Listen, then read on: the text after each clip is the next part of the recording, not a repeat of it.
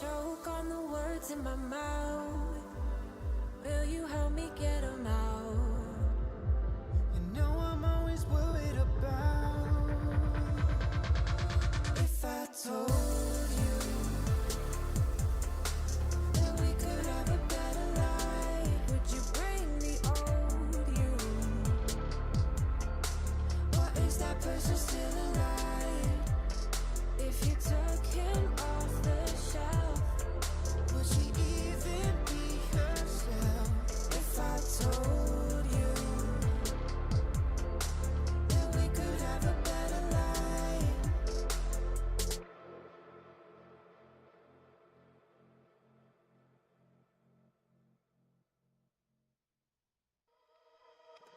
I can never keep my distance from a little mischief, I admit. Now I'm hanging on my hopes on us and letting you decide. I will never lose my interest if there's something in this. I'm convinced there's a glimmer of a hope for us, or is it just a lie? So why you selling me a lie? La la la la, la la la la.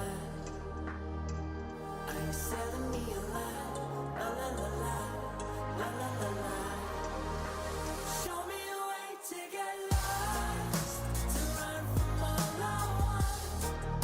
There's too many ways to get high, when you're my every thought. It's like I'm invisible, visible, visible, visible here. Show me a way to get lost, to run from all I want. So did your luck run out? Are you running dry? Did you realize I was everything you hoped for now? I never had it down until now. From the moment you came over, I'd be anything you wanted me to be. Now I know that it was only curiosity that led you to me. Show me a way to get lost, to run from all I want.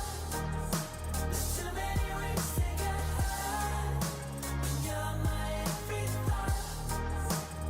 It's like I'm invisible, visible, visible, visible here. Show me a way to get lost, to run from all I want.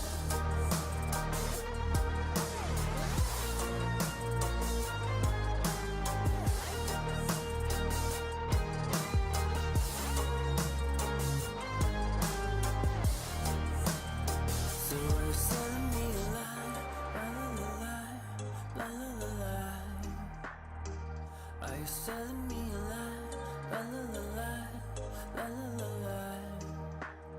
So are you selling me a lie?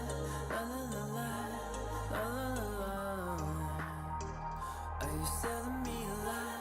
La la la la, la la la la. Show me a way to get lost, to run from all I want. There's too many ways to get high, when you're my every thought. It's like I'm invisible, visible, visible, visible here. Show me a way to get lost, to run from all I want.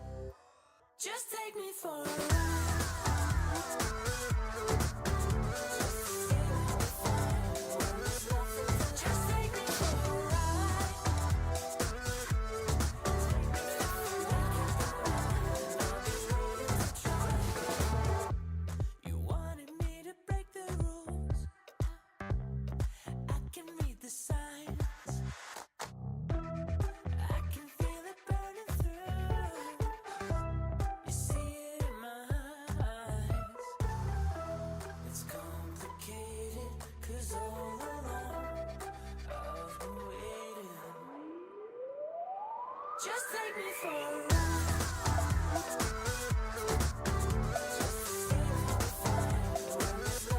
Just take me for a ride.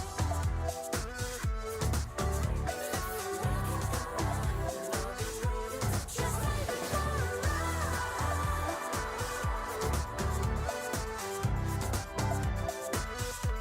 Just take me for a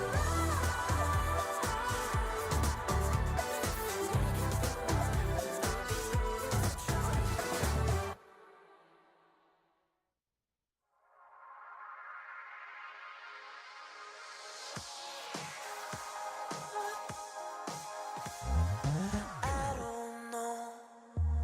Can't fight the feeling that it just won't flow. We've been deceiving everyone we know. Do we let the secret out and take it slow? You say it's time to let it go, but I just don't believe it. Choosing if you take me or you make me disappear. Before the end begins, we lose ourselves and take control again.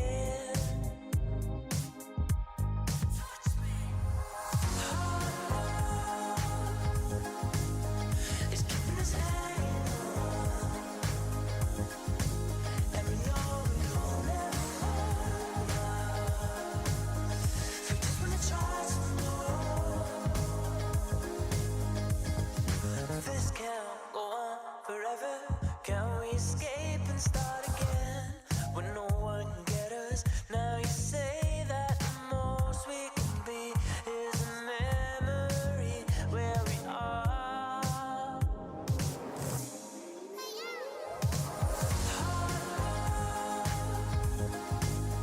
It's keeping us hanging on, and we know we'll never hold out. We just wanna try some more.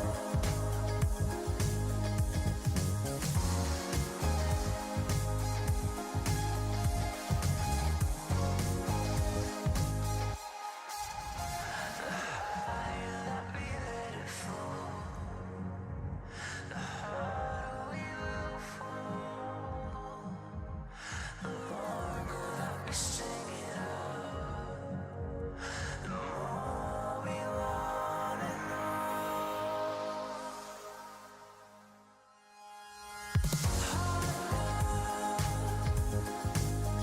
It's keeping us hanging on, and we know we'll never hold out. We just wanna try some more.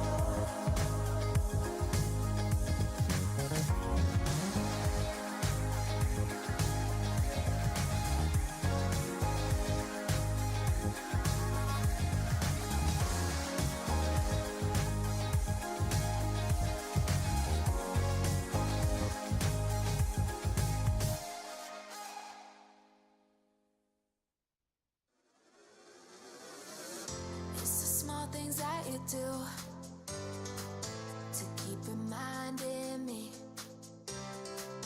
there's magic inside me and you. Dreams to reality. All of my worries and fears fade away with you. There is no limit to all of the things we can do. Let's go. Take my hand and hold it tight.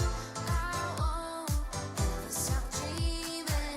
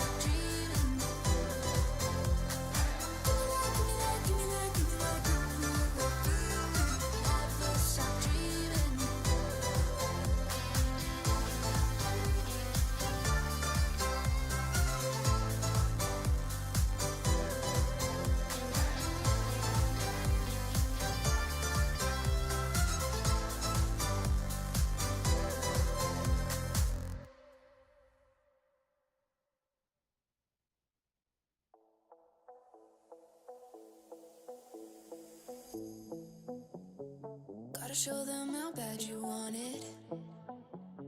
You don't always get them second chances. Don't start chasing till you got it. Do what I gotta do. I just break the rules like that. Maybe I'm just cool like that. Staying focused, don't sidetrack. Always when I don't come last. I'll never go less than 100%. I'll just keep waiting while you're catching your breath. I'm only living if it's close to the edge. So come and dive into the deep end, cause the best is yet to come. I'm like a song you can't get out of your head. You press rewind when you get close to the end. Each time you leave I know you'll come back again. So come and dive into the deep end.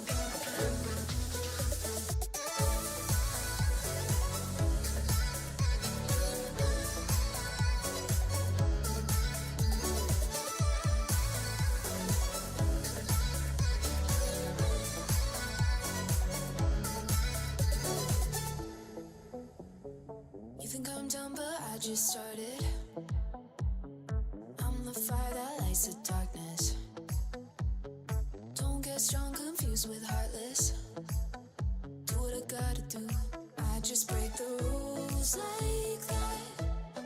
Maybe I'm just cool like that. Staying focused, don't sidetrack.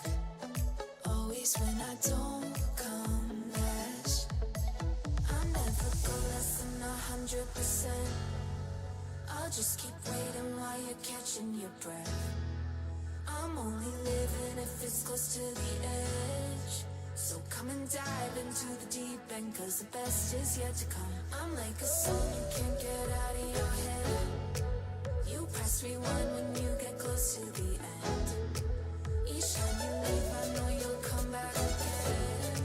So come and dive into the deep end.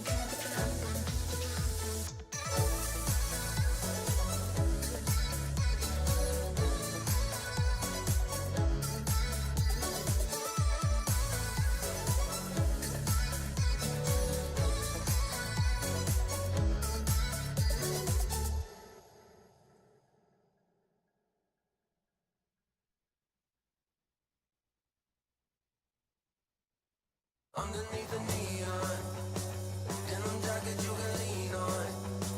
In the drop we can be gone. Like a dream, I think I see one. On the rig, you know I need that. On my neck, your name is ink black. Got your hands up on your hip, like a pin up in that fit. I be lying through my lips, say anything to see it dip. Drop it low, let it show. Do your thing out on the floor. I'ma count to 1, 2, 3, chorus on the phone. I'm better when I'm with you. I feel it in my bloodline. Ice cold with the go-to, but you the one shining bright. Pump it like woo, baby. Better get your thing ready. I'm better when I'm with you.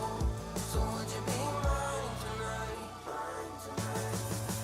Too bad we breaking woke pink. Matter take it slow. Back into the moment when the summer had a summer glow. Body like somebody gon' be missing, ain't somebody. Twerk it like a ratty, I'ma eat it like a zombie. I'm better when I'm with you. I feel it in my bloodline. Ice cold with the go-to, but you the one shining bright. Pump it like woo, baby. Better get your thing ready. I'm better when I'm with you. So would you be mine tonight? Too bad we breaking woke pink. Matter take it slow. Back into the moment when the summer had a summer glow. Body like somebody gon' be missing, ain't somebody. All I want is underneath the neon. In them jackets you can lean on. In the drop we can be gone. Like a dream, I think I see one. I'm better when I'm with you. I feel it in my bloodline. Ice cold with the go-to, but you the one shining bright. I'm better when I'm with you. I feel it in my bloodline. Ice cold with the go-to, but you the one shining bright. Pump it like woo, baby. Better get your thing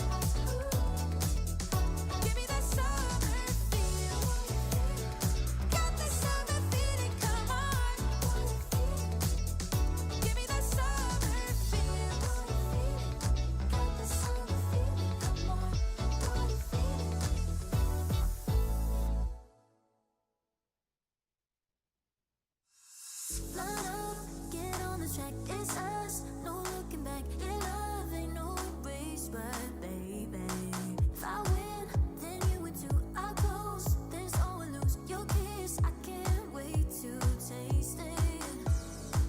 Always running through my mind, oh. But we're running out of time. Just tell me that you're mine. Gotta get you, wash your hands on my skin. Gotta get you, need you pulling me in. Gotta get you, let the games begin. Games begin,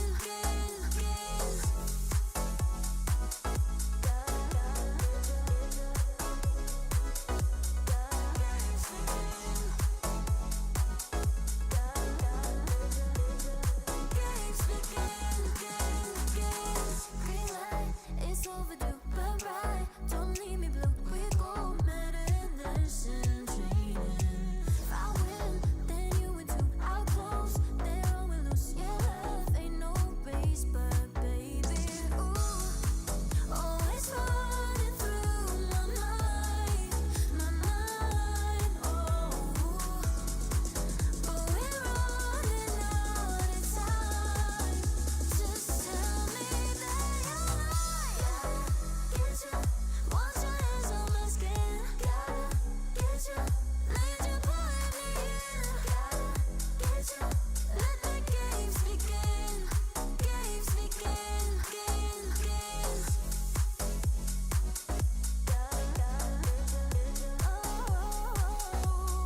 pulling me in.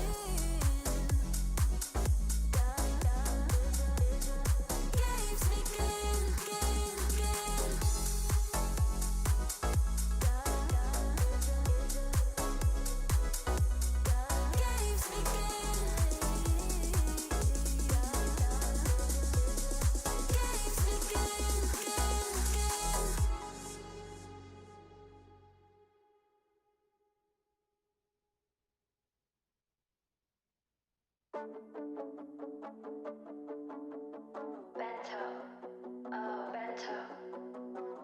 I can feel the walls closing in. Yeah, the hardest part is trying to get over them. If you could see, would you do it all again? Yeah. To take my time, I haven't decided yet. Yeah. It's just a Saturday night, I don't know if I should call you. Deep in my mind, I'll find it's always all you. Waiting in line, I wish that I could walk through. To tell you the truth, there's still ways to go, and I don't wanna get too far. Now it's too late for us, 'cause I don't wanna get involved. Not this time.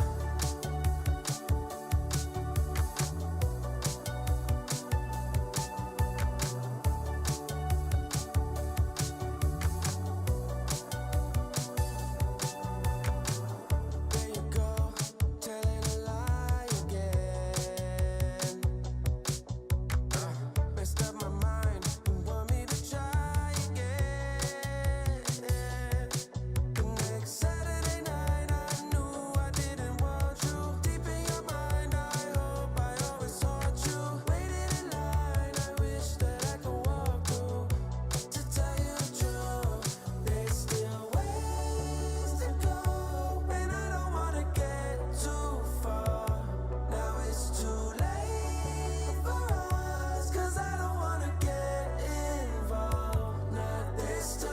Ways to go, and I don't wanna get too far. Now it's too late for us, 'cause I don't wanna get involved. Not this time. Are you curious to play freestyle chess but don't know how to? No opening theory, no memorized moves, just pure strategic creativity. But how do you navigate 960 possible starting positions with confidence? That's exactly what I'll teach you in my freestyle chess masterclass. You'll learn how to develop your pieces effectively, recognize key positional patterns, and avoid early disasters. I'll break down some of the best freestyle chess games ever played, featuring Magnus Carlsen, Alireza Firouzja, and Fabiano Caruana. Freestyle chess is still in its early days. This is your chance to get ahead of the competition. Sign up now and let's take your freestyle game to the next level. Join my Freestyle Chess Masterclass today and save 20% only during the Grand Slam. Hello everyone, and welcome to South Africa.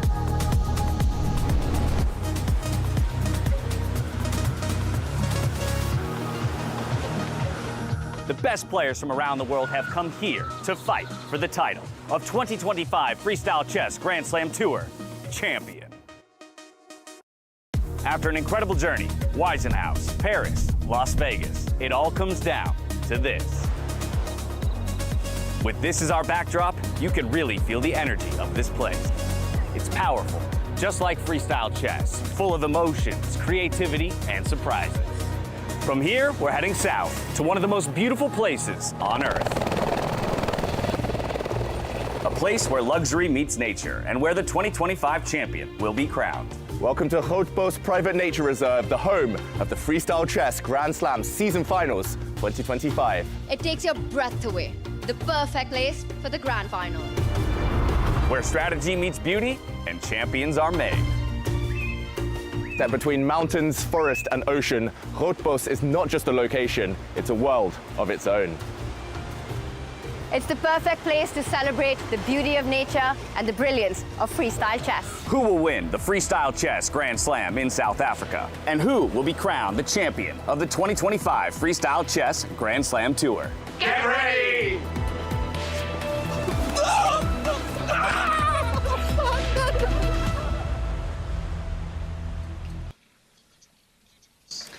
Hello everyone, and welcome to the final day of the 2025 Freestyle Chess Grand Slam Season Final here in South Africa. 8 players entered, but only 2 remain in contention for the top spot and title of Grand Slam Champion. I'm your host, James Dash, as always, joined by Tanya Sachdev and David Howe to be bringing you all of the action and our thrilling conclusion to the 2025 Freestyle Chess season. Can you believe it? One more day in paradise, one more day of incredible chess action ahead of us. And what a journey it's been, right? Starting from back in February, the first moves in snowy winters of Weisenhouse to sunny South Africa. And it all comes down to this. We've seen it all. We've seen stars fall, legends being made, absolute creativity on the chessboard. It's been awesome, and it's showtime, the final day.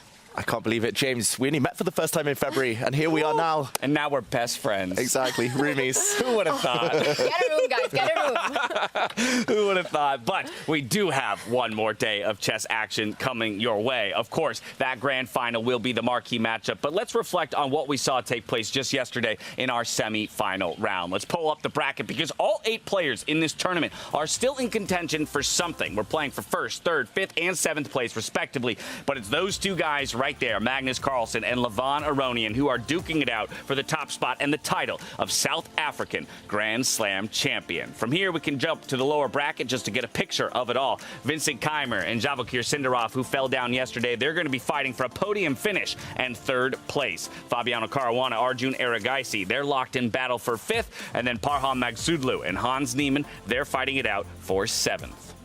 Yeah, and what a day of chess this is going to be. I mean, of course, our marquee matchup is the grand final, but we're in for a treat. Let's not forget with Vincent and Javokir also fighting. It's a podium finish. Yeah, a grand final that we only got as a product of those exciting semifinals, one which we have to relive. The final moments between Magnus Carlsen and Javokir Sindarov goes to the tiebreak in a situation where people maybe not expecting it to, having Javokir been on the back foot through the earlier portions of their semifinal bout. And while he will fall down to the world #1, look at the respect shown between opponents. Look at the smile on Javokir's face. He really pushed Magnus to the limit. Yeah, they both had smiles on their face. Magnus, the moment the hands were shaking there in quite emphatic fashion, he was smiling too. I think they just really enjoyed that fight. Of course, the stakes were high. They wanted to win, but they enjoyed the battle. You know, I think that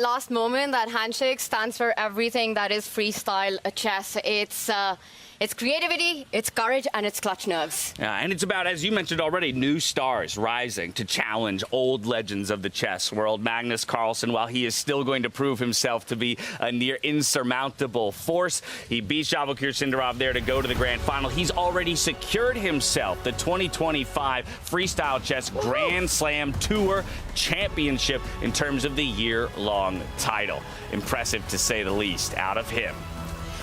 2 slams under his belt as well, but I will tell you, I think the chess world knows it, that Magnus Carlsen is always hungry for more. He is the overall tour winner, but he wants to finish the year on a high. He wants to get that 3rd victory off the slam, so I think he's coming out with full guns blazing. He is inspired and motivated, but he's playing against, I think, peak performance Levon. What a year Levon's had, and I think this one's going to be a fireworks of a final. Yeah, it didn't look that way at the beginning of the season. Weissenhaus, Levon, he was in a battle for last place. He was in the bottom kind of knockout there.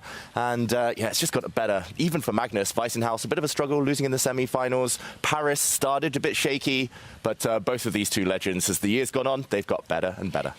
And James, I think to me what's also very fascinating is that throughout the season, Levon and Magnus haven't played a single knockout match against each other. They've only faced in their round-robin faster format, so this will be their first head-to-head. Let's not forget what happened in Vegas with Levon knocking down Magnus in those tiebreakers, in that blitz. So for Magnus, he's looking for payback as well. And Levon said it himself yesterday, that it's a great privilege. This is the first time that he's actually feeling he's facing Magnus, simply because it's a faster format, to fight for that championship. Yeah, happy not just to be in the grand final, but that the final grand final of the year gets to be against Magnus Carlsen. No one better to challenge if you are ultimately going to take the 5th and final Grand Slam title here in South Africa. Once again, let's remind ourselves of the 4 matchups that we have in store for us today. Starting, of course, from the bottom of the bracket, Hans Niemann, Parham Maghsoodloo. They're in the match for 7th place. Fabiano Caruana, Arjun Erigaisi battling it out for 5th. Then we can go to that 3rd place matchup. Who will join the podium along our top 2? Vincent Keimer or Javokir Sindarov? And then Magnus Carlsen and Levon Aronian, a 2-time Grand Slam champion, up against our defending Grand Slam champion from Las Vegas in Levon Aronian. Those are the 4 matchups we have ahead of us. That's the rest of the chess that will be played on the freestyle circuit here in 2025. So let's start breaking it down for everybody at home. Initial thoughts on the matchups before we get too into the stylistic elements of each of them. Ooh, I don't want to talk about odds too soon. But, I mean, Magnus has to start as the favourite, surely. He always does. I think it's just going to be an epic battle. I completely agree. It's hard to bet against this guy. You know, he is sort of the king of the format himself with 2 slams, the way he's played. But I will say one thing. Magnus has shown signs of being human this entire tournament. He's had those moments of meltdowns, as he calls it himself. So I think Levon knows that he's done it before against Magnus. That has to be a confidence for him. And Levon knows that he's won the Sinkfield, Rapid and Blitz, Vegas Championship. He's had a fantastic year, peak form. He's going to put up his best. And that's a really interesting point because, while Magnus has shown moments of weakness or signs of weakness, Levon, still undefeated, by the way, in the Grand Slam here in South Africa. Draws and wins only. I mean, it's super impressive, right? And here we see some player cards.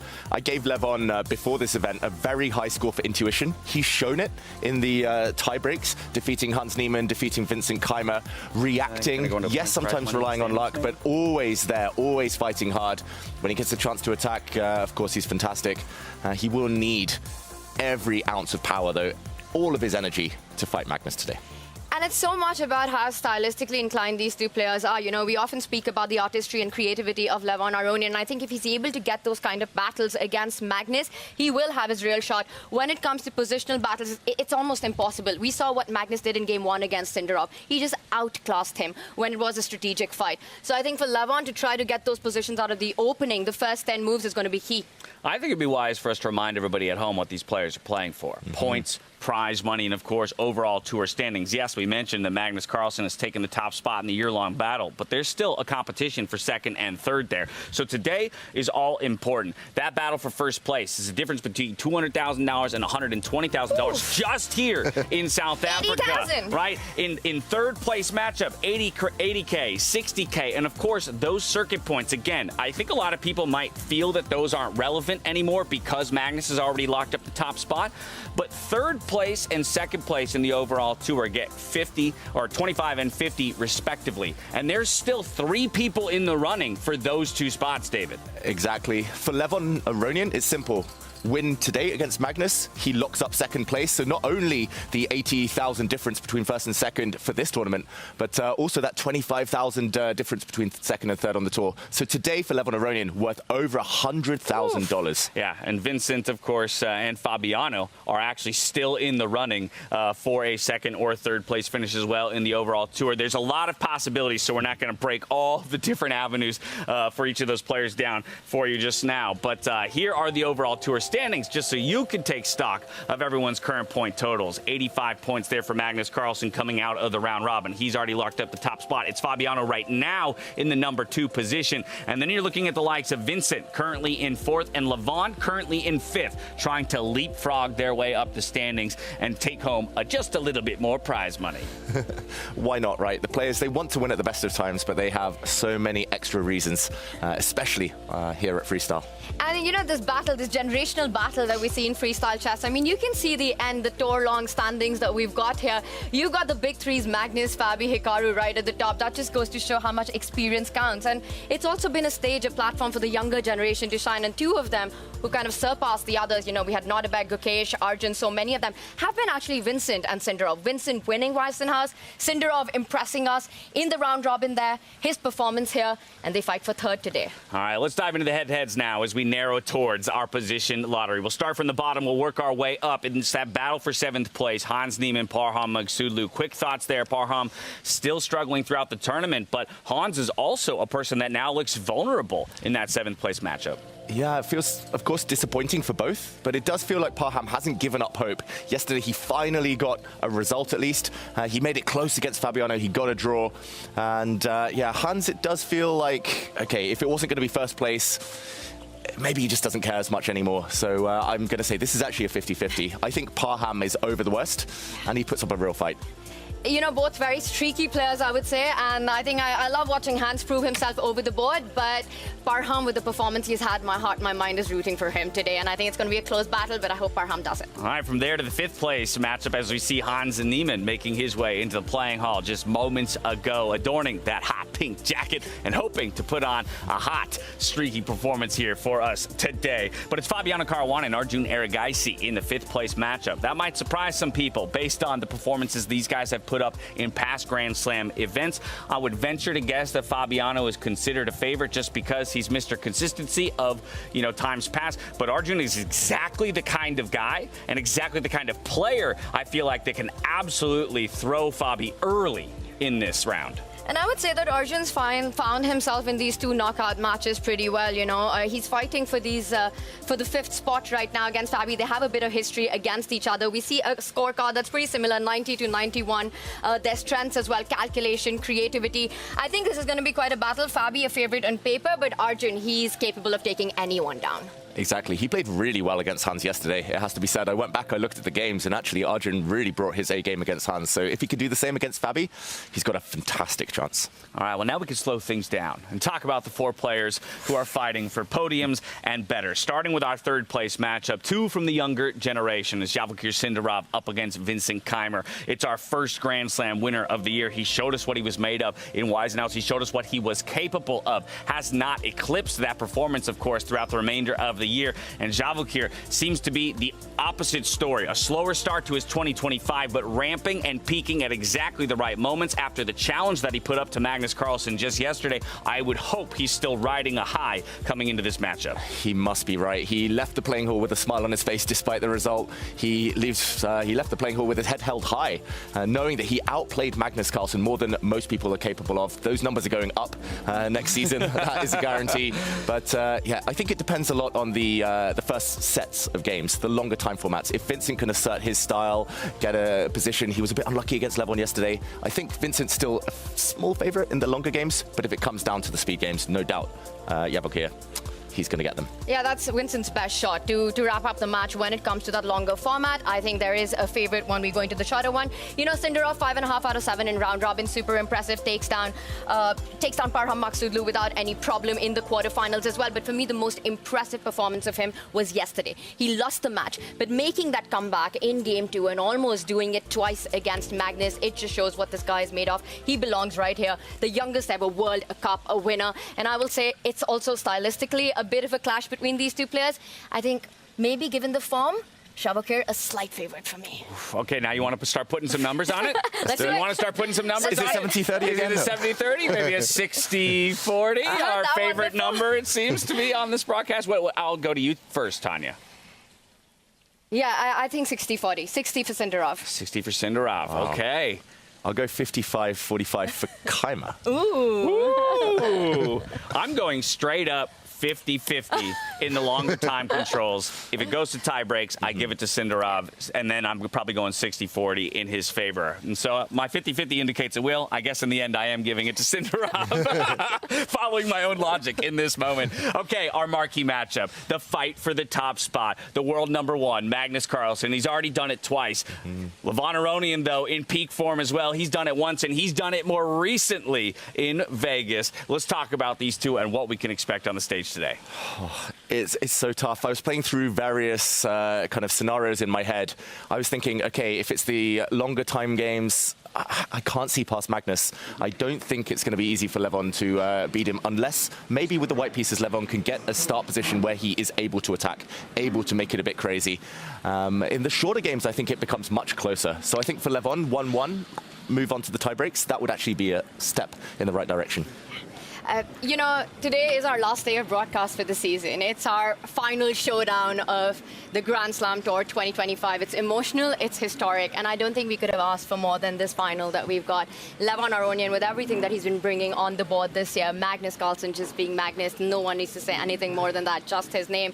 This is the clash that I'm looking forward to. I just hope, and what I really want is a massive fight. I'd love to see one Armageddon happen in South Africa. I'd love it if this one goes down to the wire, and may the best man win. And could it just be our grand final? Man, I'm right there with you, Tanya. In the scoreline that you saw on the screens just a moment ago, I'll remind everybody, Levon is the only player yet to take a loss in this entire tournament. Even Magnus Carlsen has fallen down a couple of times to the likes of a young Yavokir Sindarov. But we know that when he steps into that final table, he assumes his final form. He kind of becomes that immovable object, that unstoppable force that we know him to be. Will he find that same form today? Hair check, Tanya. We do it every day. You know, it's the one he had on day 1. Didn't go so well. But Magnus Carlsen, when he's got that slick back look, he means business. He does mean business. And I tell you what, they spend 10 minutes out here in the sun analyzing. It might be all curlied and messied up by the time they make it back into the playing hall. Yeah, both players entering with a smile on their face, though. I think that's a conscious thing. They want to be in good spirits. They've got their support teams around them. They know that nerves are going to play a huge part in this final, so they want to come in as positive as possible. All right, we talked about how or why it happens, but now I want to know who takes it. Getting you both on record. David first, Tanya next, quickly. Okay, 60-40 for Magnus. 60-40 Magnus, right here. Oh my goodness, it's so hard to bet against it. I say Levon takes it. There you go. Levon takes it. I'm just here to see a beautiful battle, and I know the fans at home are ready. We are ready as well. The players are taking their seats. We're getting set up on the stage inside our South African playing hall. Soon we go to find out the landscape of the battlefield for our 2025 Freestyle Chess Grand Slam Tour Season Final.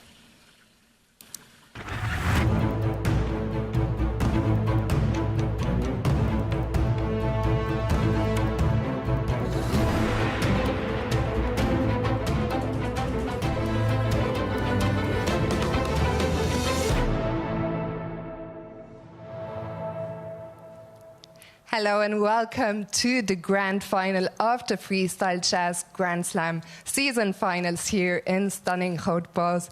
My name is Fiona Steil-Anthony. I'm delighted to be your host. Today is the culmination of our 4-day event. We saw some thrilling chess, and at the end of the day, we will find out who gets crowned the champion of our South African leg. Will it be Magnus Carlsen or Levon Aronian? But first up, let's see how we got here and take a look at the highlights. The semifinals of the Freestyle Chess Grand Slam Tour at Grootbos Private Nature Reserve began once again under beautiful skies. The players preparing for the matches with a breathtaking view. With 3 Grand Slam winners in the semifinals, the stage was set for intensity, and one young challenger stepped in with a chance to claim his first ever freestyle chess title. In the semifinal between Vincent Keimer and Levon Aronian, the opening game ended in a draw. In the second, Vincent had Levon under pressure, but he missed his chance to convert the win, and the game ultimately finished level as well.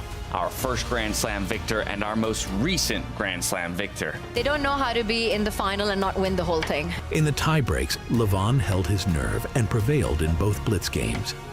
While on the other board, the tiebreak drama was just as intense. Between Javakir Sindarov and Magnus Carlsen, it was a complete roller coaster. Magnus seized the advantage early and won the first game, but in the second, the young Uzbek struck back and forced the world #1 into a dramatic tiebreak. Carlsen won the first blitz game and produced a remarkable save in the critical second one. This just feels like Magnus on Hulk mode, and when he gets on this gear, it's just bad news for everyone. After a win and a draw against Parham Magsudlu, Fabiano Caruana secured his place in the match for 5th. It was the only encounter of the day that ended without tiebreaks. Meanwhile, the match between Hans Niemann and Arjun Erigaisi was also decided in 2 blitz games, with Arjun taking the victory 3-1.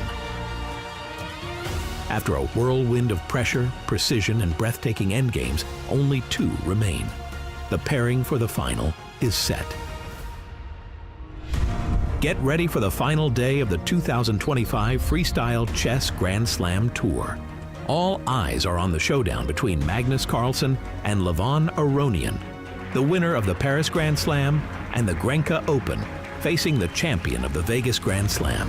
Who will take the last move? Will Magnus Carlsen walk away with 2 trophies? Or will Levon Aronian add a second title after his win in Las Vegas? Stay tuned. We're about to find out the first position of the final now, and I'm so happy to be joined by Danielle Stevens, who is a top player here from Gansbaai, just the next town.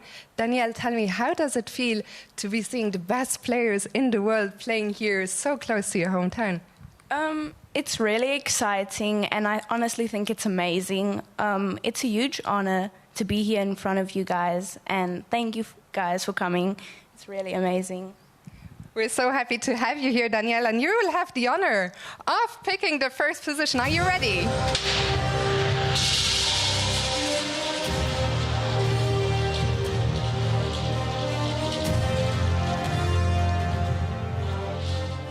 So it's going to be position number 454, position 454.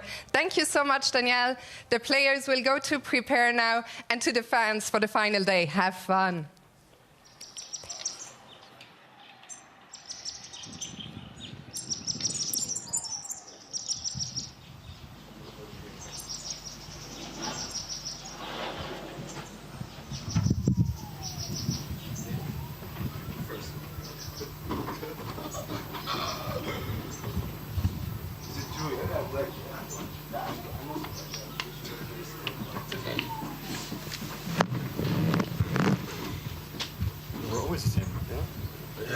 Yeah, because I guess you guys were higher seed, so you kept your waiting for the position. So what was the position? So it's rook, knight, bishop, knight, king, bishop, queen, white. Yes. It's good. I'm not sure which one.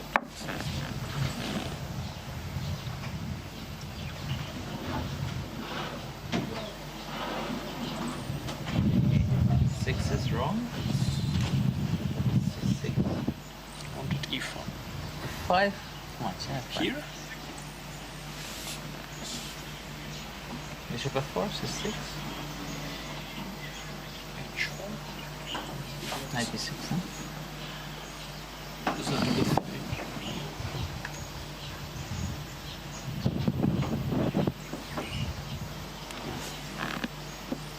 maybe f6. Okay, but now after e4, what's Takes. Takes. 26. Ah, knight c3. Ah, no. Doesn't work. Game would be crazy if it works. Yeah, you always have to be careful for these kind of... Oh, maybe it's not. Sorry. Doesn't feel like it should. Maybe we could go with this knight.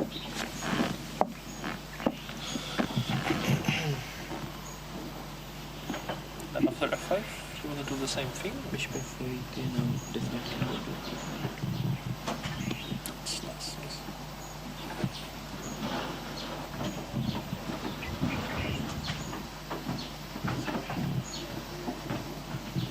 e6. Still? Before, this knight you have knight b5. Ah. Also e6, I mean, how do you react to bishop f4? I was thinking c5. Too risky, huh? No, maybe not. Just knight No, b5, e6 is, knight is a. not, doesn't feel like the move e6, huh? Yeah. And Maybe d5. are there any other moves? How about f5?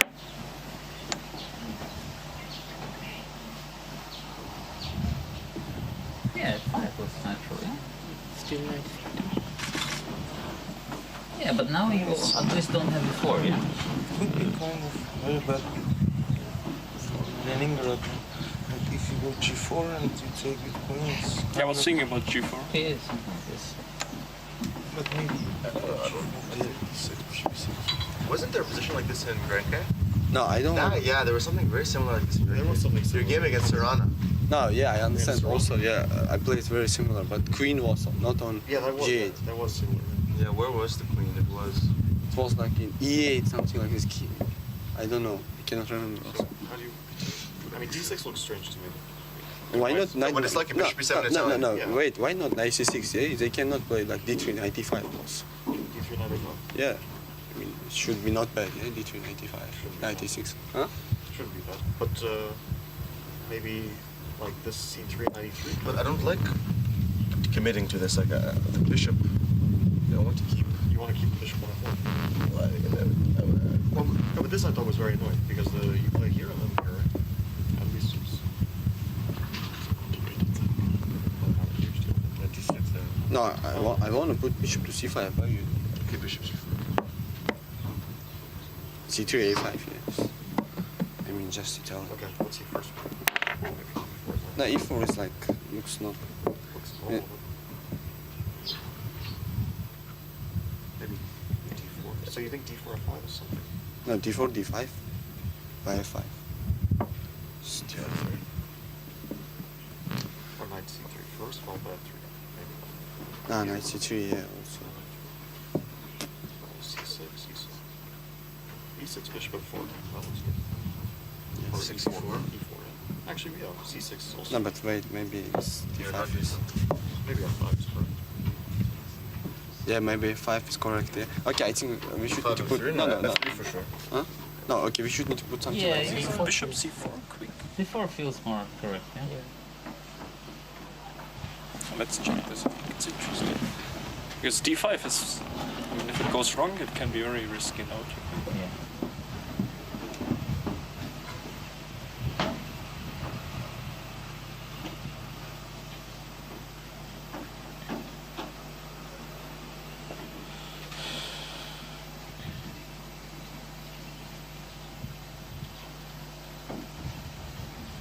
I mean, why do we not do this? F3. Or do we run into d5? I don't know, I just. What if he goes fast? This one is kind of a target. F3 protects now. So. Yes, but then how do you develop? Because the other knight before can be unpleasant, no? Feels good. This move. Okay, still you can just go knight c6 if you want. Knight b5.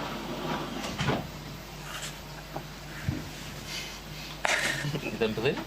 No, you're right. It's just it's funny, right? Knight b5, knight d4. But maybe knight b5 and c4, yeah? Maybe No, there's knight d6 d6. is. Knight d6. Yeah, knight d6. No, knight d5, knight d6. Yeah, I was d5? thinking d5. Knight d4. d4. Oh, what this should be. Knight A3. And knight A3, yes. Maybe this. No, C2 is? Yes. Ah! Also knight A3, yes. This is... Yeah. Ah, yeah, this is. Oh, no, that's will not be. Ah, knight A3 is better. E3. On B5. Just take it. Takes, king D8, takes, queen E6. Knight C3, yeah. It's not in time. I mean, this guy gets Yeah, out. we're fast, yeah, we're fast. It's a full piece. Oh, no. So D6.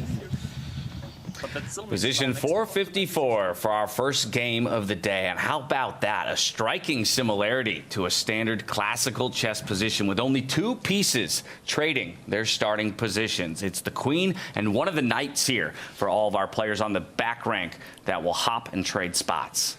Otherwise, everything as you would normally find it on a chessboard. Yeah, while listening to the players, they have mentioned that the position could become the Italian game or the Dutch defense. They've been referring to kind of normal openings because of the similarities here. I think the big problem is the queen. The knight is actually quite well placed, centralized, very flexible, can leap either way forward. But the queens, how to get those into the game early, that seems to be the biggest dilemma for the players. And there hasn't really been a consensus on the best first move. The players have been discussing a bunch of them. E4, D4, F4, knight C3. What do we think, Tanya? What are the players going to be choosing, especially those with the white pieces? If I had to make a prediction, I think we're going to see D4, the pawn in front of the central knight, move 2 steps forward. That's the move that I think everyone, even this board that we have in front of us, is looking at. Interestingly, Magnus decides to go his own way, sitting on the board solo there. He is the same color as Hans in this, so I think we've seen that follow up. Haven't seen these two analyzed together this whole event. 1d4, Magnus starts with the black pieces. I wonder if it is possible to have symmetry if you're playing black in that case.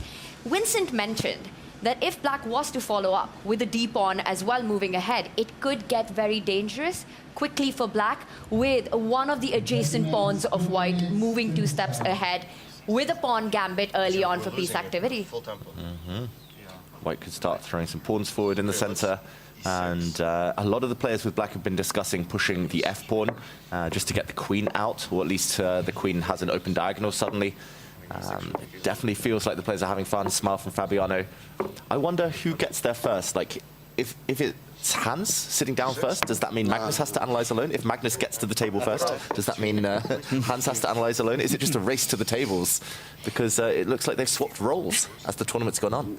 Also, Magnus is playing Levon, right? These are the two besties, the new camaraderie that we've got going on in this. Today they play against each other, so he doesn't have his partner alongside him, his partner in crime. Yeah, a battle between friends, but I will say it worked out rather well for Magnus Carlsen when his back was against the wall against Fabiano Caruana just a couple days ago. Sat alone, and that seemed to be the initiative, the flip of the switch that he needed to keep his upper bracket hopes alive and his eventual run to the final table. Yeah, looking very relaxed, Magnus. He often sits like this during a game. Of course, he's in his mind palace right now trying to figure out how to open with black.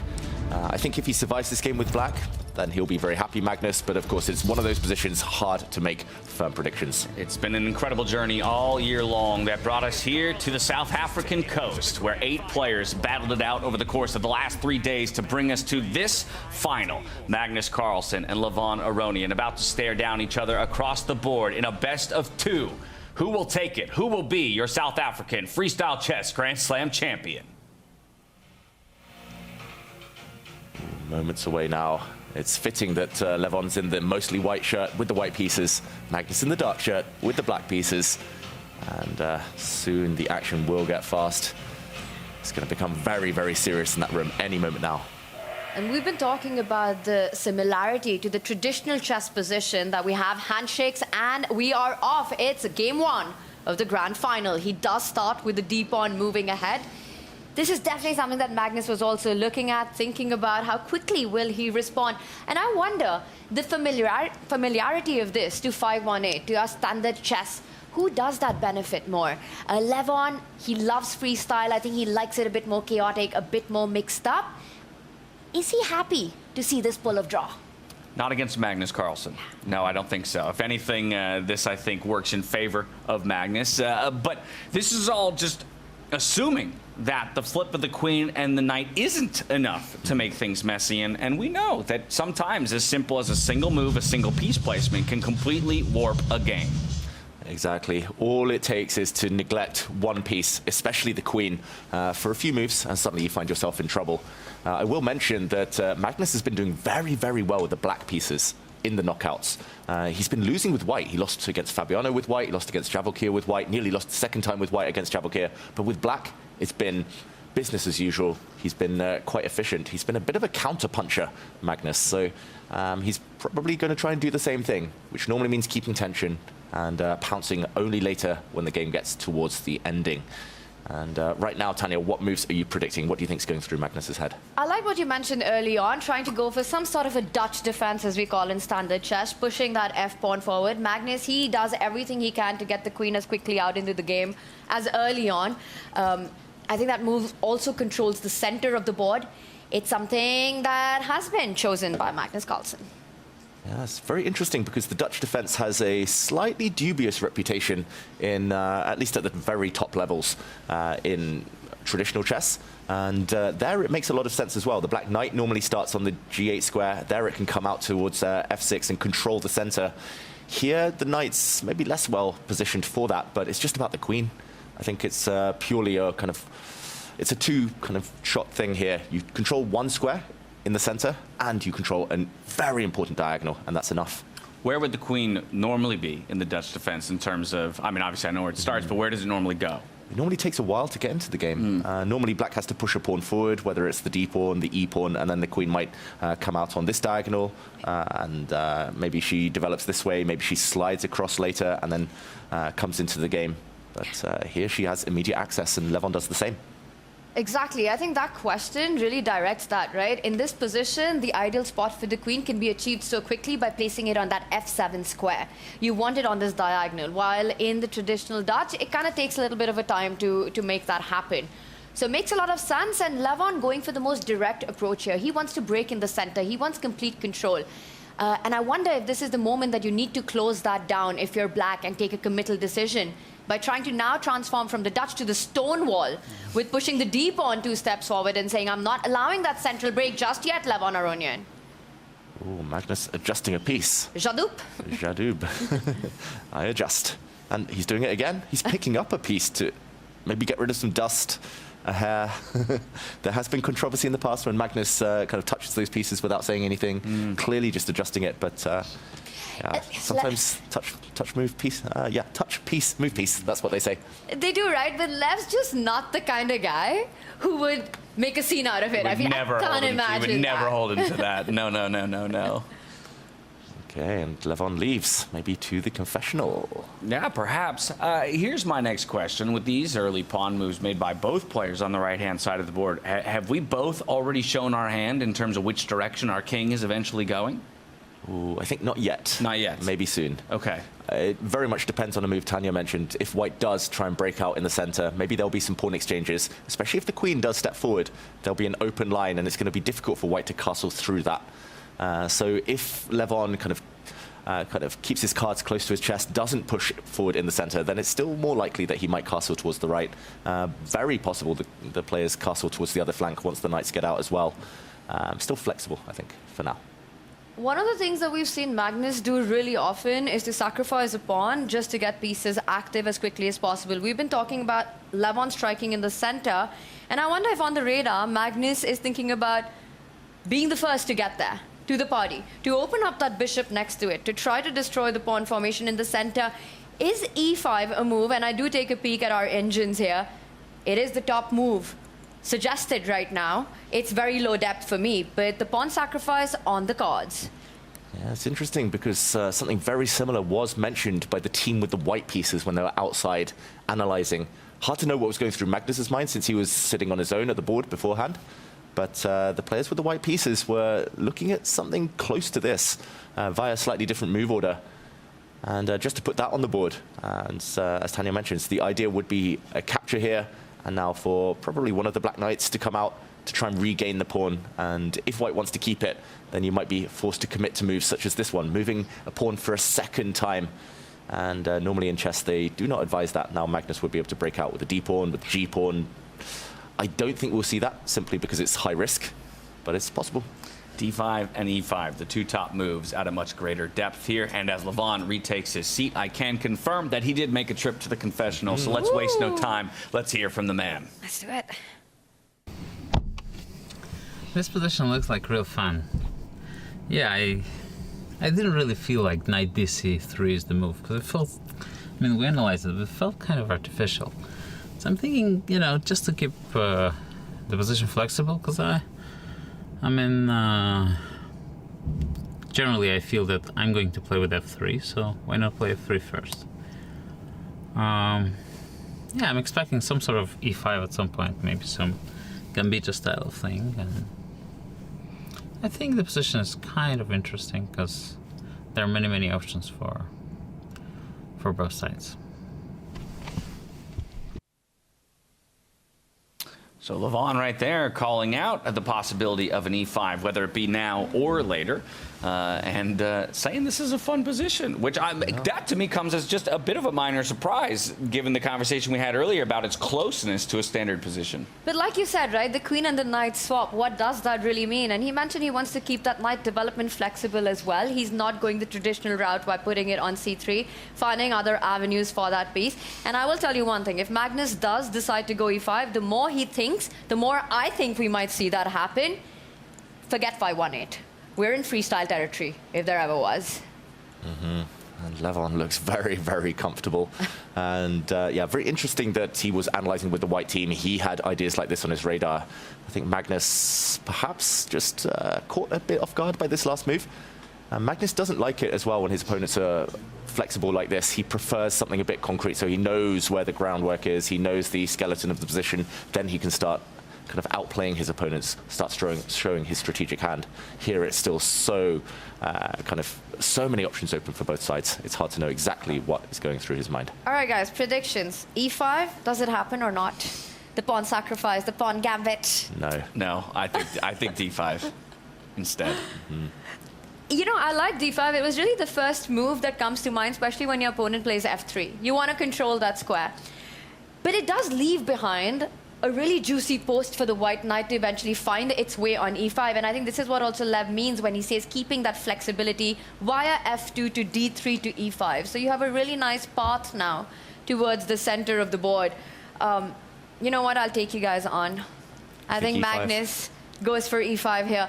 He's just taking too much time to make a cautious move like d5. I think if he had to do it, he would have done it 3 minutes ago. This is what we were screaming at Javokir yesterday in his matchup against Magnus Carlsen. And now it's Magnus Carlsen, the one bleeding his clock against Levon Aronian. And while he continues to think, let's go to the 2 board. We'll keep this one still on your screens, but let's just get a peek at our 3rd place matchup as well to see what that one looks like. Because it was Vincent Keimer who decided to go the direction that Levon said he was going to stay away from, getting that knight out nice and early, while we did still have that f5 pawn push there from Javokir Sindarov. Also now in the think tank on move number 2.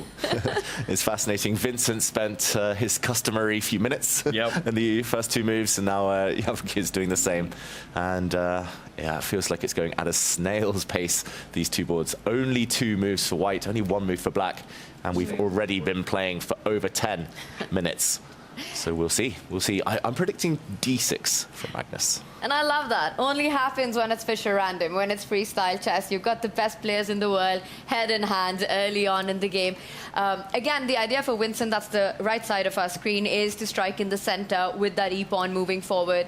How will Javokir find a way to control it, or will he try his own e5 with the ideas of d6 like you're pointing out? I will say one thing, with the knight coming out to the square, the other knight is actually interestingly headed towards the king side. So you've got a route to land to that f3 spot with the knight, which is currently undeveloped. Yeah, very flexible. There are some big threats, by the way. There's one undefended pawn for both sides. That's the c pawn. And white's knight on the Vincent Keimer board now. It is hinting that it might step forward, attacking that pawn, coming with a fork. So some danger, at least some potential threats for Sindarov to think about. So I understand why he's tanking. For Magnus, maybe a bit more mysterious, since it's still so early and only pawn pushes so far.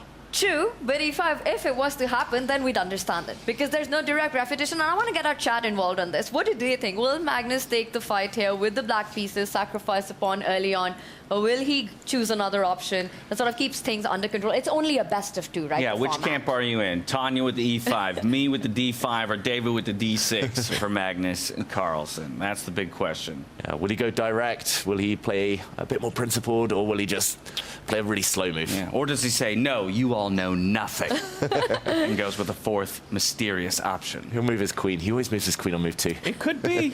It could be. It could be that just that slide up, right, to the F7 square that you had talked about earlier on in terms of getting it onto a diagonal she typically loves to be on in the Dutch defense. Yeah, staying flexible, getting closer to castling, that would also make a lot of sense. It's unclear which pawns are going to push if he doesn't lash out now in the center. Looks like he's about to make a move, though. He should. I mean, he's touching the 20-minute mark now. Move 2, Magnus. Here's what I say. Whoever makes a move first, that's the board we go to. And we'll analyze a bit deeper. Perfect. And as our chat is saying there, from Twisted Lemon TV, Levon literally can't make any new plans unless Magnus plays something. So Levon's in waiting mode. I think that's completely correct there. That's a very good point, right? And maybe why. He has at times looked like he's just staring off into the ether. But either way, he'll be happy just to see the clock and the seconds ticking away for his opponent. You know, I think that really counts for something so early on, and you have to make use of every single advantage, of every single plus that you can get when you're playing against Magnus. Levon on the board now. I think he is trying to come up with a proper response. And guess what, guys? It's Tanya Sandstev who comes out on top with the E5 prediction. Can't hear that applause just yet. Can't hear it. Can't hear it. All right. Right there for you. Wow. Wow. Okay, but quickly, Levon says, I will take that. And he decides to recapture with his D-pawn Magnus Carlsen to quickly develop his knight and attack that pawn that is now offsides on his side of the board. This is so high risk. This is going to work really well for Magnus, or it's going to work really badly. He's going to find himself a pawn down, or he's going to whip up some incredible initiative to compensate for the pawn. And I understand why he's doing it against Levon specifically, because Levon is the one who likes to be the gambitier, to be the artist, and to do something a bit unexpected. But shoes on the other foot this time. How are we defending that pawn if we want to keep it on the board? Are we using our queen to bring it out? Are we bringing our dark squared bishop out in defense? Are we sliding our f-pawn up one more? That doesn't feel like a great call. Yeah, that would lose a tempo, lose a very important move since the pawn has already moved once. Just to show why it is so difficult to make this decision, moving the bishop out, while Levon thinks, moving the bishop out would walk into pawn pushes such as this one. The bishop would get hit, and already if it keeps retreating, the advance continues, and next move, the pawn would drop. So I think probably Levon will be reluctant to lose time with his bishop for now. Moving the queen out makes a lot of sense, but it does kind of get in the way of the bishop and knight. I think this is very possible, though. Yeah, moving the pawn in this position is maybe the other option. Just to mention that there is that undefended pawn, so the idea of jumping with the knight to hit that is very realistic in this position. Magnus, it's kind of a twofold thing. He's gaining time against the pawn he sacrificed, but he's also at least hinting that he might leap forward. And that leap forward doesn't only hit the undefended pawn, right? Suddenly the knight and the queen combine to also put pressure on the A2 pawn. So actually that knight jump comes with a double attack. So something to always keep in mind if you're white in this position. I do like the defense. I don't think you should just give up that pawn and sort of say I'd go for development here. The knight on E5 would be too strong. I would be very inclined to push that F pawn, really consolidate the center. And I wonder if Magnus actually wants to go for the idea that you earlier mentioned of just piece activity, striking with D6 instead of thinking about recovering the pawn with that knight jump. I think Magnus went for this pawn sacrifice, partly because he also did not want to give Levon a free hand in the center of pushing that e-pawn 2 steps forward. Complete space, complete control of it. And I just don't think he liked the alternative of going d5 and leaving behind those squares. Magnus is a player who really likes his piece activity. He likes the queen to come out. We've seen him gambit away the pawns quite a few times, even if it's a short-term sacrifice. So he goes for that, a very direct fight, a very brave approach, but it's just what he does. I like it too. Like Levon, he used to be known as like Mr. Center. If you give him a pawn center, if, for example, Magnus had just played a bit more subdued chess and allowed Levon to strike earlier, then he would have been very, very happy. Yeah. So Magnus is trying to seize the moment, and Yeah, just to put a couple of moves on the board, if the white pawn does step forward, Magnus will most likely challenge the head of the pawn chain and say, okay, I am a pawn down, but look at how active my pieces are. I'm 2 moves up in development. And also, if the king does end up castling on the long side, there's going to be a rook in this open file. There's another open file. The good thing about losing pawns is you get more open files in return. David, we have a decision by Levon, and he decides to go for none of these options. He's just giving the pawn back. He develops the knight.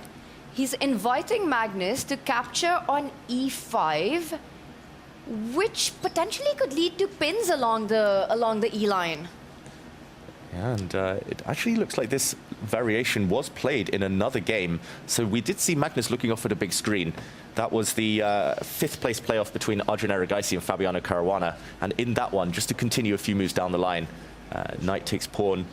We did see the queen come out, I believe, and this type of idea with the white knight hitting this undefended pawn, and it was a slightly different variant to this, but yeah, this would just be terminal for black suddenly, pinned and vulnerable to the fork. This would be horrible, horrible.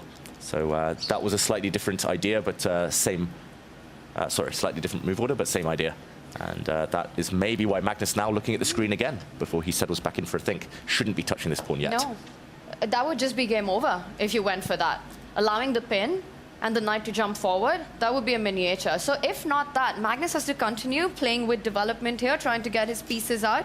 Goes into a think. I do like the speed with which Levon found this trick. You know, he didn't go for the approach of going on the defense. He's gone on the counter offense. Yeah, very instructive that he used this knight as well. I was a bit confused. I thought, oh, the other knight, you know, you move it towards the center, always move towards the central part of the board if you can. But Magnus has set a trap here. Now he would have brought his knight forward, and suddenly really awkward to defend this pawn. You might have to defend it with your king, because if you bring the other knight forward now, you might just find yourself hit or pinned by the black bishop, and this would be, again, terminal. Already we see the bar drop. So there's traps as early as move 4. Love it. Both sides. And that's the point that now Magnus has to be really careful about the knight jumping and attacking that c7 tender spot, because he's the one who's done exactly that. Now he doesn't have the resource of getting his knight to the edge of the board to defend it, which makes me think that perhaps he's going to use that other knight, bring it towards the center of the board to keep that pawn under check, and only then pick up the e5 pawn. You've also blocked the central line. Yeah, very possible Magnus might just prioritize development here and activity over the material. Wow, almost 17 minutes or less here now for Magnus Carlsen on his clock to the 27 minutes of his opponent. 10-minute deficit while he continues to think. David, you mentioned that some of the other boards more developed, of course, because they are playing quicker time controls, our 5th and 7th place matchup. So we're going to go to the 7th place matchup between Hans Niemann and Parham Magsudlu and take a look as we zoom in. Of course, this one far more advanced as a game. 2 minutes and 53 seconds to Parham's name. For Niemann, he's got just a little bit more time to work with, but it's a decisive advantage at the moment here for Parham with the white. It's funny, the first place match, we've seen 4 moves. Here, we've seen 33 moves. What? They have been racing forward. Probably a glimpse into the mindset that the players know, okay, the clocks are ticking, it's a quicker time format, but also they're maybe not as careful with their moves as they were in the earlier stages. Here, white has a decisive advantage because it's material. He has an extra knight. Yes, black has 2 pawns in return, but a knight is a knight. And especially in a position that is quite blocked, the knights will be able to maneuver later. It feels like Parham should be getting his first win of the event. Still some work to do, though. That is an extra piece. With the queens off the board, you're kind of getting closer to that task. The one thing that you would want to watch out for if you're playing white here for Parham would be that Niemann doesn't get a free hand on the queen side pawns with c5 trying to create those passers on the left flank of the board. You know, you mentioned that the knights are only as active as the posts they find. If we do the pick and drop method to see where we want to get that piece, the f5 square looks rather juicy to me. That's where you want the knight to land on. And I do see a path. It's a bit long term, but I wonder if the maneuver of, well, the other knight from e1 to g2 to h4 to f5, just trying to get that geometry into the game, if you will have enough time and try to achieve that, could be part of the plan. And look so at that. So it begins, step 1 of a 4-step journey here for that knight. I'm telling you, James, pick and drop. If you could pick any piece and take it to where you want it, if you ask yourself that question. I'm coming back in 2026 with 200 points more elo, at least. I tell you that. That is a beautiful path for the knight. There's one kind of pitfall, potentially, that the bishop is indirectly sometimes guarding that square, but you can support it. Once the white knight starts moving on over, you can bring the white rook across, guard the square, then continue the journey. So definitely on the radar of Parham. And if he wants to as well, he can start improving his bishop, maybe bring his bishop round this diagonal if he so desires. Lots to think about. He's got time. He's got a nice kind of bind around the black king. First he improves his rook, but he's in the driver's seat. Yeah, he's in the driver's seat. So where's the defense, if anything, here for Niemann? To my untrained eye, the advantage he has is maybe pawn structure, right? While down in material, he has more pawns to work with, and far more of them feel connected and strong. But is that enough to overcome the piece advantage that his opponent has? I think he might need a bit of help, Hans. He might need Parham to put his pieces on bad squares and allow, as Tanya said, the pawn advances.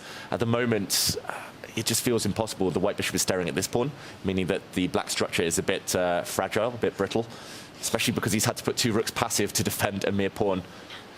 It does feel like he has to wait, maybe at some point bring his king closer and hope to push, but it's very much a hope game for Hans right now. His fate is not in his hands here. It's a matter of technique right now. Maksudlu is winning here, but will he be able to sort of get the ball over to the finish line? Will he be able to finally get that match victory here? He's down to 1.5 minutes in this one. And again, you know, Hans brings the excitement. Love it when he proves himself. But somewhere I really want Parham to leave South Africa with a match win. So rooting for him, hope he gets this one done. Yeah, he's got a dominating position, and maybe we can also move over to the other match between Arjun Erigaisi and Fabiano Caruana. Also a quicker time format. They're playing 10-minute games, and that one looks like it is in a player's favor as well. We'll break it down when we get there. A really fun material balance. Tanya, check it out. 2 rooks for 4 minor pieces. I've nearly never seen this configuration in my whole career. That's crazy. 2 rooks, of course, worth 10, but 4 minor pieces, knights and bishops. Those are worth 12 in total. It feels like Fabi is the one in charge.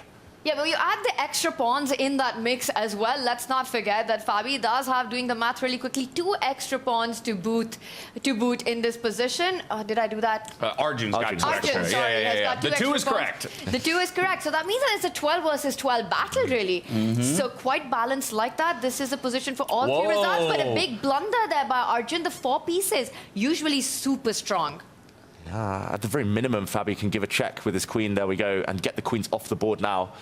It's just a matter of counting, I think. Once he's got the pawn, he's actually up material, but also 4 pieces will overwhelm 2 come the end of the game, surely.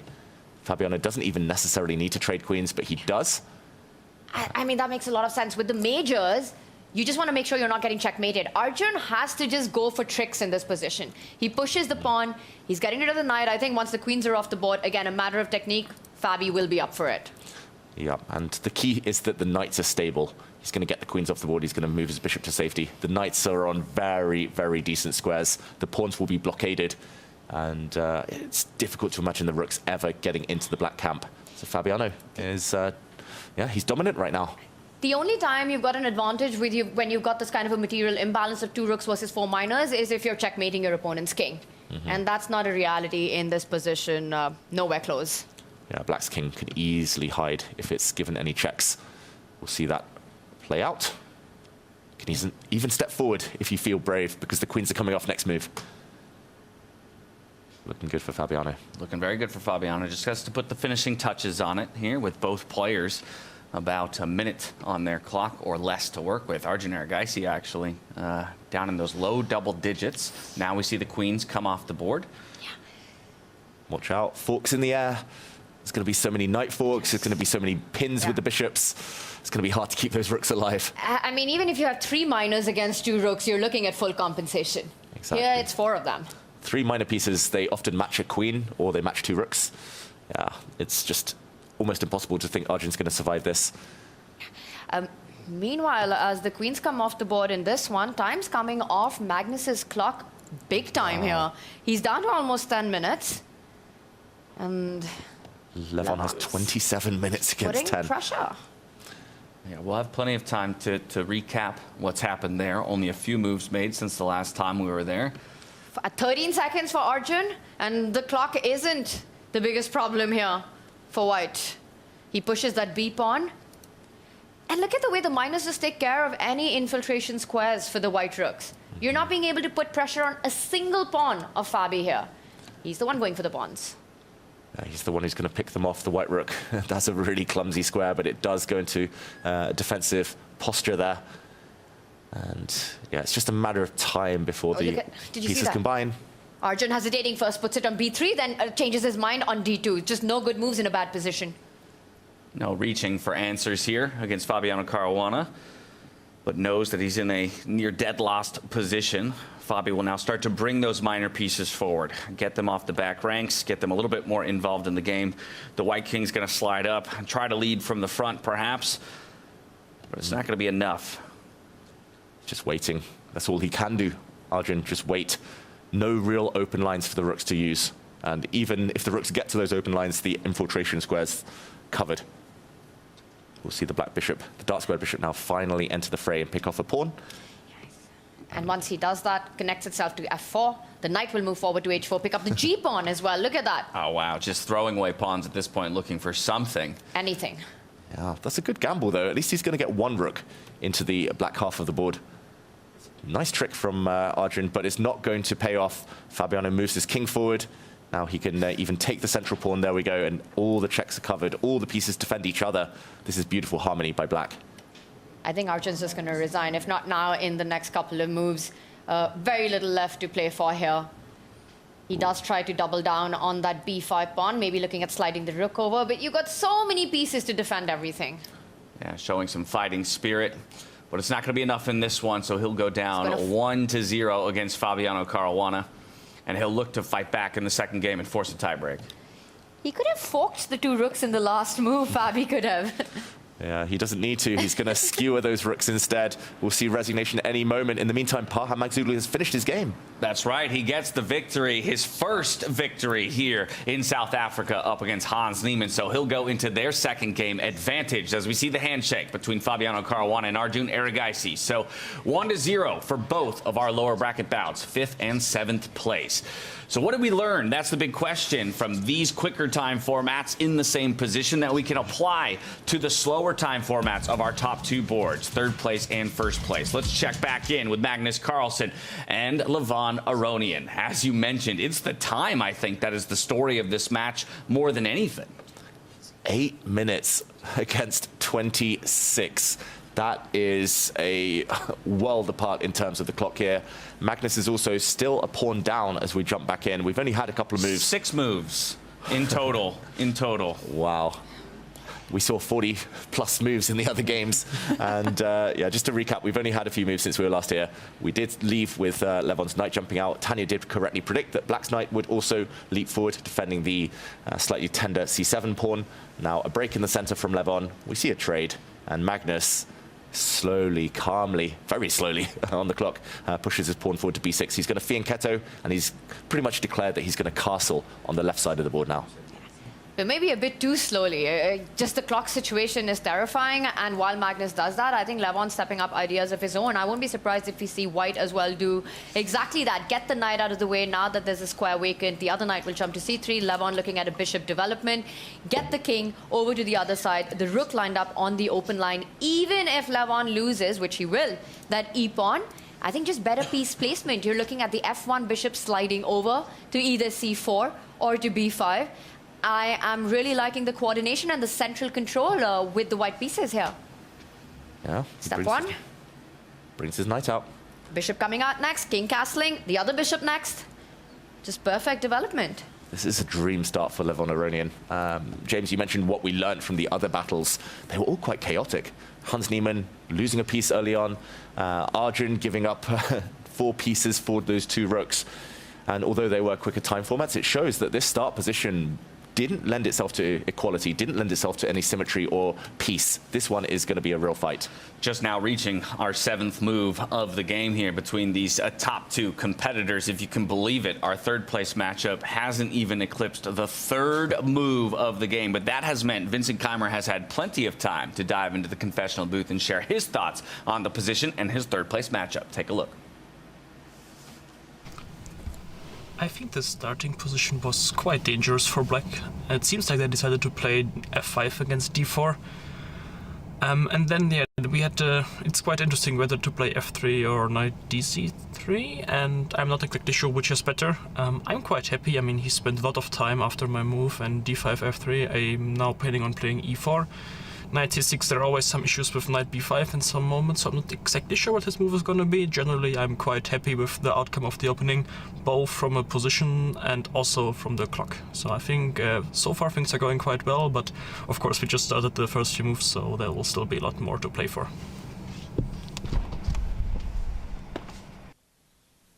Both players piloting the white pieces, Levon Aronian and Vincent Keimer, echoing our sentiments that they must be very happy with the positions on the board and even more happy with their positions on the clock. And just as we come out of the confessional, Sindarov has finally made a move as he hits about that 10-minute mark. He is going to challenge for the center. E5 is the decision. Wow, we've been playing for 33 minutes and we've had 3 moves. That is wild.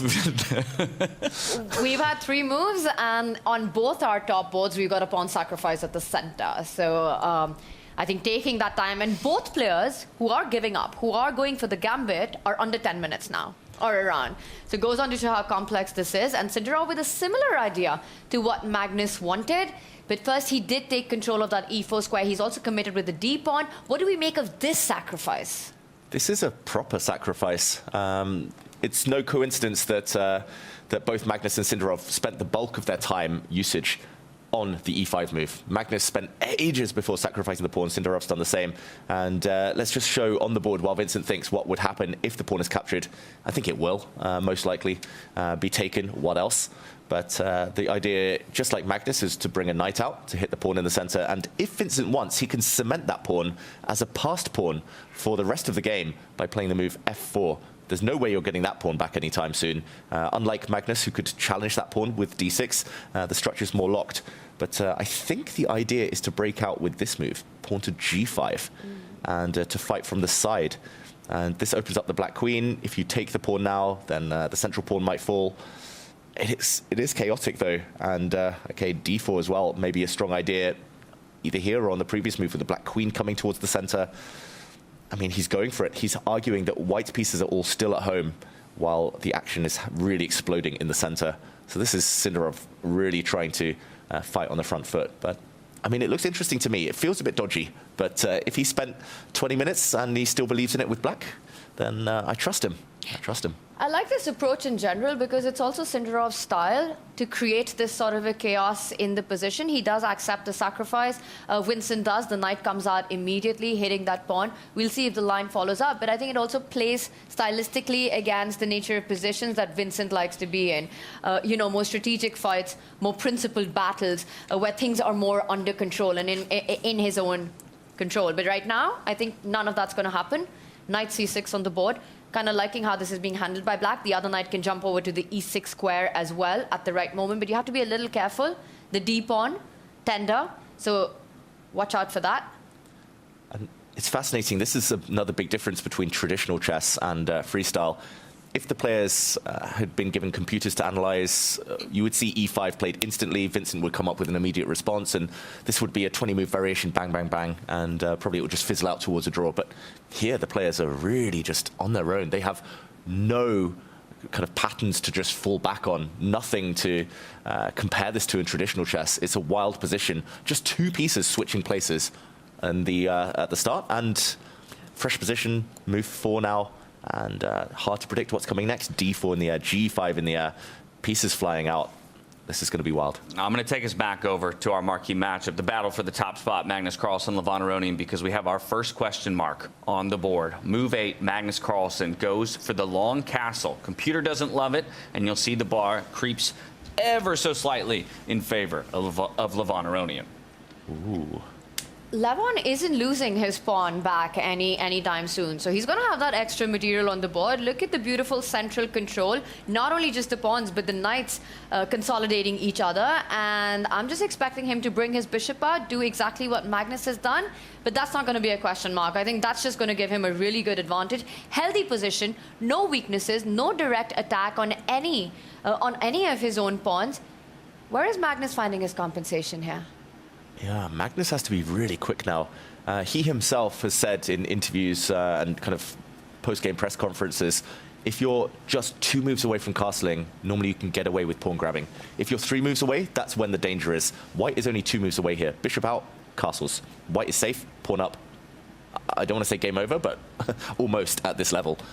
So Magnus pretty much has a 1-move window to strike. If Levon brings the bishop out, I don't know about the other side of the board. Maybe you could make an argument for moving this bishop out, moving the queen out, trying to castle the other way, but it feels a lot slower. So that would be a 3-move mechanism. Probably Magnus, in the meantime, has a strike. So the obvious move is to bring the bishop out. What is in store, as you asked there, Tanya? I wonder if the idea is the g-pawn moving forward, something that you were mentioning on the Cinderov board as well, to try to strike in the center, because time is really of the essence. I'm not even talking about the clock. I just mean you can't allow Levon to castle easily here. So g5, would that be something that gives play in the center of the board? That's a very Magnus-esque move as well. He quite likes this side kind of stabs towards pawn centers. The acid test now of that move would be this one. The big question, hitting the knight. Jump forward. Jump forward. And at least he's destabilized this pawn. But that knight does look a bit trapped. Oh, I don't know, g3 in the future. Maybe white castles first. This does feel really speculative. It's like Magnus is just fishing for something, but like white has no weaknesses. I don't know, I'm skeptical. I think Levon has got a dream start to this final. 20 minutes, I mean, he's 13 minutes up on the clock. He's a pawn up. He's got an objective advantage, which we see on the computer, but which he probably suspects. Oh, this is a golden opportunity. It really is. Yeah, he has to win this, I think, to win the final. We're not going to leave the action on this board, but given the conclusion of our 7th and 5th place matchups, at least their first game, in the faster time controls, they are resetting. We had the position drawn just a moment ago with the arbiters and Seb, one of our tournament organizers. This will be the position they'll play out for their second round. 6-1-3 is the position for that 5th and 7th place matchup. They're playing 10-5 again, and they'll get started after a small time analyzing in their respective pairings. Yeah, what are the odds on them finishing before finishing 2 games? Oh, 2 games before we finish 1. That's an interesting question. Or maybe before Vincent's even made 10 moves on his board. Oh, lordy. So one can understand that. I think this is just a fight that neither Parham or Hans wanted, right? It's for the bottom 2, but that said, there is still prize money on the line. It's a 10 grand differential. It's a 10K difference, 15 and 25K for 7th and 8th place. So quite a bit to fight for. But it's the mindset of these 2 players. I think they want that faster format. They kind of, they're just having fun right now with freestyle chess. For Parham, maybe, he wants to have a little bit more fun. He wants to leave South Africa with that 1-match victory. Yeah, are you saying that they might be playing more freely in freestyle chess? Yeah. Oh. No, you can't say freestyle without freely. Who would have thought it? Who would have thought it? But, okay, there's that bishop move we were asking for, and it is the best move in the position here for Levon Aronian. A very sensible move, preparing to castle. Yeah, the most natural one, really. G5 was speculative, like you said. I wonder what else he can do, because really it's a question of 1 move right now. Levon gets that castle, and he's in complete control here. Yeah, like process of elimination, there's only 2 logical moves, I think. Like, you have to break out. Like, you have to do something. If white castles, it is game over. White just has a clear extra pawn, central dominance. You have to do something. The only other move, I like your g5, Tanya. The only other move I would consider is pushing this pawn 1 or 2 squares forward. Both of them probably force a capture, like this one especially, just because the knight is attacked, and black would want to step forward with a fork, double attack. So white would have to capture en passant, for example, and does this slow white down, take him with the bishop. I want to take this pawn, and I also wanted to kind of remind white that now you can't castle through check if you do trade off the bishops. I see the eval bar is not impressed at all, but this is the only thing that might make Magnus think twice. He's down to 5 minutes, though. This is crazy. Oof. Yeah, this has gone into blitz territory already, and we are not even on move 10 right now. I really like this line, because it doesn't matter what our evil bar says here right now. You have to stop white from castling. From a human perspective, you can already feel the compensation here. The E line is open. No king safety there. Eventually, the queen and the rook lining up against that knight and bishop. The knight jumping onto b4, hitting that c2 pawn. You see this from far away. You evaluate it. You feel you've got something to play for here. Yeah, I think from a human point of view, this is maybe more of a rational position, at least, than g5, where it becomes really chaotic. Just depends on how dire Magnus feels his position is. 5 minutes now to make a decision, and big questions lie ahead. A huge moment here because he has to really combine how much time he's going to take, which pawn break will he go for. And actually, James, you just pointed out another interesting option for black here. Yeah, I mean, I'm using the engine to cheat on this one because it's interesting to me that your two minds together have not seen this one as so natural. Queen to f7 is what the engine is asking for. Not even sure necessarily what this accomplishes other than slight development and a more active queen placement. Yeah, it does attack a pawn, so it gains a tempo, or at least half a move here. The knight and queen teaming up. In my mind, I was just thinking, okay, now the white queen echoes, and it feels like white's improved slightly. I didn't really know what it changed, but I guess it must be one of the pawn breaks here in the near future. I have a question. It might be a stupid one, but can white just even ignore that threat? Simply because we've been talking about pins, you know, this entire broadcast. Ooh, have a decision. Yeah, white can't ignore that threat because that threat's not coming. It will be the D pawn that launches itself forward. It's going to attack in the center of the board. Magnus says, okay, it's time to fight. I've got 4 minutes on the clock. We got to start making some moves. Okay, that was difficult. I mean, I quite like the queen move, actually, and I like the g5 idea as well, but neither of them look like they fully convinced, or it's still kind of hard to handle for black, and here we go. Levon just defends his pawn. And Levon's playing on Magnus's clock as well now, you know. He doesn't want to take too much time. His intuition, I think, is one of the highest ranked on your player's card as well. He wants to rely on that. You want to use every single bit of advantage that you've got against Magnus, and the clock is the 17th piece here that you're fighting against. Queen f2, it defends it. He's now threatening to go long castle next. Yeah, he's threatening to go long castle, but also he just needs one more move. For example, bringing this bishop out with a nice pin. And he can even castle the other side now, Levon. He's not even telling Magnus which way he's going. So Magnus is a pawn down. He's oceans of time down. And he doesn't know where his opponent's king is going. I don't think Magnus Carlsen saves this. He's under 4 minutes as well. If Levon takes the win in game 1, I mean, the odds massively shift. They massively shift. You can never count Magnus out. We saw him do it against Fabiano Caruana, so we know he's capable of doing it against Levon Aronian. But like you say, Levon right now, he's playing with ease and comfort. It's spectacular chess. Yeah. Magnus is just trying to do too much from move 1, move 2. Like this e5 move, we said it was a good one, but I think he's going to regret his second move. Spending 10 minutes giving up a pawn, he hasn't won it back, and it's spiraled so quickly. And the difference between what happened with Fabi and Levon, as you're talking about it, is simply the confidence and the form that Levon's shown here. He gets this first win in. I mean, against Fabi, you know, you could feel, okay, it's still a chance that Magnus has a huge chance to make a comeback in that one. But here, I would almost go on to say it would be an 80-20 to Levon if he gets the job done, if he gets over the finish line here. Near knockout blow available here for Levon Aronian if he finds it. Whoa. That's another question mark for Magnus. It's been a series of small inaccuracies that have built up to this moment, and yeah, I mean, the strongest move, I've looked at the ending, it's also the most natural one.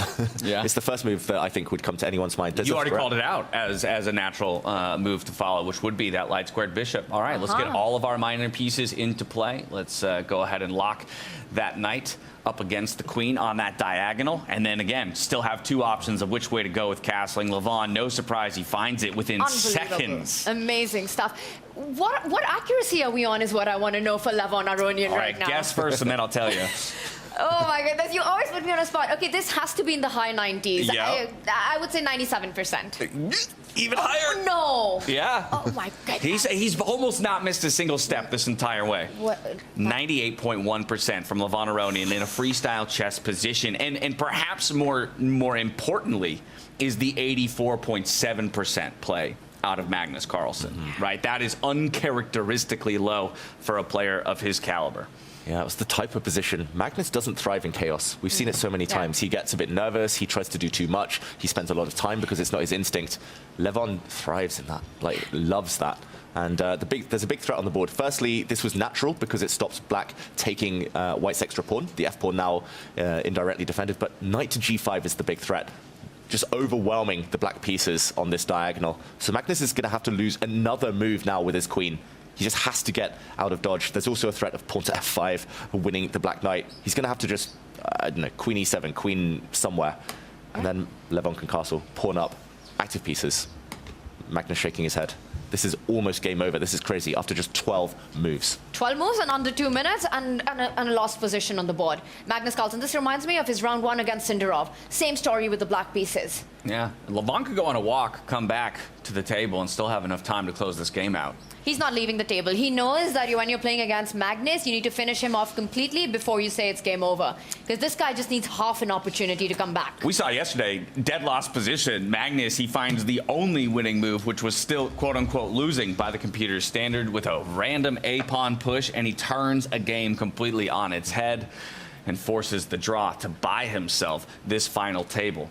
But a minute and 46 seconds rather to his name, in only 15 seconds increment, he's going to throw his queen into the fray. Yeah, the key is that Javokir, when that happened yesterday, only had a few seconds left. Sindarov, he was in big time trouble, so Magnus gambled. Very good practical player. The thing is, you can't gamble when the opponent has 18 minutes, especially Levon, who's so sharp. Yeah. Magnus moves his queen, and I think the only question now is which way the white king goes. Both look pretty good. Magnus does move it to an active square where suddenly the queen and the bishop, and he does go to the left flank of the board on the open line. Makes a lot of sense as well, because you want to trade off the rooks as quickly as possible, get pieces off the board as much as you can. You're up a pawn, you're up on the clock here as well. Great centralized pieces. 1.5 minutes to Magnus. I wonder how Levon's feeling right now. He spoke about this match as a great privilege to fight for the championship, getting to play against Magnus, against the world #1. It's a battle he loves to have. And I don't think he saw this coming, you know. Early on in the opening, 15 moves in, a huge advantage on the clock, close to winning position, the nerves on Levon. Is he feeling it? Is he still embracing his underdog vibe that he was yesterday with his I don't care attitude, or does he actually now really care about this? He must be living on cloud 9, which I'm pretty sure is directly above us in the South African sky. Exactly. And just, I'm so impressed, Levon. He's locked in, he's focused, he's not leaving the board, not doing anything special. Magnus moves his king away, and the bar shoots even higher. Is this just game over now? Magnus looked almost tempted to resign at that point. It's so shaky. Very minimum, you can take this bishop off the board, simplify things. You've got the bishop pair and an extra pawn, which is more than enough at this level. But there might even be tactics due to the weak pieces. Exactly. Loose pieces. David, I think it's the queen and the knight combo. There have to be tactics involved, moves involved to hit that queen one way or another. The bar just says there's a knockout punch here, a move that would almost win on the spot. I don't think it's knight takes bishop. I'm not sure what's the way. Do you go g4? Do you bring the knight back? Do you move the rook forward to hit that queen? Magnus almost looks like he's resigned to the outcome. Did you see what he mouthed to himself? I think he was swearing at himself. Really? And yeah, I will not utter those words. It's a family-friendly stream, but he was swearing at himself on the camera a moment ago, looking out into the distance. There were other moves. Tanya, I think you were right. There was a knockout blow. Knight to g3 was the winning move, and the black queen would have actually struggled to defend her knight. There were issues there. This is also good, though. Attacking the queen. He's about to line things up. The black queen is actually still going to struggle to defend her knight. Where do you go? Where do you move your queen? This feels so instructive in terms of how to play a game, not just of standard chess, but freestyle chess as well. Like you say, bringing that rook into the game, setting up the doubling. You've now forced that queen to move multiple times. Magnus continuing to lose tempo in this game as the advantage here for Levon only grows. Yeah, Magnus finds the only safe square. Otherwise, the queen would have just found herself trapped or attacked further. And now the question is, can he take advantage of this loose knight? It's undefended. And Magnus didn't have an option. You can't fall back to the g6 square. There would be a fork immediately with the pawn moving forward. You don't want to voluntarily pin yourself to that bishop. And look at this. Levon finds it. Some exchanges. The black rook had to recapture. Black had to keep this knight protected. Now the queen gets hit once again. She's taken a trip around the world. She'll duck out of the line of fire of that rook, but now Levon has total control of the d-file. Keep chasing it. You can even bring your knight forward and hit that queen. That's an extra pawn. That's a bishop pair. Magnus's rook at the corner of the board not playing, and he keeps putting pressure on that pinned piece, now with more threats. Levon's not letting Magnus Carlsen breathe. 1 minute 20 to defend this position. You could have an hour on the clock, David. Exactly. But, I mean, Levon, like the speed, the confidence with which he's pursuing this, There was a big turnaround in Levon's career. Like around 2020-21, he was playing a lot of online tournaments. That was the only way any of us could play chess. And he was like, oh, I didn't really enjoy online that much at first, so I started playing quickly just to get them over with. And then I realized I'm quite good when I play quick. and it's just working. It's a massive weapon for him now. So something good came out of the pandemic. Yeah. And here we go. Magnus has to somehow dodge the threats on the e-file. Gets his knight out the way to attack the white bishop. Levon drops back. He can't mess this up. Levon has to bag this one. This is the most you can dream of against Magnus in a grand final. In the very first game. He comes back. Notice how he's still tying down that black rook, just not letting Magnus get it into the game. Now eyeballing the 8-7 pawn. Also threats along the E line with the F pawn moving forward and tricks all across the board. How to defend, how to defend. 30 seconds on the clock, Magnus. Eyes widened. Seems a bit lost, a bit adrift. He hits it. It's got to be so hard internally not to give up hope here. Back against the wall, no time on the clock, hopeless position. I mean, F5 is the most natural move in the world here. Pushing forward, extending the length of the bishop's diagonal, but also gaining time. And the knight doesn't have any forward squares. You go F5, it'll be forced to retreat on the first rank. Oh, that's ugly. Suffering. He does it. Wow. There's no stopping Levon in this game. He's all over Magnus's back, not letting him play one active move. He's a machine right now. This is, I mean, such an easy position to play, which is a bonus, but the fact that he's not even pausing, look at it, he keeps going. He's unfazed, completely unfazed by anything that Magnus does. Oh, must be tempting to jump in with the knight in the near future. That is a big, big weakness. No challenge to the dark squared bishop. You know what Magnus did against Sindarov yesterday in that second tiebreaker, and agreed Sindarov did not have enough time. With this guy, you can just never write him off. And Levon knows that better than anyone. He's not going to lose his focus. Have you seen it? He hasn't gotten up once from his chair, despite having all this extra time on the clock, despite having a winning position. And maybe a calm move here, just preventing that knight from coming forward any further. Yeah. Pushing that A-pawn up one square. That would be very classy. Very sophisticated move. That would be him showing us what we've asked so many other players to do against Magnus Carlsen in a winning position, right? Yep. Take the breath, slow it down, use the time you have to make sure you actually convert this advantage into a victory. Where others in a 2 or 3 point advantage, they get excited, they get ahead of themselves, and maybe offer him one opportunity back into it. It's the moment for Levon to show us that he's in near unbeatable form here today. And that move that you mentioned, A3, is such a Magnus-esque move. It's what he would play. Just take away every single hope that your opponent has in the position. Take away counterplay. I think the other one that he is considering, more in the flow of the way he's playing, is jumping the knight forward to B5, hitting that C7 pawn as well. It's just when you have so many good options, you know, that can sometimes be a curse. He goes on the other flank, though. A different approach. And another good option. Also very strong. No bad moves in such a dominant position. He's arguing that the knight jump will just be a shot in the dark. He'll just move his bishop away. He can retreat it, he can move it forward, and black doesn't have any good follow-up. So he can still play this nice consolidating move here, pawn to A3. The added bonus is that at some point the black knight on the edge of the board might just get trapped. No escape squares for it.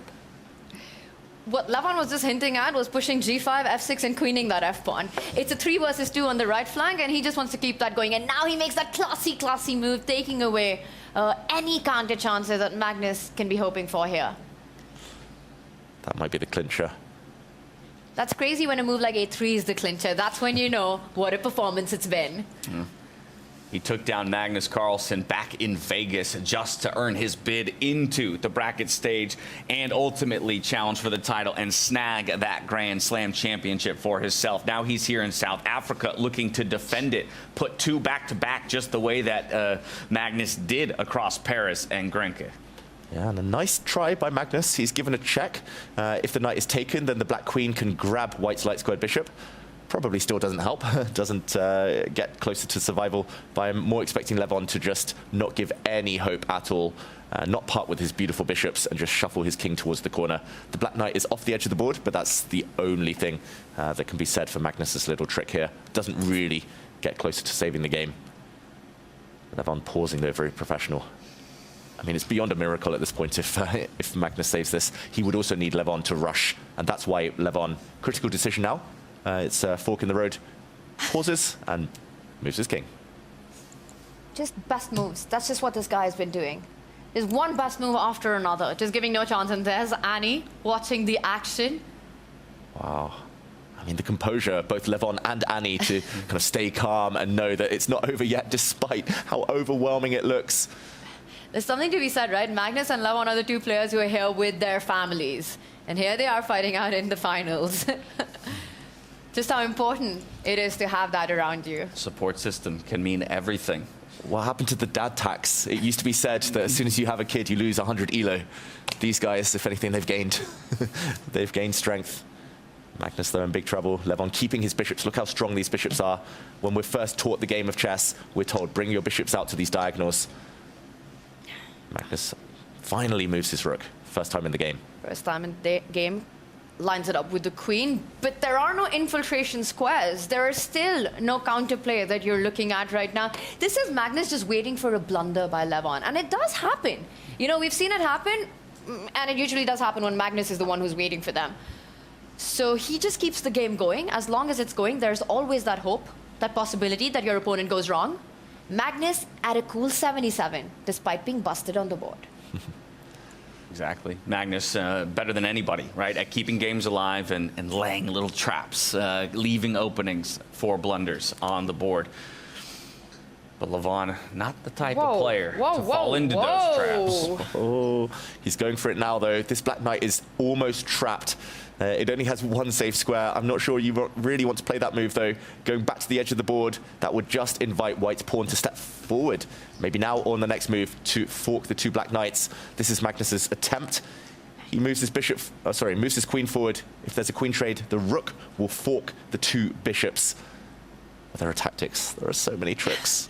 I think I know where your head's at, David. There are a lot of tricks in this position, and I think Levon will find it, will show it to us how to finish this off. He's just played this out to perfection. Magnus is ready to resign. He's getting impatient, fiddling with those pawns. One more accurate move will end it. It might be on the next move. It might be on the next two moves, but it's coming.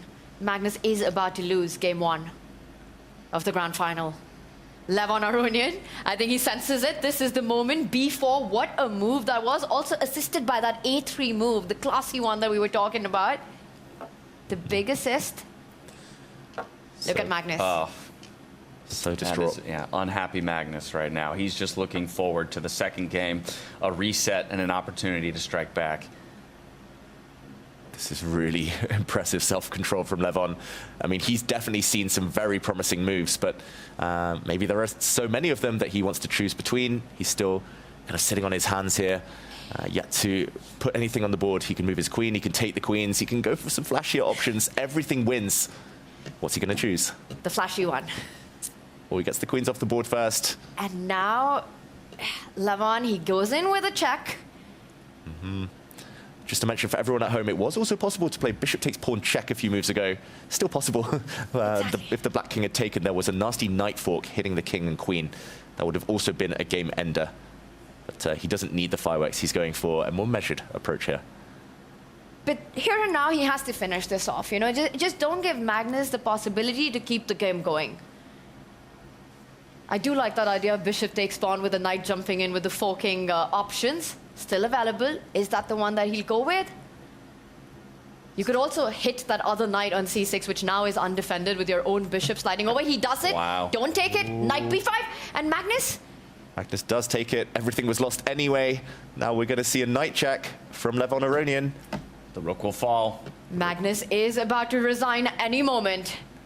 Here we go. The white rook will also fall on the next move. And the knight is hanging. And goodbye to one of your knights. Levon's now 2 pawns up. A third is about to follow. Be careful, there's one check though, one fork to dodge. You probably could still do it because the c8 bishop hangs as well. Just everything works in this position for Levon Aronian. I'm surprised he went for this. I mean, it's so beyond winning at this point. 2 pawns, soon to be 3 is more than enough, but he probably could have been pieces up, not just pawns. going to be good enough to get the job done. 2 extra pawns in this endgame, the same color complex as the bishop, super active pieces as well. Levon will finish this off. Surely. Looking for that bishop to either slide out of the way or just the king to start maybe making his march toward the center of the board, become more of an active participant in the conclusion of the game. Yeah, anything that dodges the fork. There we go. No more knight check. Magnus's pawn here on a7 is hanging, so I'm expecting him to move that. What else? And he does just that, trying to keep every available piece still on the board, inviting blunders from Levon, hoping, rather, for blunders. You can even play this out really slowly, right? Centralize your pieces, get your king into the center of the board, just defend everything, then slowly start pushing on one flank, deflect all of Black's army on that side, on the right side of the board once you have a passer, and then you win the game on the other side of the board by creating another passer. Yeah, it's 3 versus 2 on both flanks. So as you say, Tanya, like you can push everything forward slowly but surely. It's coming. Yeah, it is coming. Maybe not as brutal as we thought it would be. We thought Magnus would resign in the middle game, still with all the pieces on the board. Levon, yeah, he didn't want to think too much, but going into an endgame. Doesn't that lose a third pawn? Ooh. Or am I walking into a piece trap here? Another knight check and capture. I think that's very logical. It's just a question of whether he feels he needs to sideline his knight just to grab that pawn. Still minimal hope here for Magnus, despite it being an endgame. I'd do it. Capture as many of Magnus's pawns as you can. Yeah, yes, sir. Sarawan would grab that pawn as well. Pawn grabber! He would have captured it yesterday. Yeah, that would have been an instant decision. Yeah. 1 second on the clock spent. Okay, Levon, he isn't a pawn grabber by nature. He does go back, more centralized. Levon wants to kick that knight away from e4 if he gets the option. Look at that. Magnus picking up on the speed now. Levon creating that passer that we're talking about. He has to get rid of this knight on e4 that Magnus has to make progress. I'm slightly worried for Levon. I don't know. It's just it could have been so clean. Like this one is still totally winning, but he's going to need to show some composure. Like I can actually see how Black survives this game now, which is the first time I can say that in ages. Black can survive this game by giving up eventually a knight or bishop for all of White's extra pawns. At this point, you still need some exchanges of your own pawns, of course, but for example, a bishop and knight versus a bishop is a draw. A bishop and knight versus a knight is a draw if all the pawns disappear. Levon is playing towards the dark squares, though, right? Against that light squared bishop from his opponent. This almost feels like it invites the g-pawn push, putting it onto another nice square. He wants trades, right? Because that f5 pawn is a soft spot here, and Magnus wants to get rid of as many pawns as you can. So Levon might be forced with the decision to capture the pawn that's just moved, but then you double up your own pawns. You know, Magnus, I agree. After move 10, it starts feeling like this is the best position that he's had all game. By a mile. And he knows it. And he's built up a bank of time as well, Magnus. So if he gets half a chance to confuse Levon, I don't know. It's not over anymore. He's not shaking his head as much as he was just a couple of moments ago. So he's offering up a pawn. He's going to capture the h-pawn with his own bishop next. And if the black knight does move, White can actually leave the attack on the bishop and just start pushing forward his own pawns. It would be beyond human if Magnus actually saves this one. You know, you've seen, after so many years in chess, you've seen everything, but this guy just keeps surprising you. He should buy a lottery ticket if he saves this game. I mean, he loves proving us wrong when we call games over. I don't know if it's about Magnus saving it, though, or Levon giving it. Giving it if he doesn't win. I mean, he's still done everything right. G5 was a very nice move. Better to keep the pawns connected than doubled. And Magnus does allow this exchange to happen. He does it. This pawn would now drop. One pawn back for the time being, but expecting the recapture that David just highlighted. And how many players by now would have resigned and gotten ready for the next game, but not Magnus Carlsen. He just keeps making you sweat till it's not over. Till the last move isn't played. You haven't won against this guy. Likely he still loses, Magnus, but I think he'll realize, okay, Levon wasn't perfect, at least. He didn't find all the killer tactics when they were on the board. He gave me at least some chance of survival. Minimal, but yeah, sometimes when an opponent doesn't show the best, most clean technique, you start to get a bit hopeful. In the reverse encounter, that might give him a bit more optimism. Bishop's lines back, attacking the knight, currently undefended, so it either has to hop out of the way, or the king needs to slide aboard bishop, coming back like it does in this moment to defend. Not only to defend, it's also eyeballing that a6 pawn. You know, it's with an X-ray vision there once the knight does move out of the way. Magnus using his knight as a blockader. Comes back with it. It's time to get the king into the game. You have to do it sooner or later. In an endgame, you have to use all your forces. Get that king to that central square. And now that the knight is kind of pinned over to the right-hand side of the board, feels like you just march up that dark square diagonal, right? You're not going to get stopped by anybody. Exactly. He moves the knight first, which is totally fine. He was attacking a pawn. But now it is surely time for the king to start marching. That's going to be a very glorious march into the center. An instructive defensive resource here. You're down pawns. What you really want to do as a defensive side is try to trade off as many of those remaining pawns on the board. It's much easier to fight the less number of pawns that do remain. So Magnus did it once on the right flank. Now he's doing it on the left side. He is running out of pawns, Levon. And still a bit of work needs to be done to get those pawns through. You know, and it's a far way off, but visualize a situation where, in the end, Magnus is able to sacrifice his knight for, let's say, a last remaining pawn of Levon, and you're left with bishop versus bishop and knight. That is a technical draw. You hold that position. Oh, my goodness. If we end up in that world. Yeah, more likely we see bishop and knight versus a lone king, and that is not a technical draw. But it is a bit of a tricky one that Levon would know how to do, but... Can you checkmate with bishop and knight in 20 seconds? Yeah, I've done it in a game. I think I had about 12 seconds left. Managed to do it. All right, well, 2 more pawns leave the board, 1 on each side, but now the king has begun his march towards the center of the board. Big threat. Where he'd be to claim victory anyway. Ooh. And there we go. And now he'll claim victory. Just like that, Magnus Carlsen sees no way out of this one. In game number 1, Levon Aronian comes out on top and sets himself up poised to take the South African Grand Slam.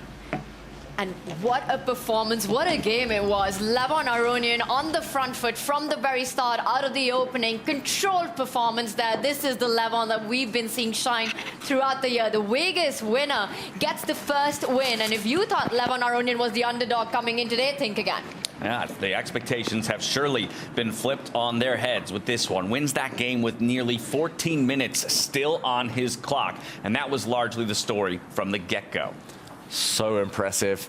And yes, it went down to an endgame, but never really in doubt that Levon would take home that advantage. Magnus, that just wasn't himself. The opening went a bit wrong, spent too much time on the clock. He will need to shake things up completely to strike back and prolong this match. What a performance from Levon. It almost felt like Magnus was going to take a dip into the pool just to shake everything off and reset himself. Seriously, cold plunge. He is mad at himself with what's just happened, just the way he handled it. Never got a chance back into the game. Levon executed it to perfection. Magnus been in this position once before, though, and we know that he can do it again. An angry Magnus, a wounded Magnus, is the scariest Magnus. So, can Levon, in high spirits, hold him off in a second game today? That question is yet to be answered. We have another question yet to be answered. Who will win the first bout between Vincent Keymer and Javalkir Sindarov? And as we get there, you'll see it is Vincent Keymer well within command of this game. Can he close it out? Oh, he's so close now. Look at that black king. We talked about Levon's centralized king, beautiful. But a king on the edge of the board with so many attacking forces around it. We see Vincent Keymer leaning in, frowning, because he knows checkmate is near. But how to close the door? But perhaps we jump back just a little bit before we get into maybe a flurry of an endgame here, because I think there were winning chances for both players at different points in this game, David. There really were. And if we just rewind only half a dozen moves to this point, White was slightly better. White had a small advantage here, mainly due to the bishop pair and the active rooks, the black king uncastled. But here, after the knight came forward to f5, black missed his best chance. After castling, the bishop coming forward, he here should have just moved his rook out the way. This would have given black a very decent position. Still chances. He blundered, however. Bishop takes bishop, allowing this beautiful knight check, getting out the way, double exclamation mark of the white rook. And that is how we got here. After a capture, the black king has been chased up the board. And here we see Vincent Keymer just taking a pawn. Not the best necessarily, but good enough to keep the advantage. The main problem for black is that the rook in the corner is pinned, the knight in the middle as well. Just can't get in the game. And usually the dynamic of two minor pieces against a rook, you're siding the side with the minors on the board. But here, nothing's playing. You've got the rook stuck in the corner, the knight on d8, not anywhere in the game. He's desperately trying to make a move, get that knight forward. He right now at least unpins it. But I think it's just too slow. You're going to lose the h-pawn. You're going to probably lose your king over the next few moves. This is a Keimer show. How to deliver checkmate, though. He might get frustrated if he can't get that king in the next few moves. He might start to think, if I, you know, how am I going to win this game? It needs to be checkmate. Can you just double down on that h-pawn with your other rook from that f-line? Bring it closer. And that just feels like you've got this kill zone around the black king. One way or the other should happen. Yeah, that looks good. That looks very good. You could also go from behind and grab that pawn. Probably you should go for it now, though. Yeah. Before the black knight is able to get off the back rank and the game begins again. Yeah. Which might be the move that Jabouquir will have to make, either on f7 or on e6. Get that knight to either defend that h-pawn, even if it means that you're giving up some of your minors. But at least you keep the fight going. 20 seconds to Keimer now, though. Well, the heart rate is high. He drops his bishop back. Already not the best. He's trying the same idea. Black's move is forced. Rook takes pawn would result in checkmate very, very quickly. So black has to get the knight off the back rank and defend that pawn. Vincent there is going to just take that knight, I believe, with his rooks. So we'll see him be one pawn to the good, but could have been a lot more. It felt like it should have been the king, right? Here you've got your rook pawn endgame. The knight also can find its activity. White has got these double c-pawn, not the ideal pawn formation on the left flank. There'll be work to be done there. Yeah, big difference between this board and the other board, of course, is that both players have little time. You can see here Jabouquir Sindarov, clock just dipping between, underneath rather, 15 seconds. Basically akin to Vincent Keimer with a mere 30 seconds to his name. There we have it, the trade of the minor pieces for the rook. Oh, Winston stops. He's just pausing that there's no checkmate by taking the pawn, takes the bishop. Immediately, Jabouquir's rook comes into play. This is not easy anymore. Activity, the black knight has a nice square to come to. The white king might find itself a bit uneasy with some checks nearby. This is the best position Jabouquir's had in, what is it, the last 10, 15 moves. Vincent Absolutely. getting nervous. We've seen it before. It's because the clock's ticking as well. And Vincent has this feeling. He should have won this game. He should have checkmated about 5 moves ago. The black king trapped there, and Jabouquir now tries to get rid of the rooks. He does it. Vincent acquiesces. There is a pawn hanging. Yeah. He takes and it. He'll grab it. You could try to trap the bishop, but the bishop would just slide over and hit the other pawn. Yeah, the bishop had one way out no matter what. Normally you don't want to grab those pawns. Like 80% of the time, 90% of the time, they're poisoned. But here there was a way out. Or at least he had the antidote. Exactly, exactly. And here, 2 pawns is enough. If it's 1 pawn, I would say good drawing chances. 2 pawns, too much. Just like we saw in the Levon Aronian game. Yeah, but show us your class here, Vincent Keimer. Winning position. You have to convert. And I think the bar from a human perspective just looks like it's really overestimating White's position here. The knights are still there, which is super tricky. There's no clear passer on the board that you're about to push up. Black's piece activity, something to be said about that. Right now, Vincent pushes that pawn, takes control of the d5 square. The knight has another route towards the center of the game. Get it to f5. King's getting more involved. The king does have a path if it's not checked. The white king will just walk forward. We're looking for the knight to jump forward then, cut off that d4 square. Yeah, I think the best practical try at least. All right, Jabouquir slows down just a little bit. Will he get his king into the defense, start running backwards, or will he move forward with the knight, trying to create some counterplay, some tricks in the position? What to do? He's running out of options here. And time. And time. He goes back with his king, so he's going to try and track the white king's progress forward. If the white king goes, the black king's also going to go. And it's going to try to hold the door on that side of the board. Racing back in the defense. But that's going to leave the right-hand side of the board a bit exposed. 2-on-1 pawn advantage, and there you go. Vincent says, fine, you want to go one way, I'll go the other. Nice shimmy there. I don't care which side of the board I win on. It's usually the defensive side that's always overloaded. You can defend one, but you give up on the other. And that often happens, again, you know, using football analogies where you're distracting from one side, you pass the ball to the other, and then there's no defender there, and that's where you score the goal from. Right, create some space by drawing defenders into one direction and then play to the other side. And especially when it's bishops versus knights. Bishops are so good. They're on both sides of the board. They can control everything. Knights, so short range that it's hard to control everything. There we see the black king step back to kick the white bishop, which will find a path back, not sure which direction. And eventually Vincent will start pushing on that right flank. You're up a pawn, you're also up piece activity here, and that's the problem. Black knight and king completely passive, you know. If the knight had some jumps where it was actually targeting the pawns, you could look for tricks. And here we go. He's again tracking the progress, but now the white pawns are coming up. Yeah, I'm expecting the black king to maybe at least gain a bit of time, prevent the white pawns from moving. That's what he does. There we go. So either bishop has to move or has to be defended.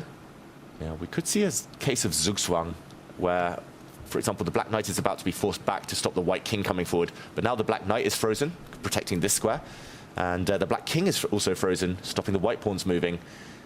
If Vincent just waits, if he pushes a pawn, either the black king or the black knight will have to give way. It looked like he was reaching for the king, though. Okay, moving his king around. Okay, thinks better of it, and he is going to go for exactly what you asked for. Playing the waiting move. Very logical. Black never wants to touch pawns because they will end up on dark squares. Easy targets for the white bishop, so the king gives way. That's a nice trick. If white pushes forward now, we would see an exchange on that side, and the black king is still within touching distance. Vincent, it's that shimmy again. Moving on across. A knight check, though. Don't blunder. Don't walk onto a dark square. If the king moves over, there is a knight fork in the air. The trick against knights is to normally put your king and whatever other piece on opposite color complexes. If you put them both on dark squares, a knight can fork you. Both on light squares, a knight can fork you, but not if you keep one on each. So he's going to step back, most likely, with his king.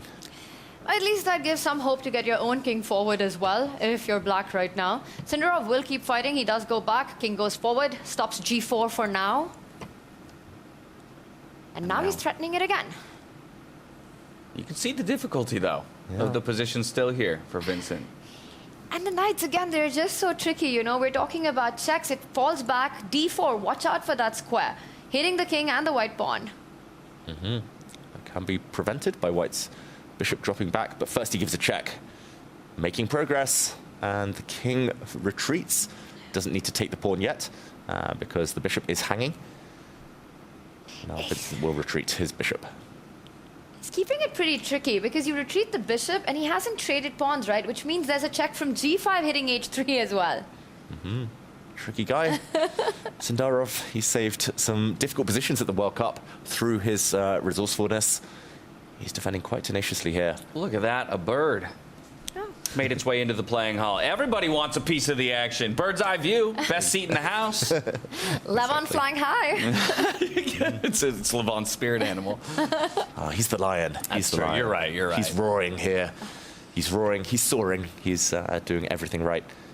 Vincent retreats his bishop.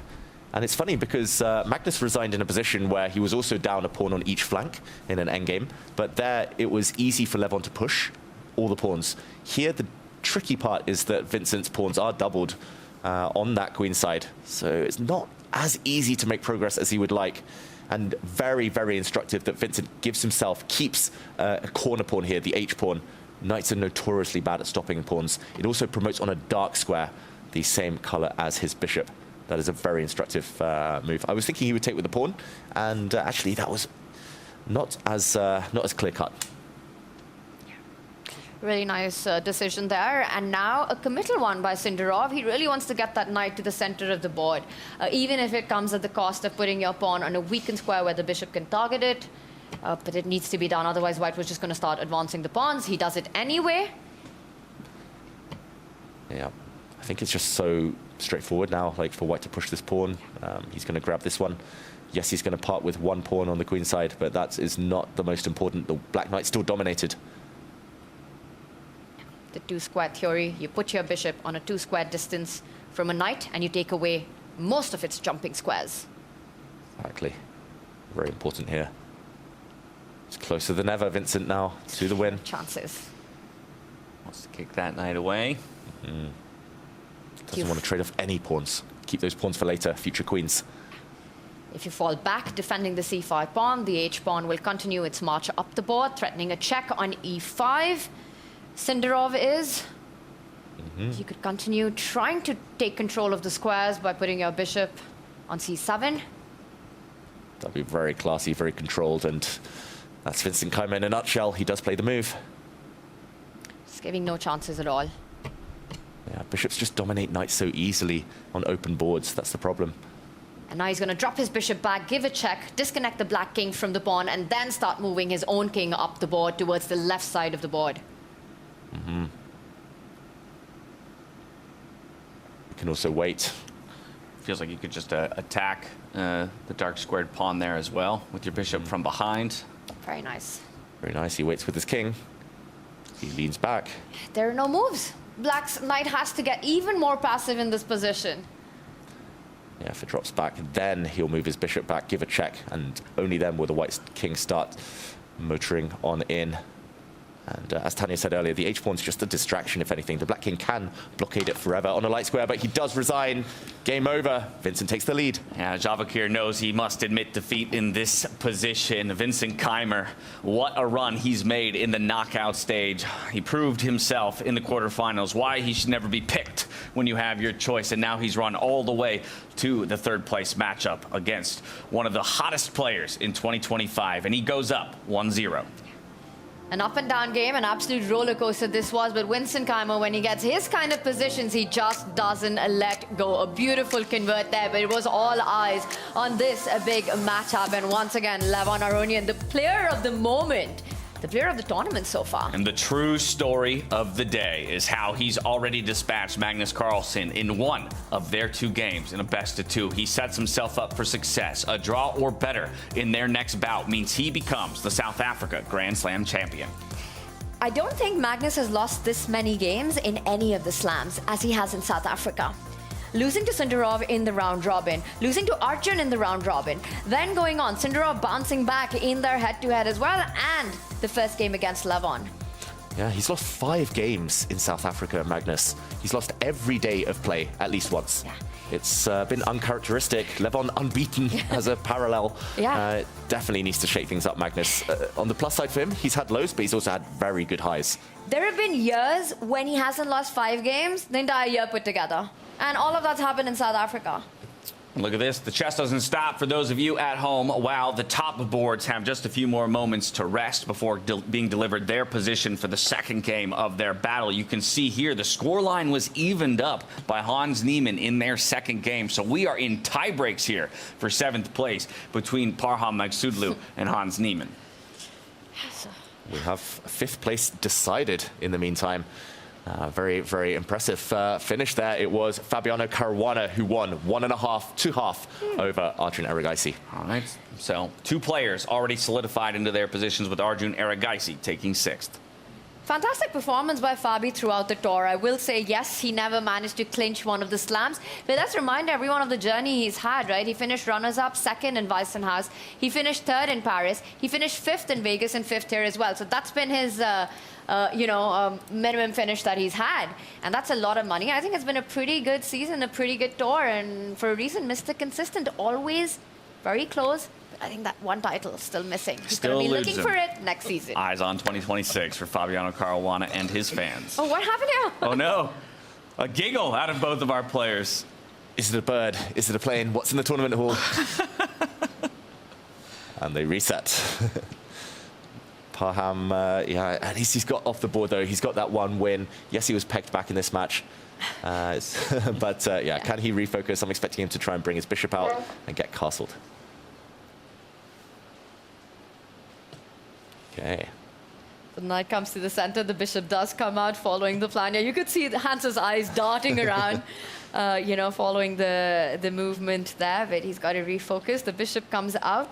Liking how he's playing so fast. By the way, that means that Hans did make his comeback in this match to force a tiebreak. Won the second game. Bishop g4, I like this move. If you don't go castle just yet, you're going to lose the right to do that for the rest of the game. Yeah, bishop takes knight will force the black king to stick its head out. That's not something you really want to do with queen still on this board. So probably most likely that is going to be blocked by a pawn, or the knight might try and move away. He does castle instead, so he's allowing some pins. Maybe he's just going to try and break it next move, given a question mark, but a very natural response from Parham. King perhaps just not safe on that flank with the queen and the bishop staring down these diagonals. Are there some tactics? Yeah, bar definitely shot up a bit, but I don't necessarily see the way to abuse the decision here. I don't think it's an immediate thing. I think perhaps the king was just not as comfortable as it looks on this side of the board long term. You're also looking at ideas of the white knight jumping on via a4 to c5 at the right moment as well, with a direct path, hitting that bishop, asking for a decision. Parham head in hand. He's got about 3 minutes on the clock for both players right now. Should speed up. You know, Hans Niemann with less time, absolute beast. But both these players, very strong blitz players. Very strong blitz players, but we've seen across a number of our matchups yesterday in the 5-2 time controls how messy it gets down the stretch when the pieces are flying and the hands are slapping for the clock. 2-second increment is not a lot at all. It disappears so quickly, especially if it's a pawn race and new queens on the board, as we saw with Magnus against Sindarov yesterday, or especially when it's just a kind of fight for the king. Go for the attack versus defense. Good decision from Hans Niemann to eliminate the knight, by the way, a key defender of the black king. He castles, given a miss. I think Tanya's idea there might have been slightly stronger to start with the knight coming around first. Essentially just to force the black bishop off the board, another defender, in order to use the white queen on this diagonal. It still looks pleasant for Hans. Really nice position. And it just feels like, meanwhile, black's pieces on the right flank for Parham have got no targets. While Hans's have made great improvement. The queen looking good, the bishop doing its job, and there we go, gets rid of a key defender there. You could slide back your queen, take it with the rook as well if you want, but I like this move. It comes in with a threat. Watch out, a soft spot on that left flank. He blocks that diagonal, creates a bit of a brick wall, but it means the king is further weakened. Yeah, that is quite an airy king. I'm also looking at a bad piece for black. The bishop is really blocked in. If you try to open it by pushing this pawn, you lock your queen in. If you push it 2 squares forward, the white knight gets a beautiful outpost. And just in case anybody was wondering just how close we are to nature out here in South Africa, let's replay the moment. We saw both players crack in laughter. The bird nearly landing on Parham's chair for just a moment. Decided better of it, said, you know what? I'm not going to play distraction to these two guys. They need to focus. Wow, we really are close with nature. A bird landed on my shoulder briefly yesterday. No way. Yeah, while I was walking, it chirped really loudly in my ear, and then it just flew off. Maybe it was the same one? Yeah, maybe. What a rascal. He's just a chess fan. Yeah. Oh, big attack though. Hans Niemann in the driver's seat. Really nicely done. You know, the queen does its job, provokes weaknesses first, and then comes back to a more active square, now tying down the rook to a very passive square. The knight can jump to e5, double down on that attack. Yeah, it's looking tough. It's like the black position is just cut in half. The queen's on the wrong side of the board. The bishop's just stuck. White's knights are flexible here. And also open files to the white rooks. It just looks so pleasant. Hans about to make his decision. He does use that line that you're talking about. Activates the one piece that wasn't looking great in the position. Brings all the toys to the nursery. And Hans is especially good when he can make easy moves that create threats. Easy moves that improve pieces, kind of set up these nice tactics that especially go towards the opponent's king. So it feels like his type of position. Parham is a decent defender, but he likes to be a bit more active about it. And for now, that's not the case. Struggling. But the one good news for Parham is that at least it's material balance. There's no deficit on that or on the clock right now. So Hans needs to be maybe precise to get the ball at the back of the net. He goes f5, and this is what the problem is, right? You activate your bishop, you kill your queen at the corner of the board. Yeah, that queen is not looking like a happy camper right now. Literally cannot move. The idea will at some point be to move the bishop out of the way and shift the queen, but it's still not on a great circuit, still clumsy. Hans's last move, very instructive, stopping the black bishop coming out and pinning the white knight. And you'd really want to plant one of your knights on e6 if you could. But it's not an easy route to get there. With the f5 pawns soft in this position, knight f4 is the move I want to make, but it's tough to get that going. Hans was about to reach for a piece. Goes the other way. Yeah. Out to b4 instead. Big threat. Knight takes pawn would lure the black rook forward, and then the white rook is able to pounce on the 7th rank. And that is devastating due to the white queen just sniping from afar. And you take care of that threat, Hans might be setting up another queen slide over to e2 and that a6 square. Get yourself closer to the black king. Yeah, he likes those improving moves, especially with a hint of an attack behind it. Parham defends one, and will he be able to defend the other? There's the e3, or e2 slide, rather, that Tanya just spoke of. That is scary. Once the queen posts up, you can never breathe a sigh of relief until she's kicked away. Don't see a good way of that happening as well, with so many of the pieces on the left flank for Parham in this position. If you could just drag and drop and put the black queen like somewhere on the other side of the board, black has got a very healthy position, but unfortunately doesn't work like that in such an open position with queen still on. He's just putting pressure move by move. Very difficult to hold on. You know, you can defend it 1, 5, 10 moves, but can you keep it going? Keep everything under control for the rest of the game. For Is that clock correct? Easy. Just for everyone at home, that clock is not correct. Okay, thank you for calling that out. Looks like Hans Niemann was about to lose on time from a slightly advantaged position. Now it's that will update, and now it's showing correctly 51 seconds to his name. Yeah. With the bonus time of 2 seconds, if it comes to 1, then you know we've got bigger problems. Exactly. I was like, well, we all let that one slip by us. No, he's got a few seconds.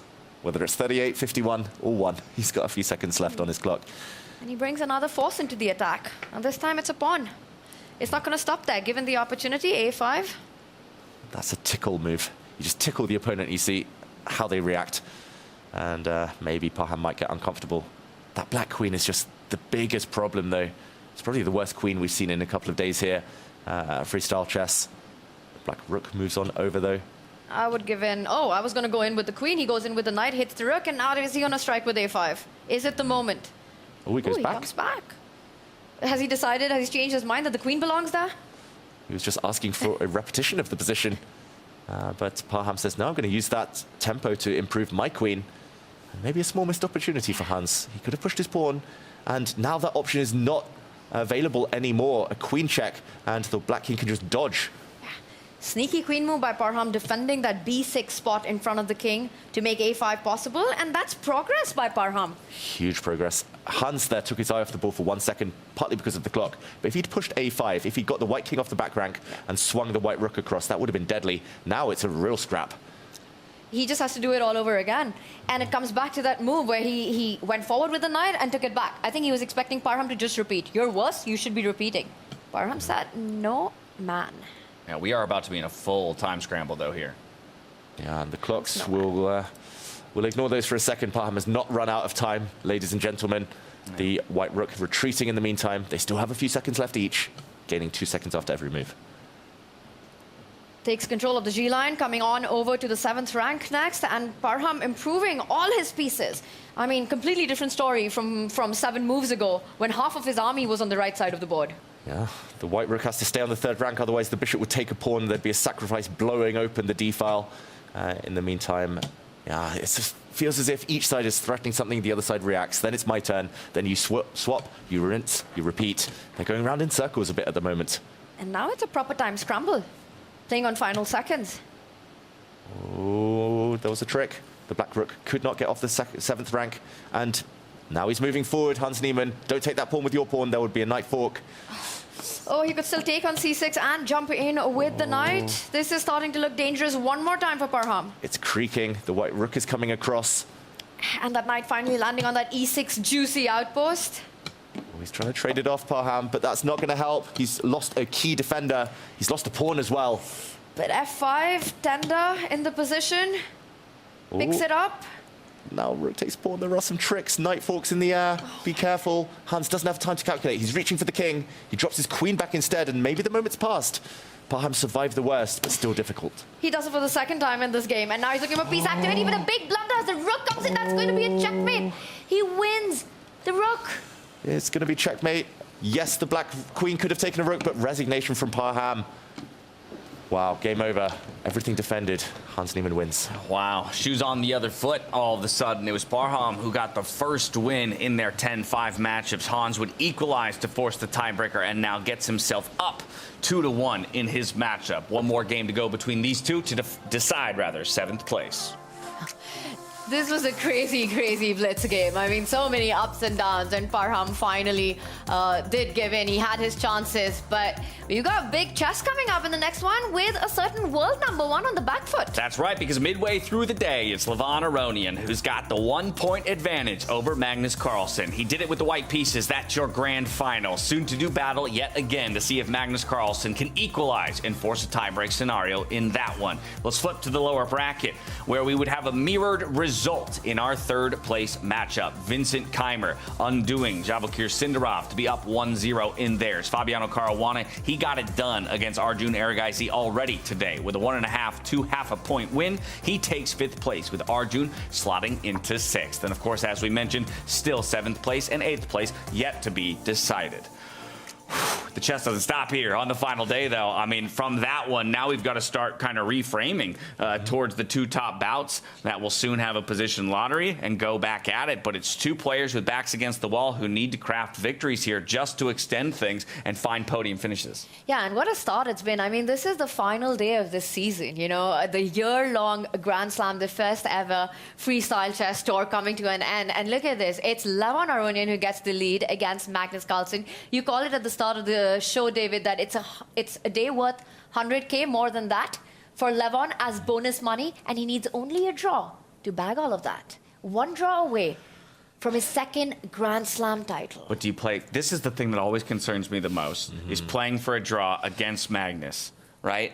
I feel like normally not a recipe for success, because you're going to give him his openings, therefore, to get the win and equalize. The one thing I will say, if I had to pick any player in the field of 8 who only needs a draw and won't play for it and instead will play for the win, it's going to be Levon Aronian. Exactly, and that strategy has served him so well. That's why he's undefeated so far, Levon, because he's going for his types of positions. He needs to just keep doing what he's doing, and I don't think he's the type of player who's going to back down. He looked so focused, even after he won that game. He didn't look like he was celebrating. He knows it's still a big, big challenge ahead. Job's only half done. You know, the titles that Magnus has won in this slam, whether it was Grenke or looking back at Paris, he's just looked unstoppable. He's played God-level chess in that. And we spoke about this, right? This has been a different narrative. He's made it to the finals, but he's had a lot of shaky moments along the way. Objectively, Levon has been the better player than Magnus Carlsen in South Africa. Still undefeated. He might be the one playing God-level chess in South Africa. And we were lucky enough to get a word from him. Sfera standing by with Levon after his first win of the day. Levon, how important was it for you coming into this game to not fall into the time usage of Magnus, but play in your own pace and keep ahead on the clock? Yeah, I think the opening phase worked in my favor. I thought the starting position is one of those difficult positions that is not really easy to understand how to react against this d4. And I was thinking that e5 could probably be the option, but then after knight c3, I think the way Magnus went, I don't know. I was thinking maybe knight e6, e4, he should go for some queen f7, more like a slower approach. But once he played his b6 stuff, then I felt there is not enough compensation for his pawn. You also had a massive time advantage, as we say, but we kind of saw that coming because he went into the confessionals and talked about that pawn sacrifice as the really only logical option. And so you spend all of Magnus' time really making your own moves then? Yeah, I think my tasks are more or less easier. I mean, I had a clear plan to quickly develop, and Magnus had to understand if he should take the pawn and then be a bit passive, or should he kind of try to play for his development. But yeah, I mean, I don't believe that, I mean, just a general feeling that he can afford not to take the pawn. Do you think we'll see a different version of Magnus now that he has to win? Magnus is always there to come and fight, and I love that about him, and it's something that we all strive to be. You talk about always. I will say never. Levon Aronian never loses in freestyle anymore. No. This is, you know, so far I have been lucky. Let's see how it goes. Good luck. Thank you. A bold claim by Sveta there. Levon Aronian never loses in freestyle chess. He hasn't so far here in South Africa, but a very humble Levon in his response, saying Magnus is always there. He's always someone to respect. Yeah. He knows it. I mean, Magnus and Levon, you know, that's a story that you could write with so many books and chapters. They played each other endless number of times, know each other so well. They're good friends off the board as well. I think Levon winning game one, he knows the job is not even half done when you're playing against Magnus Carlsen. But he's got to be feeling his peak, his form coming in. He needs only a draw to wrap this up. Magnus under pressure has to win on demand. Does he get it done? Does this go into tiebreaks? Job not done for Levon Aronian. Job not done for Hans Niemann and Parham Magsudlu. While we wait for that marquee matchup, which will come a bit later on the day, we have to decide 7th place. So we're heading to the stage where Fiona Stahl-Anthony is standing by for the position lottery in our battle for 7th place.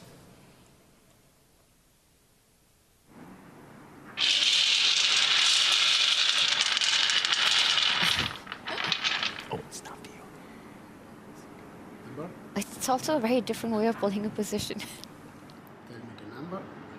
Oh, es ist anders. 899. 8, sorry. Okay. 899.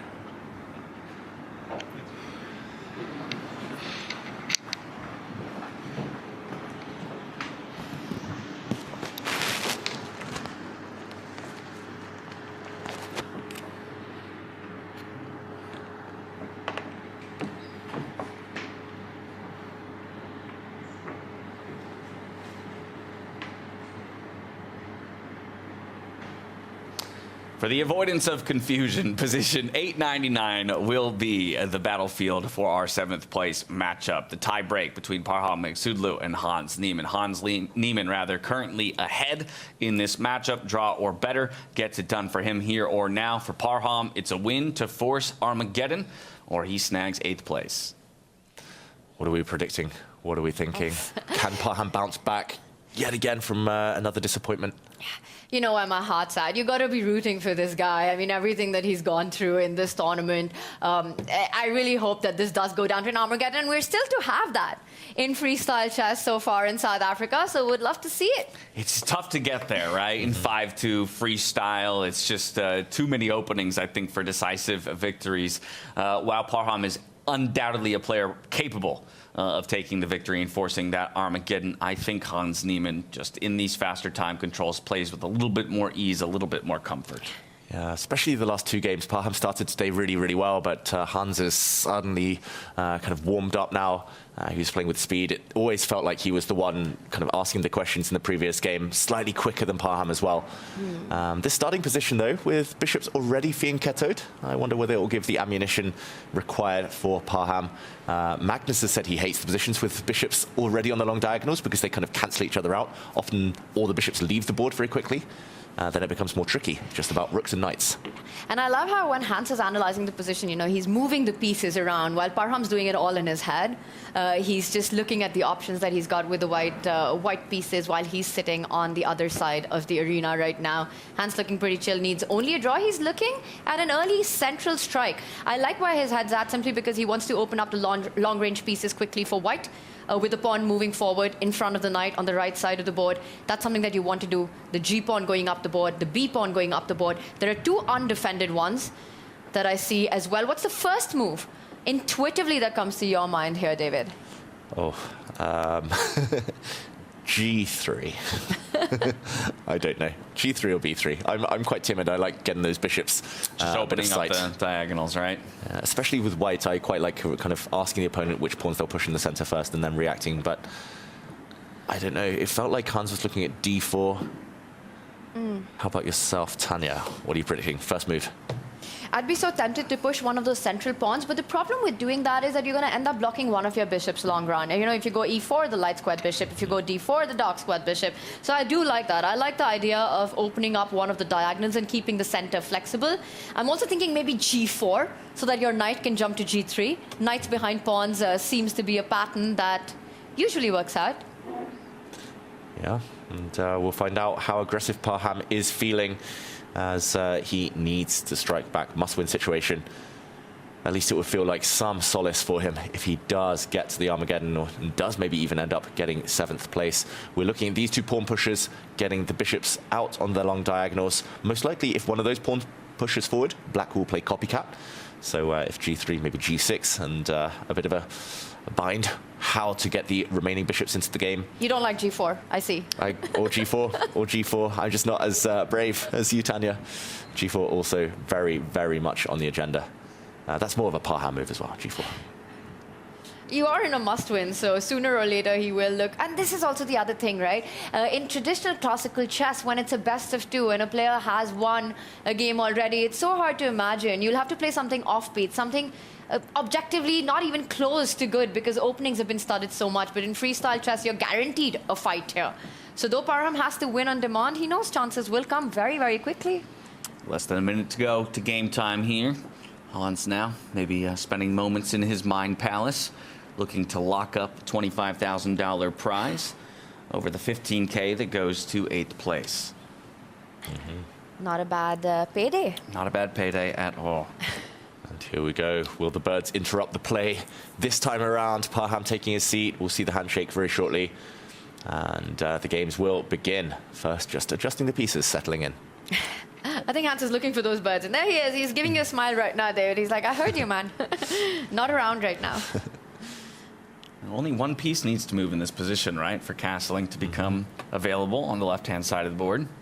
True, just the white queen, and very likely the white knights will also move at some point, so even castling the longer side, this time towards the king side, the right flank, very possible.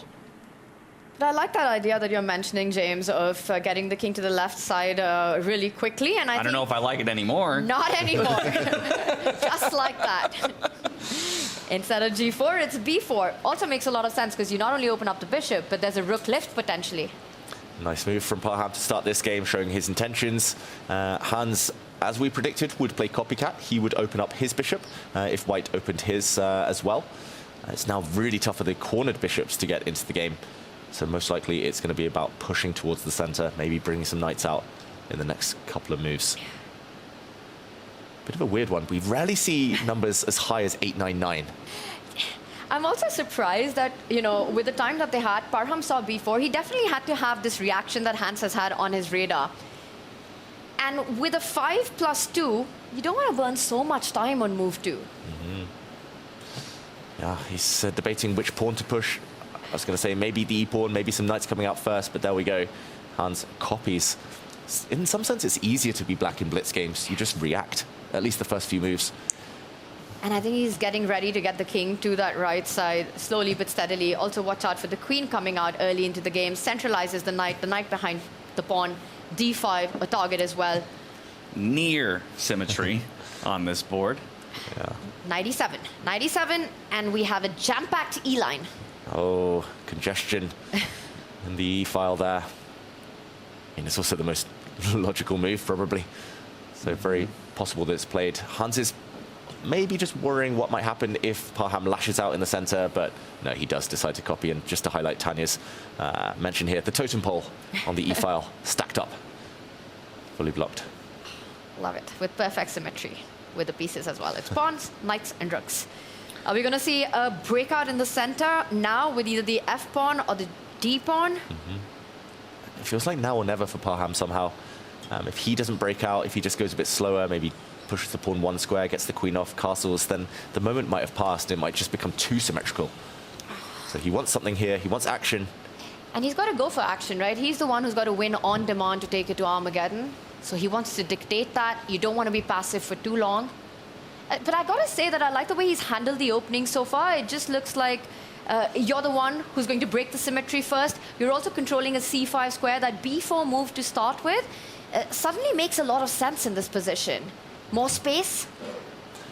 Makes a lot of sense, but he needs to speed up Parham. And here we go. He does speed up the game by blowing open the center. No longer can Hans Niemann rely here on copycat moves. He has to do something. Most likely he's going to take. And we'll see a flurry of exchanges in the middle of the board. And at the end of that, if that was to happen, the queen lands at a nice central juicy spot there. I think that is the line that's going to play out right now. Parham immediately recapturing with the knight. Also gives a free hand in the future for the f-pawn to start moving up the board.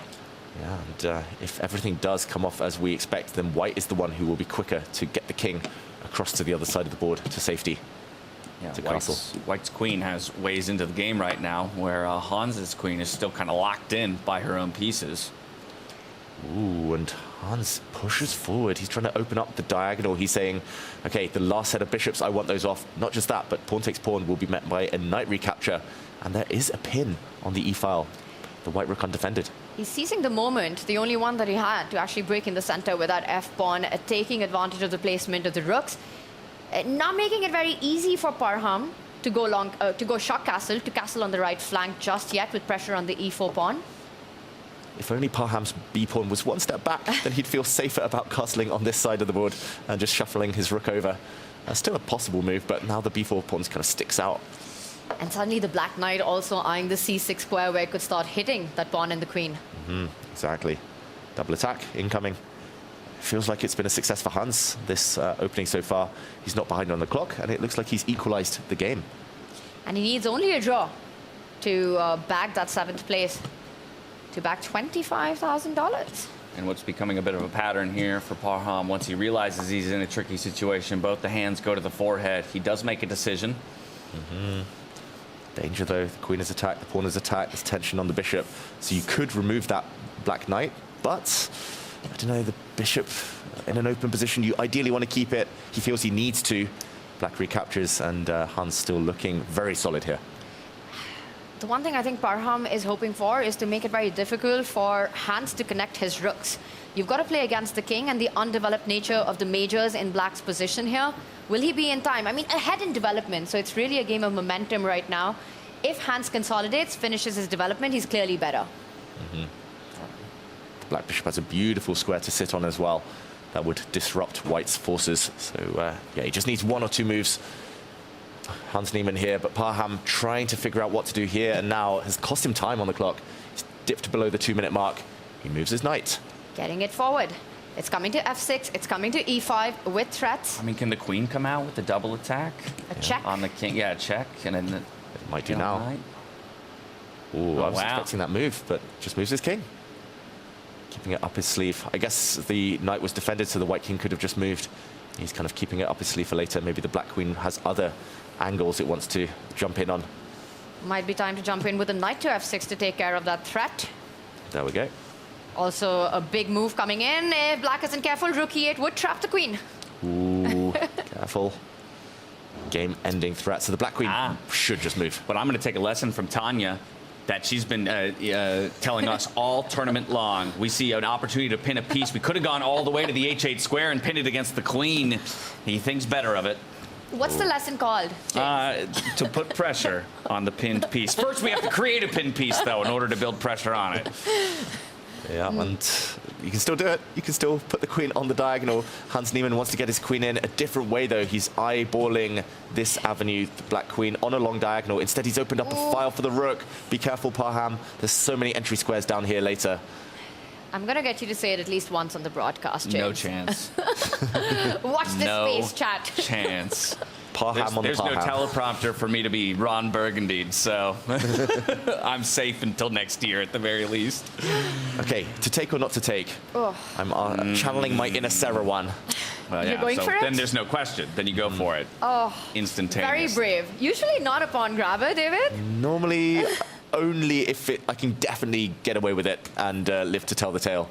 Here the knight is offside, the white king is really open, but my philosophy here, you have to suffer for something, and otherwise you're just allowing the black rook in, you're getting attacked, the white king is so open, you need something in return. And in fact, it's the only move that's not zeros on the engine. And I think very importantly, after a check on 8-6, after that move, you have a knight retreating move that blocks the check and saves the knight.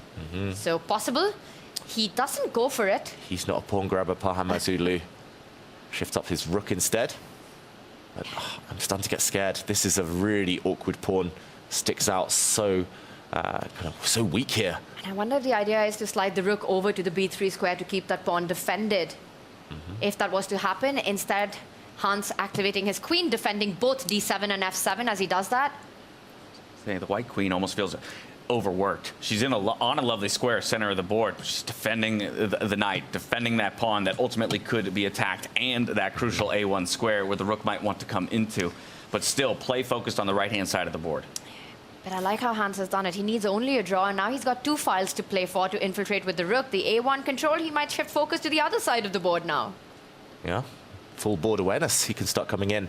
It's not just that, but how's Parham going to win this? He might need queens off the board.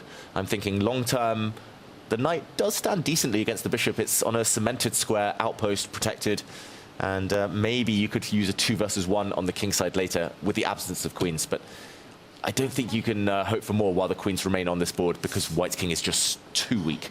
Hans infiltrates. Infiltrates, and the queen is blocked there now with the rook on b3. So I like this move by Hans. It defends d7. Ooh, watch out. g5 hanging, falling with a check. Defended. Oh no. Oh no. Oh, the rook's coming in now from the other side. And the position slipping. The rook. Oh, the king is running left and right, desperately trying to hide. But it's game over, apparently, if Hans delivers the correct checks. That's it. You can run, but you can't hide. You're fighting against the majors. The queen about to join the party from the first rank. And you're fighting against the clock here. Hans, so much more time to work with. Mate threatened. Parham dodges it for now. But, oh, is it game over? There's another check here. And the rook will have to block it. If the king moves, that would be checkmate. But look at that classy stuff from Hans coming in with the bishop. The bishop's coming. The king's on a light square. Killer attack. This is just game over. The white knight is not participating in this game at all. King steps forward, but that doesn't feel like it's going to save anything here. A queen check from Hans Niemann. If the queen had blocked, the black queen could have taken another pawn. The rook blocks instead, but that does allow some nasty checks in the corner. You could start with a check just about now. He does it, and not just the corner checks, the flank checks as well coming in with the rook. That's it. It's checkmate. And there we go, handshake, and it is decided. Hans Niemann takes the win. He gets the win in the tiebreak scenario, a position we would always call him favored in. He extends to the tiebreak, forced it after an initial loss to Parham Magsulu, and he'll lock up 7th place here in South Africa.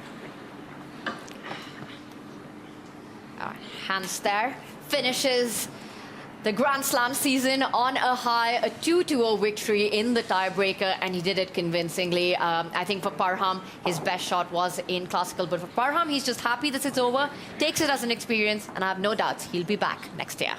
And we look forward to seeing him yet again and what his learnings might be. Have the right attitude this entire tournament long. Always showed us fight, even when things weren't going his way from day one. Yeah, he's popular with fans, colleagues, everyone, Parham. He's on a steep kind of learning curve, as we all are in chess, especially when kind of this was the biggest, the first time he's really been able to challenge the real elite. But for Hans, yeah, it's kind of mixed feelings. It's like a good win today overall. He played very well in those last Blitz games, but 7th place, he would have wanted more. Right, he knows what he's capable of because of what he did in Vegas. So while 7th is still going to be an extra $10,000 in his pocket, we can take a look at the lower bracket because another one of our matchups has been decided. 4 of our players are solidified in their placing. Fabiano Caruana is in 5th, having gotten it done over Arjun Erigaisi, who will finish 6th. Hans Niemann, he snags 7th, and Parham Magsulu will end the tournament in 8th. But we still have positions 1 through 4 to be decided. It's Vincent Keimer looking to end it here and now against Sindarov in their second game of the day in the battle for 3rd place. And of course, our marquee matchup, it's going to be Levon Aronian, who's got the point advantage over the world #1 in Magnus Carlsen. They are slated to do battle in just about 30 minutes time, with the position lottery happening in 15 minutes. So we're going to head to a quick break, give ourselves a breather before we come back and see all of the action as it concludes here in South Africa. We hope to see you there. Don't miss it.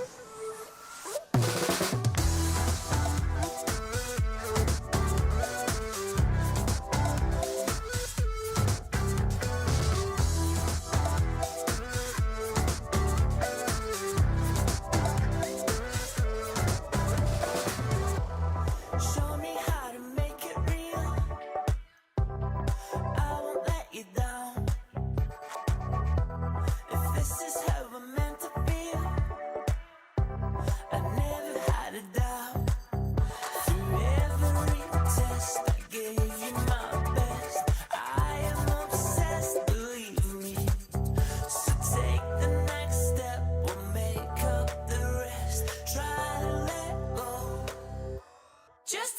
for a ride.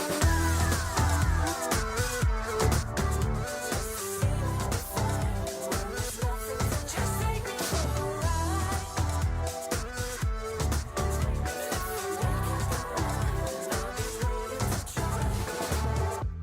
You wanted me to break the rules. I can read the signs. I can feel it burning through. You see it in my eyes. It's complicated, 'cause all along I've been waiting. Just take me for a ride.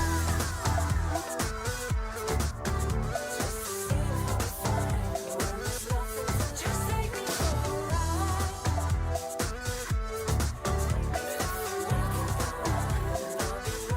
Just take me for a ride.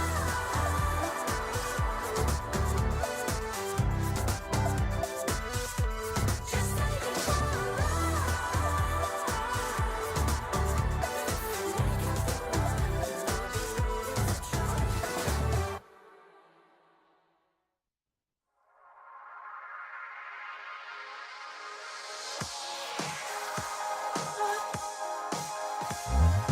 I don't know.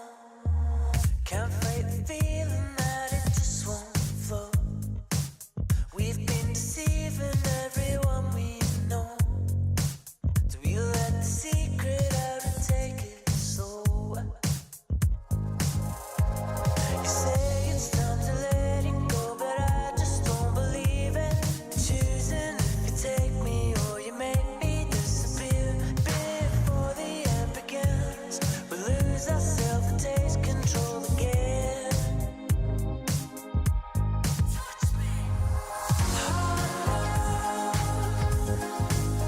It's keeping us hanging on,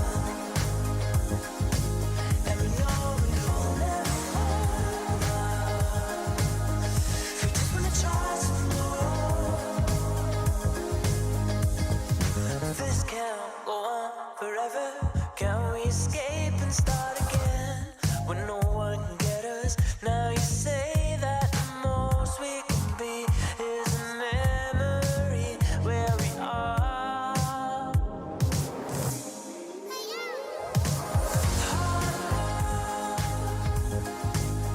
It's keeping us hanging on,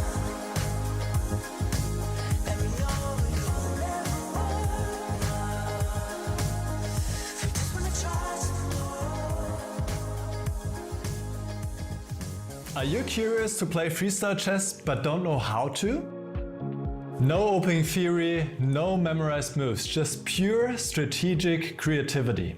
But how do you navigate 960 possible starting positions with confidence? That's exactly what I'll teach you in my Freestyle Chess Masterclass.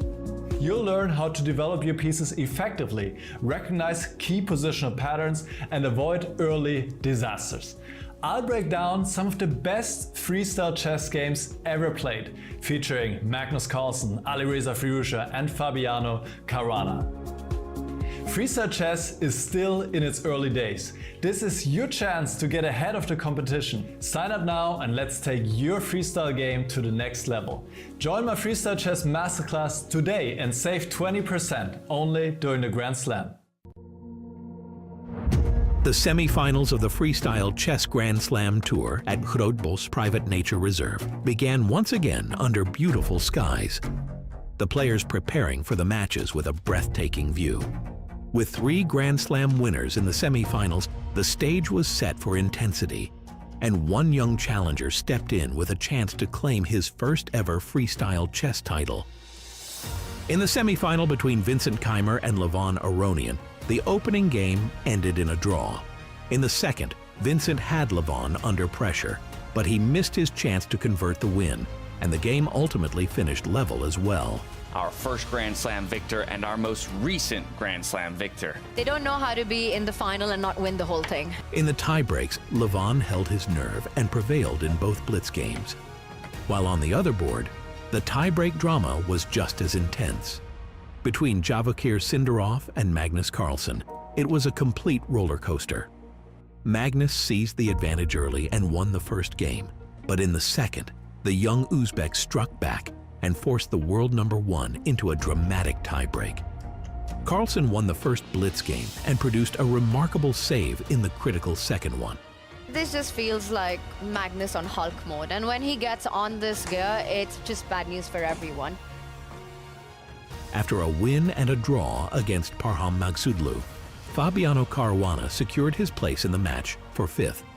It was the only encounter of the day that ended without tiebreaks. Meanwhile, the match between Hans Niemann and Arjun Erigaisi was also decided in 2 blitz games, with Arjun taking the victory 3-1. After a whirlwind of pressure, precision, and breathtaking endgames, only 2 remain. The pairing for the final is set. Get ready for the final day of the 2025 Freestyle Chess Grand Slam Tour. All eyes are on the showdown between Magnus Carlsen and Levon Aronian, the winner of the Paris Grand Slam and the Grenka Open, facing the champion of the Vegas Grand Slam. Who will take the last move? Will Magnus Carlsen walk away with 2 trophies? Or will Levon Aronian add a second title after his win in Las Vegas? Stay tuned.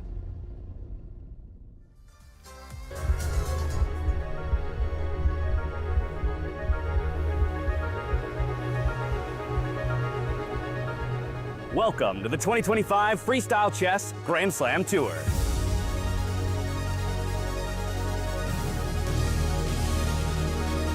The world's greatest chess players will battle in a unique and thrilling format.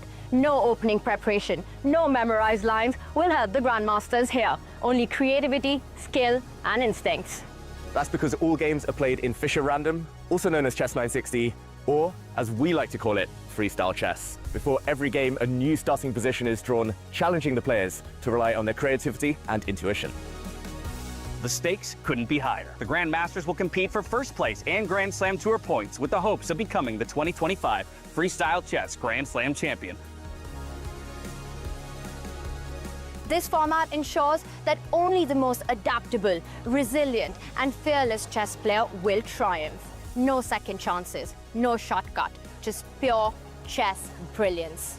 World, are you ready? This is Freestyle Chess.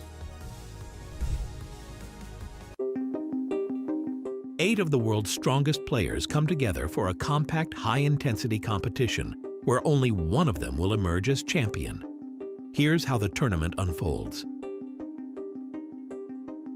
Day 1 features a complete round-robin stage in which every player faces all 7 opponents. Each game is played with a time control of 10 minutes plus a 5-second increment.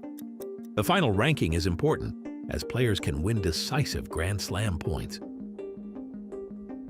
On day 2, the tournament moves into the quarterfinals. From now on, each matchup consists of 2 games, one with white, one with black, and time control increases to 30 minutes plus 15 seconds per move.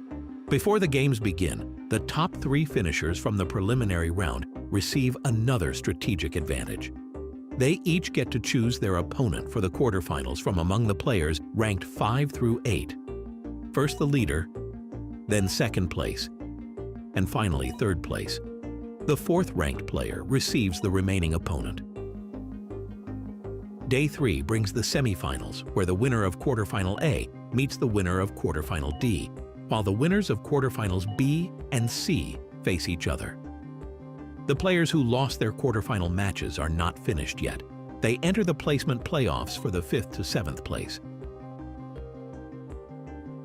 Everything culminates on day 4, the decisive final day of the event. The 2 semifinal winners compete for the championship title in the grand final, while the semifinal losers battle for the podium in the 3rd place match. Both played with 30 minutes plus a 15-second increment. At the same time, the lower half of the standings is resolved through the 5th place match and the 7th place match, which use the quicker 10 plus 5 time format. 8 players, 4 days of freestyle chess, 1 champion. Who will take the crown? Hello, everyone, and welcome to South Africa.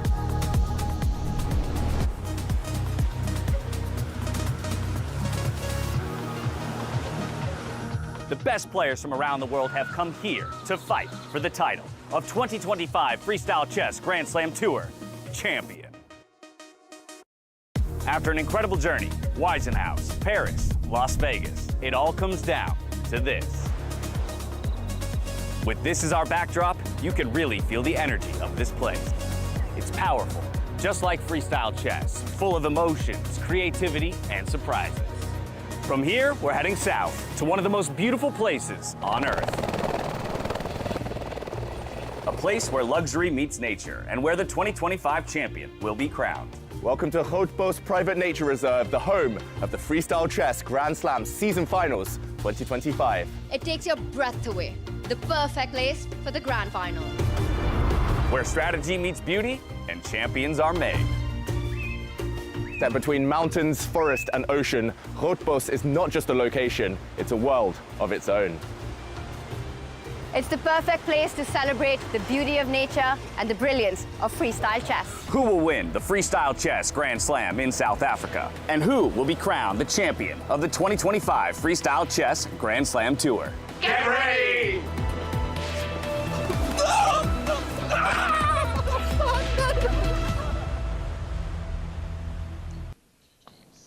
Hello, everyone, and welcome back to the final day of the 2025 Freestyle Chess Grand Slam Tour here in South Africa. It's our season final, our grand final between Levon Aronian and Magnus Carlsen. Vincent Keimer as well, still battling it out for third up against the likes of Yavokir Sindarov. We, of course, saw the lower bracket bouts come to a conclusion, with one of them going to tie breaks just before the break. It was Hans Niemann who would come out on top and snag 7th place, while Fabiano got it done earlier in the day for 5th. But this is the marquee matchup right here. Levon Aronian, and the story of the day, perhaps the entire tournament, alongside the likes of a Sindarov. Undefeated still he remains.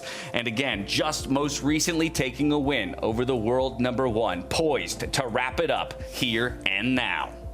And I think that result was something that few would have predicted at the start of the day. And the way Levon did it, it wasn't just the scoreline here, but his level of play incredibly high.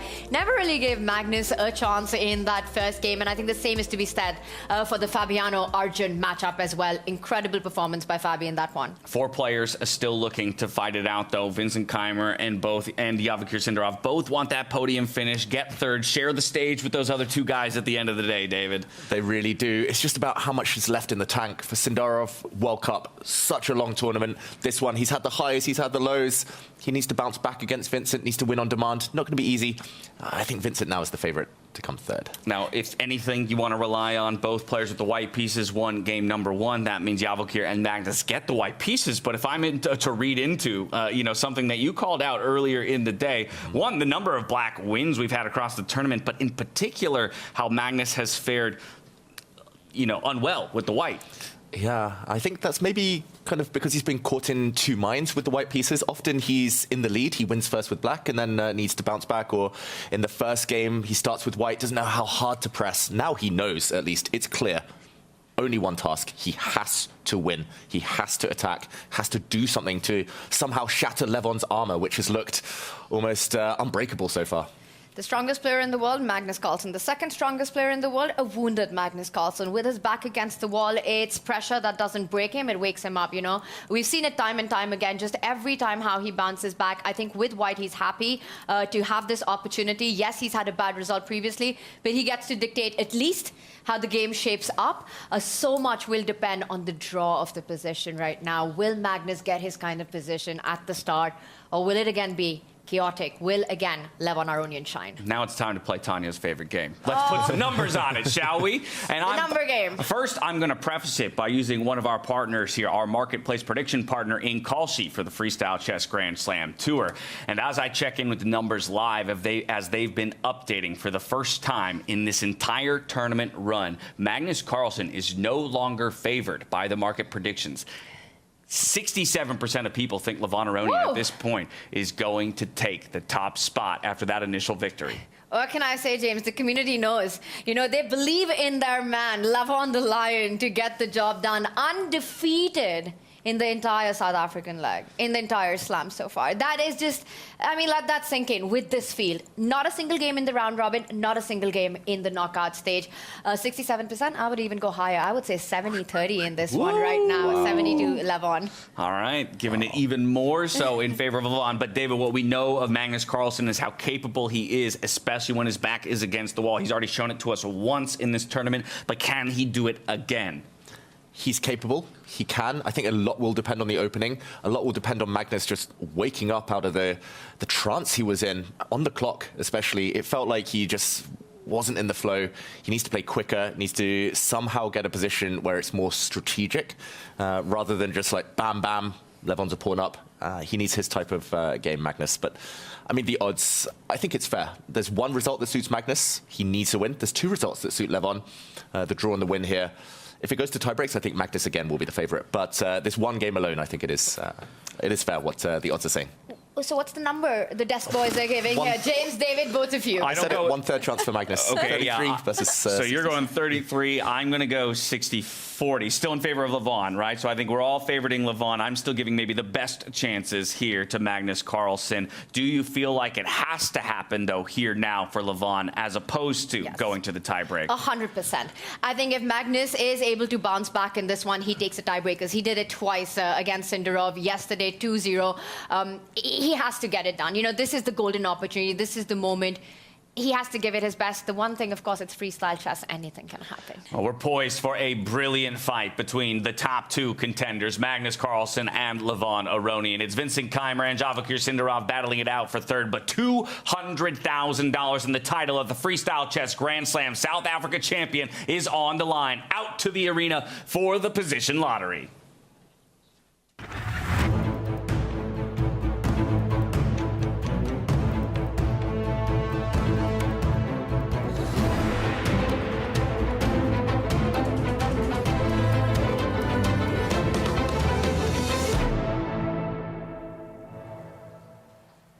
Welcome back to this final day. We saw two decisive results in Game 1. Wins for Levon Aronian in the final and a win for Vincent Keimer in the match for third place. We're ready now to draw the next position. I'm very happy to be joined by Connor Opperman, who is the highest rated player from the Overberg region. And Connor, just a few days ago, you played against Levon and Hans in Stanford. What was that experience like? It was good. It was good. The games didn't finish, but yeah, they definitely had the up advantage. But it wasn't completely losing. But I really enjoyed it. Thank you. Thank you. Maybe the game will be completed someday. You are now. You have the big responsibility of drawing the next position. So let's find out.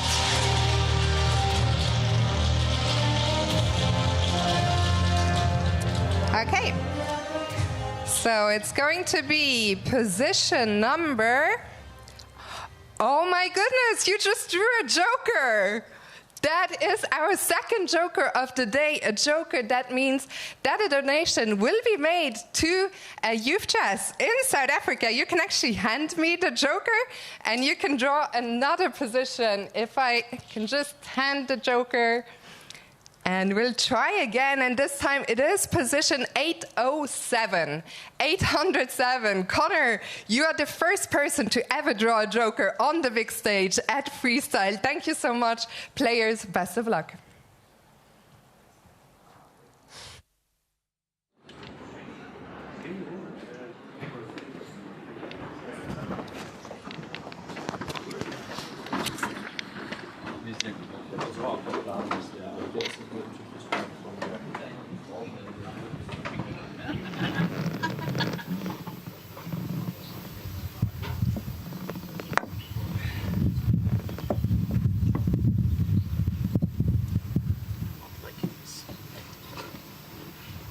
Why?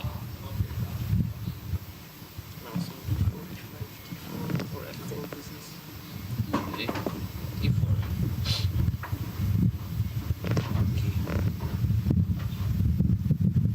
D5, E5, F6. No? D5 you take? 6 here? Not sure about this. Takes, G6, knight D3. Okay.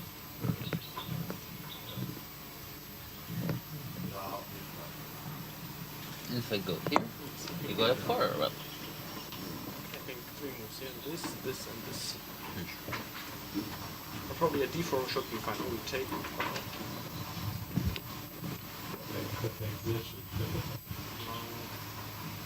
I would get out with F5 quickly.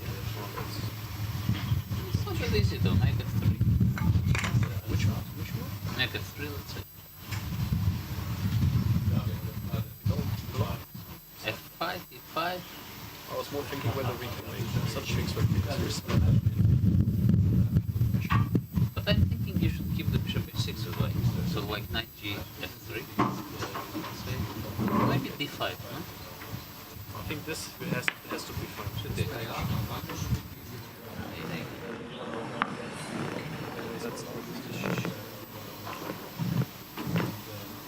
So maybe this is.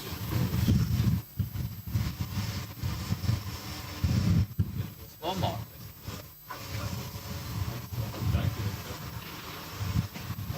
And if I, let's say, do some symmetrical business.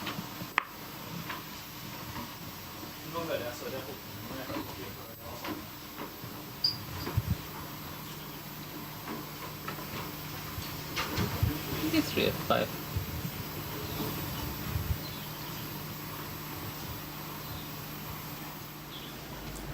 It's very complex. What about this?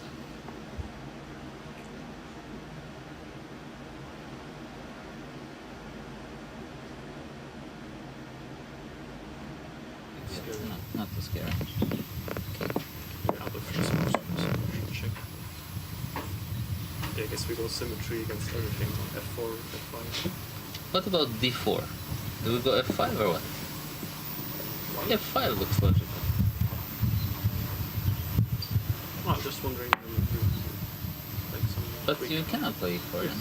So I go G6.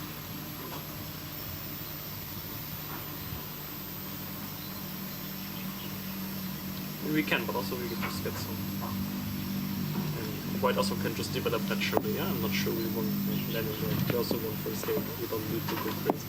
But not going crazy, just trying to be logical. Well, I do feel like we can do worse. Like generally. But what? It takes so long for you to pass it. It's like a Sicilian. Yes. No? You don't like F5? Okay. So you think D5? I don't think it's a bad move. I don't think it's. You don't think it's a good... No, I don't think it's a good choice for the situation. Uh-huh. Yes. Probably we should.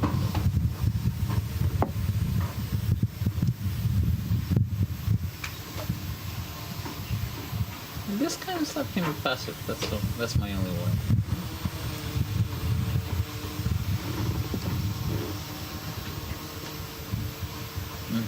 Ah! Makes sense, blocking the bishop. So you should go h4 probably. Yeah. G6. Wait, G6, C5. Yeah, 5. 5.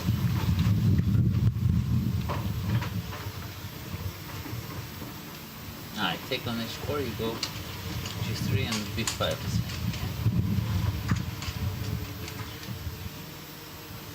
So so Yeah, maybe exactly the solid option or so. I mean, okay, also I'm not sure. We just copy this.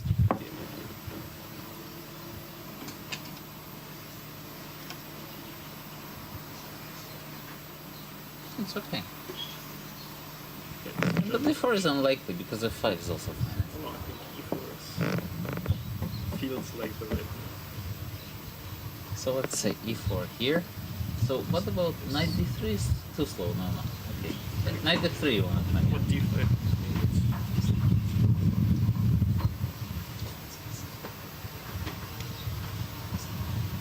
Knight d3 d5.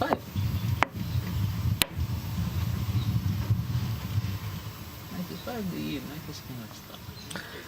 Position 807 could decide it all here in South Africa for both of our boards. The battle at the top. It's between Levon Aronian and Magnus Carlsen. Levon needing a draw or better. Vincent Keimer needing the same. Javikir Sindarov left to his lonesome here to evaluate the position, while Magnus Carlsen does the same. Both of them backs against the wall, needing a decisive victory just to extend their chances in a tiebreak scenario. Lucky number 807, that's what they have to hope for. It's not going to be easy, I think, with this position. We see the heat map here. Symmetry is likely to be expected, maybe the best course of action for the players with the white pieces, but that goes against nature. When you want to win, you want to create chaos, they'll have their work cut out in order to create that. And with Levon Aronian and Vincent Keimer needing only a draw to wrap things up, 807 could be the final position of our entire 2025 season. That's what these two are hoping for. That's the case that happens at the end of it. They will start with the black pieces here. And to your point, if symmetry cannot be broken, they're probably feeling better about their chances to get a more strategic, more in-control fight.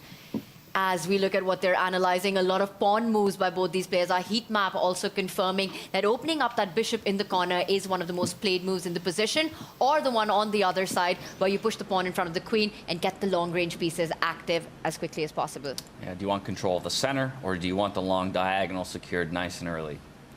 Yeah, and if it does become more strategic, on paper that favors Magnus, although yeah, it's unlikely he'll be able to whip up some direct attacks, and maybe that's not the type of thing he'll want in a must-win situation. I think it's also good news for Vincent Keimer, so it means he can control things a bit more against Sindarov. Just needs a draw. If it is controlled, symmetrical, that suits his style. So we'll see. I think maybe Vincent's maybe the happier of the two if we compare him against Levon here. Who do you think has a bigger chance of making a comeback? Is it Sindarov or is it Magnus in the matchup? Magnus. It's Magnus. It's always Magnus. It is always Magnus. Until it's proven otherwise. I mean, on paper, it looks like Levon, he just almost deserves to win the tournament at this stage, unbeaten. He's been so consistent, so good, kind of head and shoulders above most of his opponents. Yeah. But always it comes down to single moves sometimes that define titles, and it will come down to a moment where he has to make a correct decision, or where Magnus has maybe a half chance whether he can take it or not. It feels like that's going to decide this game. You know, you mentioned our Kalshi community said 67% to Levon Aronian by the end of game one. I gave it 70-30. I think, David, you were close to it as well, giving the odds in favor of Levon. And then you asked if Magnus makes a comeback, what happens? I think then it completely switches. I would go as far as to say Magnus becomes another favorite by 90-10 this time, just simply given that he makes that comeback. Momentum will be on his side. So for Levon Aronian, he needs to get that draw in this game. I would absolutely agree.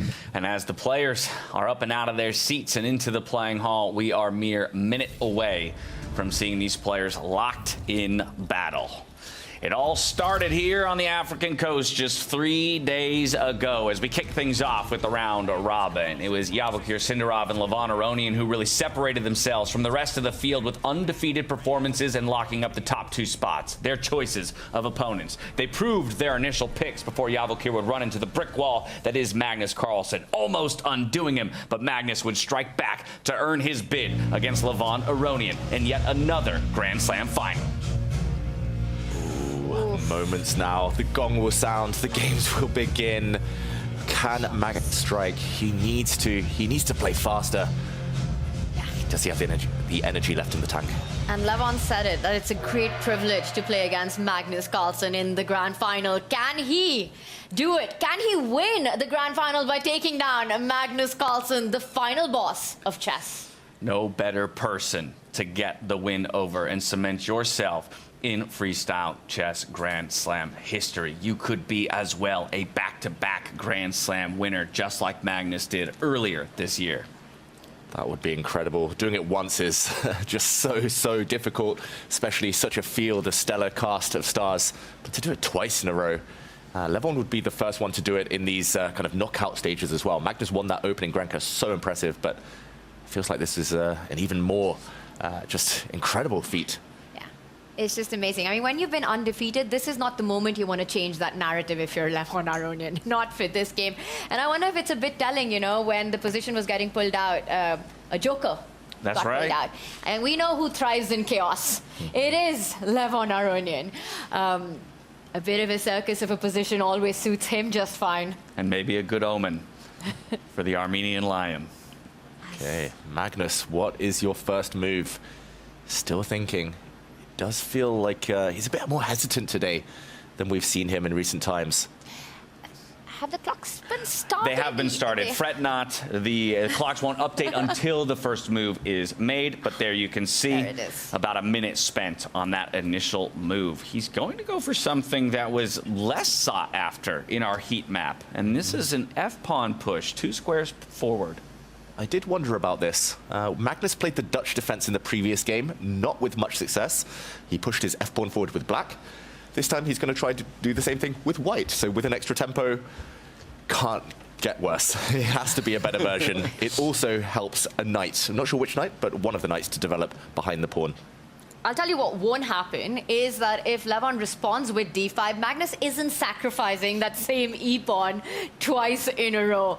D5, e4, any chances of that happening? I tell you what else won't happen.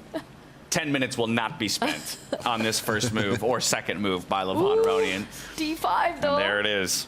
Yeah, they didn't seem to discuss it in much detail, this F-pawn push. Vincent Keimer and Levon Aronian, but of course, even a surprise, he reacts within a good 15-20 seconds. And yeah, this is, I think, normally the antidote to pushing the F-pawn. You want to occupy the center with your D-pawn. And this is regarded as quite a healthy setup when you have the black pieces, no matter pretty much the piece configuration on the first ranks. I'm also expecting one of the flank pawns to move forward quickly, and specifically the one on the left side with the rook next to the king tucked away in the corner. We've seen that pattern. And something that Magnus likes to do very early on, activate the rook, but not through castling. Get that a-pawn moving, do a rook lift. Right now, he opens up the diagonal of the bishop, setting up the idea of striking in the center with the e-pawn. He's learned his lesson. No sacrifices. He never got that pawn back, ever, in the first game of the day. So he's preparing it, protected by his bishop. It looks like Levon was about to move. I wouldn't be shocked if he brings his knight out to cover that central square. Or maybe he'll allow it to happen and just open up his own bishop. Very healthy as well. I like the speed with which Levon's responding. It seems to indicate that, well, nerves, he's doing well there. Without a doubt, it seems like he's very comfortable. And again, I think just not falling into a bit of a trap that could come back to bite him later in this game by affording Magnus too much of an advantage on the clock. So he's going to keep the pressure up. It worked for him in game number 1. We'll see if it can work for him in game number 2.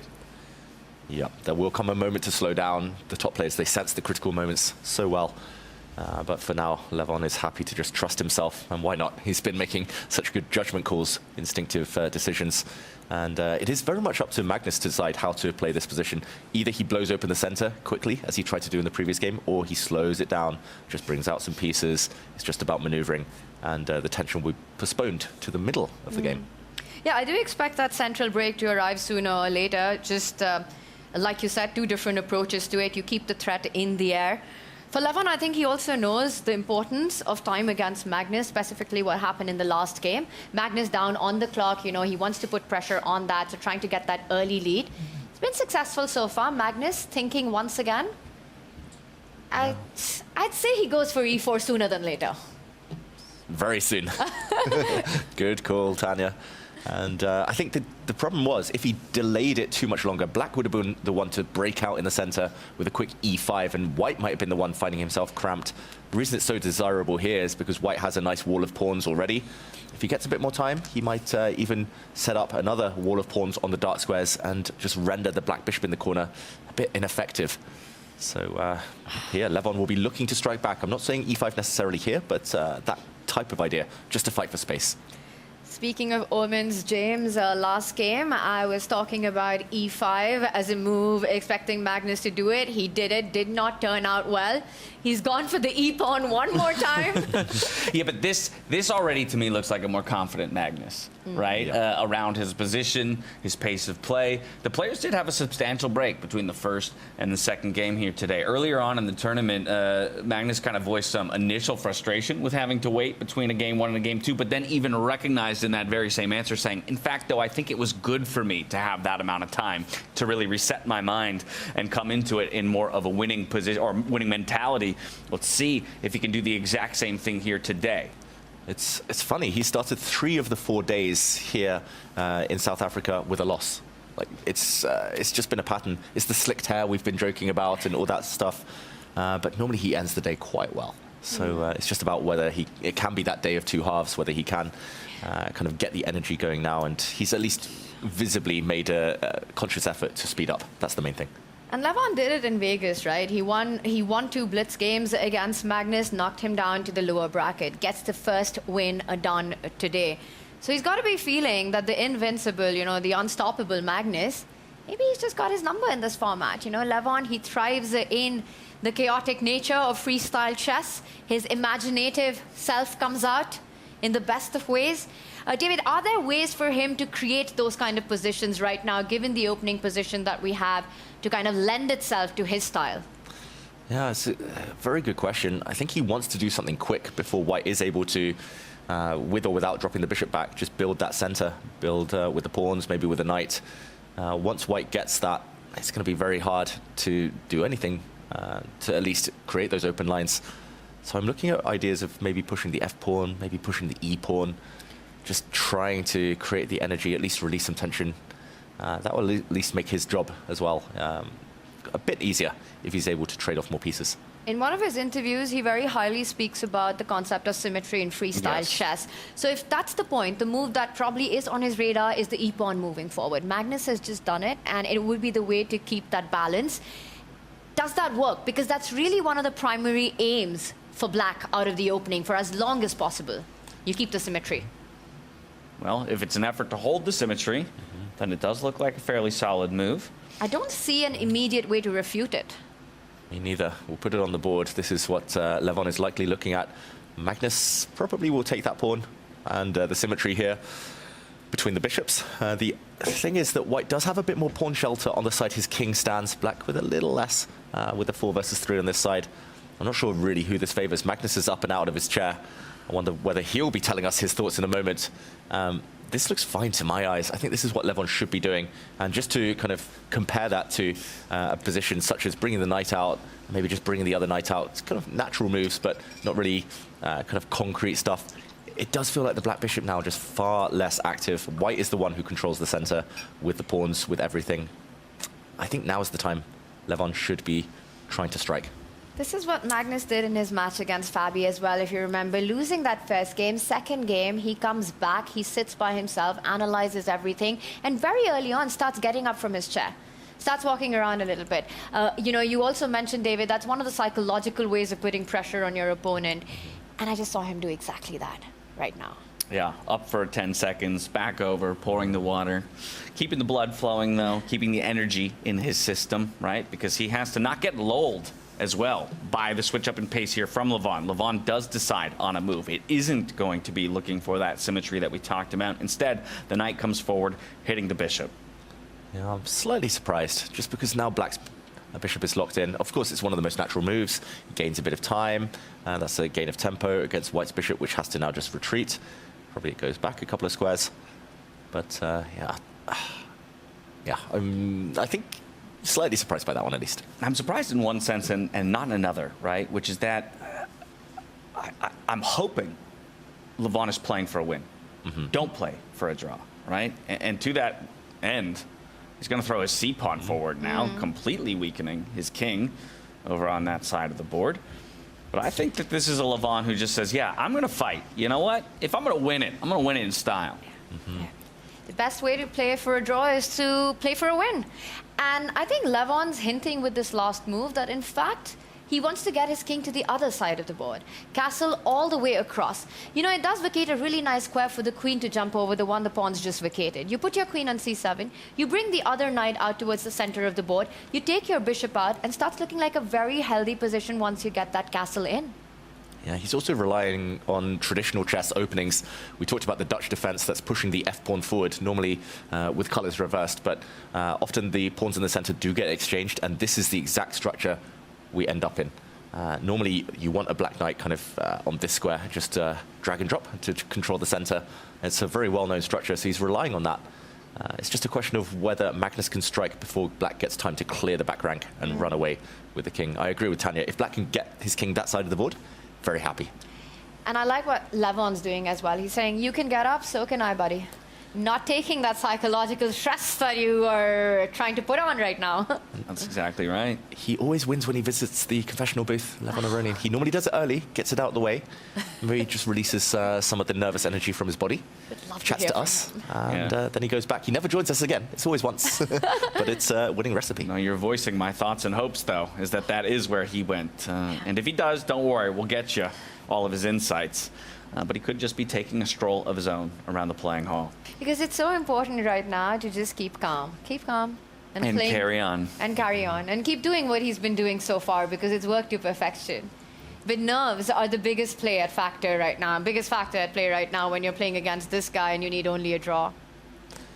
Yeah, Magnus is looking for moves. The most natural would be to bring one of the knights out. You could choose either of those. He, okay, just as I say it, does attack this pawn. I don't think that pawn wants to continue advancing where it has no support. That would also allow the white knight to leap into the center, continuing to attack it. So I think Tanya's move is almost forced just to use the queen to defend. It just feels like the square you want your queen on anyway, clearing up the back rank as well. Queen c7. Can't push the b pawn. The bishop's lined up against the rook, so that's out of the question. I completely agree with you. The c push does not fare well. Just feels like you're overextending. And Levon, at the end of it, wants to keep it under control for as long as he can. Yes, he loves the chaos. Yes, he'll take the opportunity if he gets it. But if he isn't pushed to it, Magnus is the one who needs to make a push in this game. So let Magnus bring the fight. All right, let Magnus bring the fight. Let Levon bring the confessionals as he finds his way back to the chair. We'll come back to see what move he'll make. But first, we'll see what insights he has about this second game of the day. The position feels kind of solid. What depends if White manages to put the pressure on the c5 pawn quickly. Otherwise, my plan is very simple. Knight d6, queen c7, just bishop anywhere. Let's say f5 and castle. Once I'm castled, I mean, structurally, it looks like White will spend too much time to develop his pieces before there's anything. So. Yeah, I kind of think this should be fine for Black.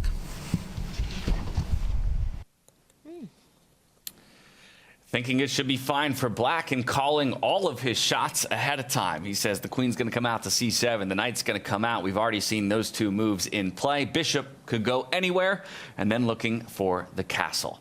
But so far it feels like Levon just has a feel for freestyle chess, has a feel for the positions here in South Africa more than anyone else.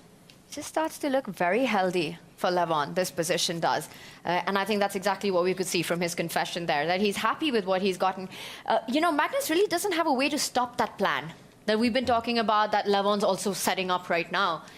And it's not so easy for Magnus to do the same. Because of that f-pawn push, getting the king to the right side of the board doesn't feel just about as safe, with knights jumping to e4, knights jumping to g4.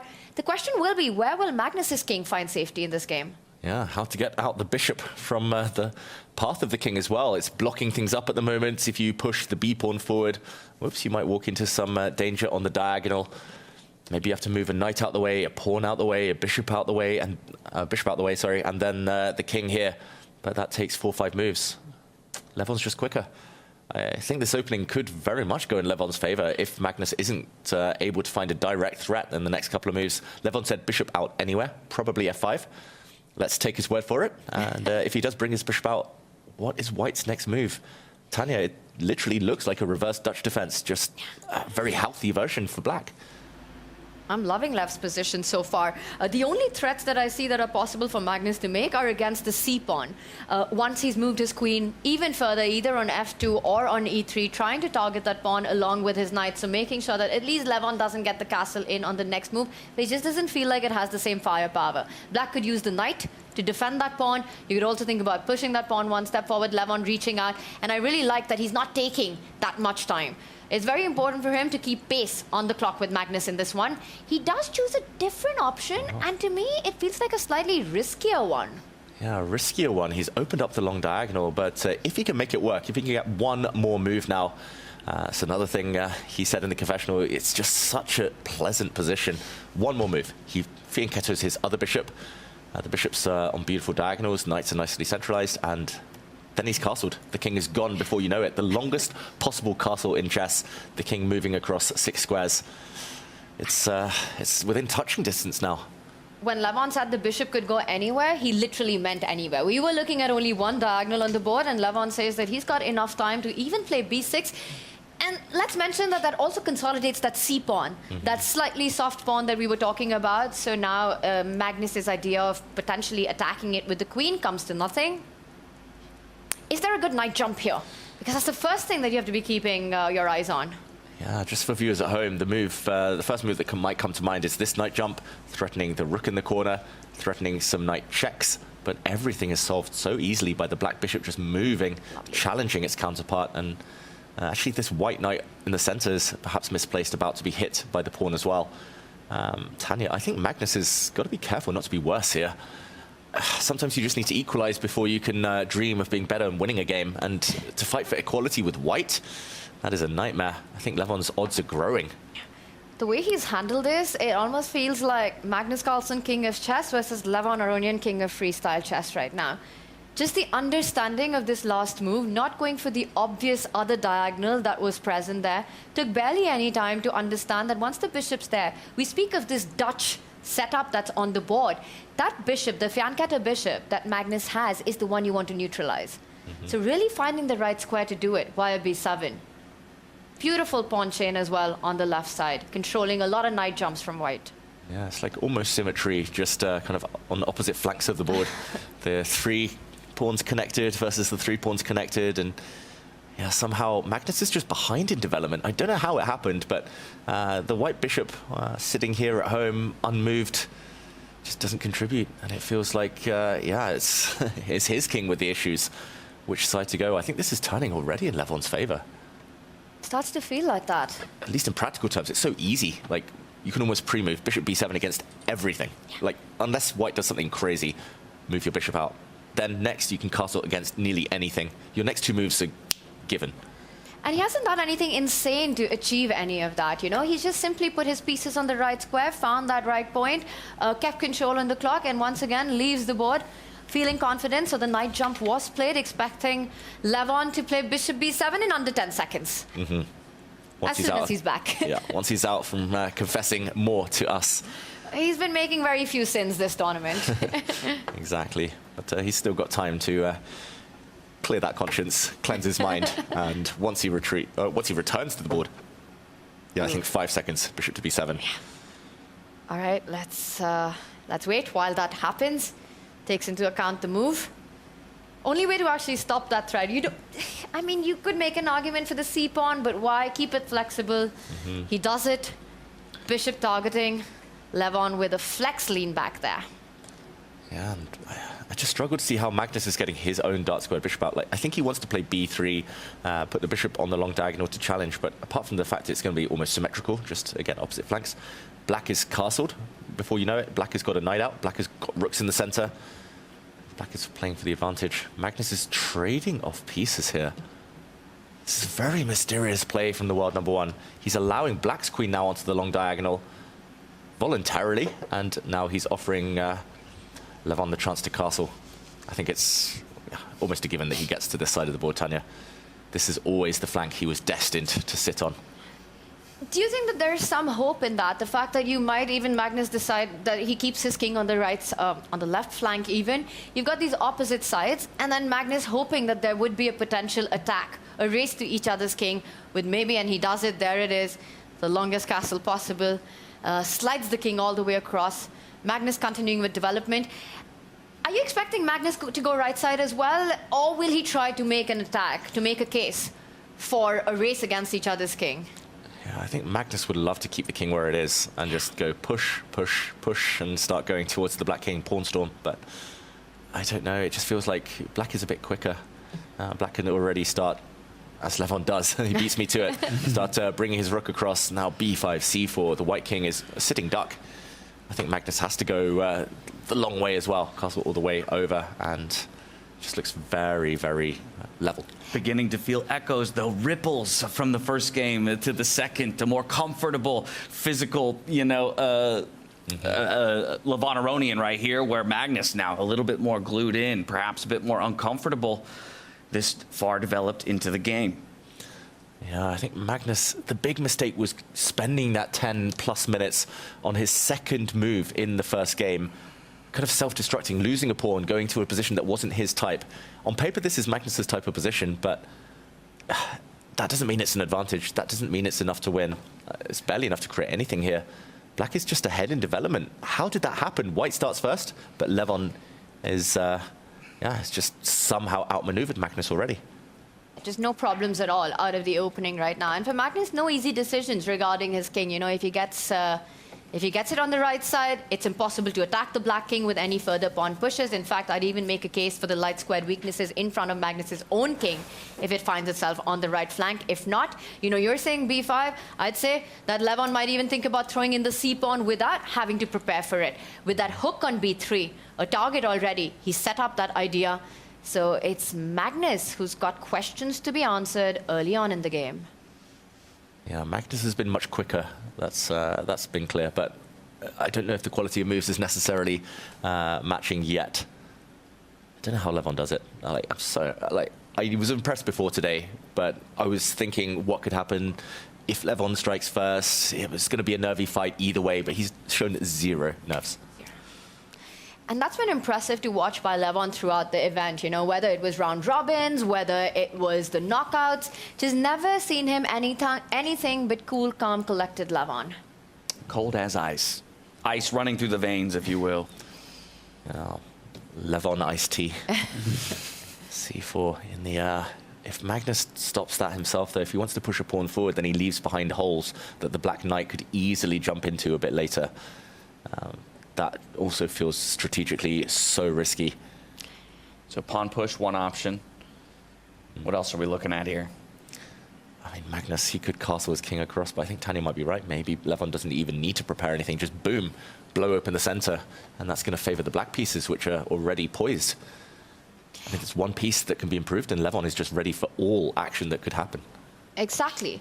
And the point is, if you stop that c-pawn from moving forward by pushing your own c-pawn 2 steps ahead, you're looking at different breaks in the position. With your king stuck on that side, it's going to be the b-pawn that does the job for Levon now, for opening up the lines to infiltrate. Tough. Very tough. This is probably a good moment for Magnus to stop and think for 5-6 minutes, come up with a long-term plan, and make sure he doesn't kind of lose the thread in the short term. But that would mean big time investment and on the back foot. And good on Levon for putting him in this position, right? He said, the clock worked to my advantage the first time around, so let me start asking questions of my opponent. Oof. You know, I think in my head, from 70-30, this is now a 75-25. The more you think, the worse it gets here for Magnus Carlsen, and it appears the same thing is taking place in his brain right now. The more he thinks, the more he dislikes the position. Yeah, especially the fact this is a longer game now. If this was Blitz, you can probably forget the objectivity about it. You just play quick moves, throw some pawns towards the black king, and you hope, and it becomes random. But Levon, with 23 minutes in the bank, this is not going to become random at all. And it almost seems like Magnus is looking at all these options that we're thinking about and not liking any of it. He's not feeling this position. He knows that a draw isn't good enough. He has to find a way to keep the imbalances, keep his chances. The one way to do that would be to strike on the right side of the board, but it's his king that'll be under fire before Levon's. I'm really surprised he traded off those light square bishops so quickly on black's terms as well, letting black put the queen on this lovely diagonal. I'm really surprised Magnus as well didn't use his other knight. This knight is just a target. This is just inviting a pawn storm, giving black an obvious plan.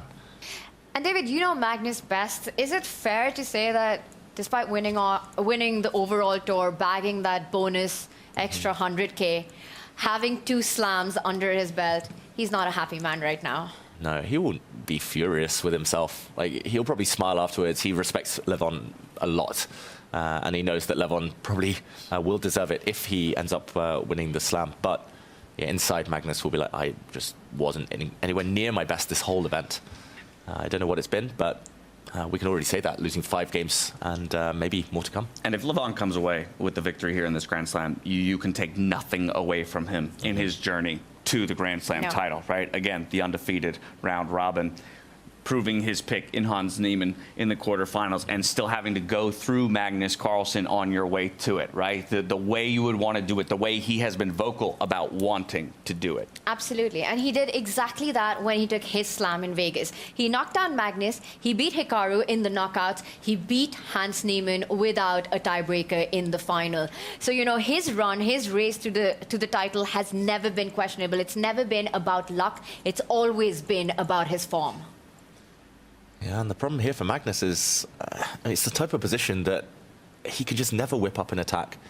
I just don't see any way he can turn this into his favor. Maybe a long game if Levon doesn't seize anything soon. It becomes slow, it becomes an end game. That's where Magnus comes out of his shell. But for now, still so many pieces. It's tough. He's spending a long time as we predicted, but struggling to find any energy in this position. Magnus plays to win everything. A second place finish, anything but first is trash for Magnus Carlsen. He's not going to be happy with that performance. Yes, 120K, 100K for the bonus of the overall winner. But he wants this title. He wants his third slam. That's right. Already guaranteed 220 grand coming out of South Africa, but it could be 320 grand and both titles. The Grand Slam champ and the Tour champ. That would be an incredible sum of money. In the meantime, I think Magnus has learned not to push his F-pawns on move 1. He did it in the first game. He's done it in the second game. He hates his position here. Leaning back now. Magnus looks just devoid of hope almost at this point. And he's falling incredibly back on the clock as well. I mean, now under the 16-minute mark, that is more than a 7-minute advantage on the clock for Levon. And a really nice position to boot, one which is quite simplified in nature. It's not a blocked position, but there are no tactics in sight. There's no way to actually create an opportunity for white unless black goes wrong. Yeah, it was the 10-minute deficit in game 1 where we really started to, harp on it. This is where you need to start to be concerned about the time you've afforded to your opponent. So maybe a couple more minutes here for Magnus to make a decision in a critical moment in the game.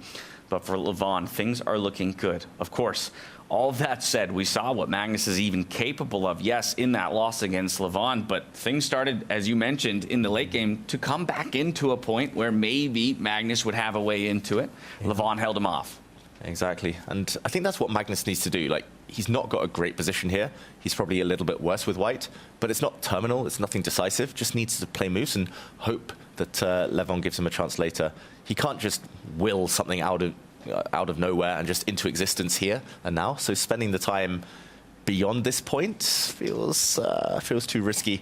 For anyone at home wondering why we're so excited about Black's position, Black has a simple plan. He's going to push the head of his pawn chain. Magnus now stops that by retreating. White can never push the head of his pawn chain. Too well defended. So the symmetry suits Black. And retreat mode for Magnus Carlsen. For now, and Levon can continue making healthy moves in the position, bring the other rook to the open line is one idea, maybe even improve the pawn formation on the left side, a storm, get that B pawn, C pawn idea. You said it, Magnus retreats to stop C4. You could reinforce the threat with B5 immediately. Mm-hmm. Levon, I think he just wants easy moves at this point. He's been playing so quickly. If he's going to make a move in the next 30 seconds, it's probably going to be this one.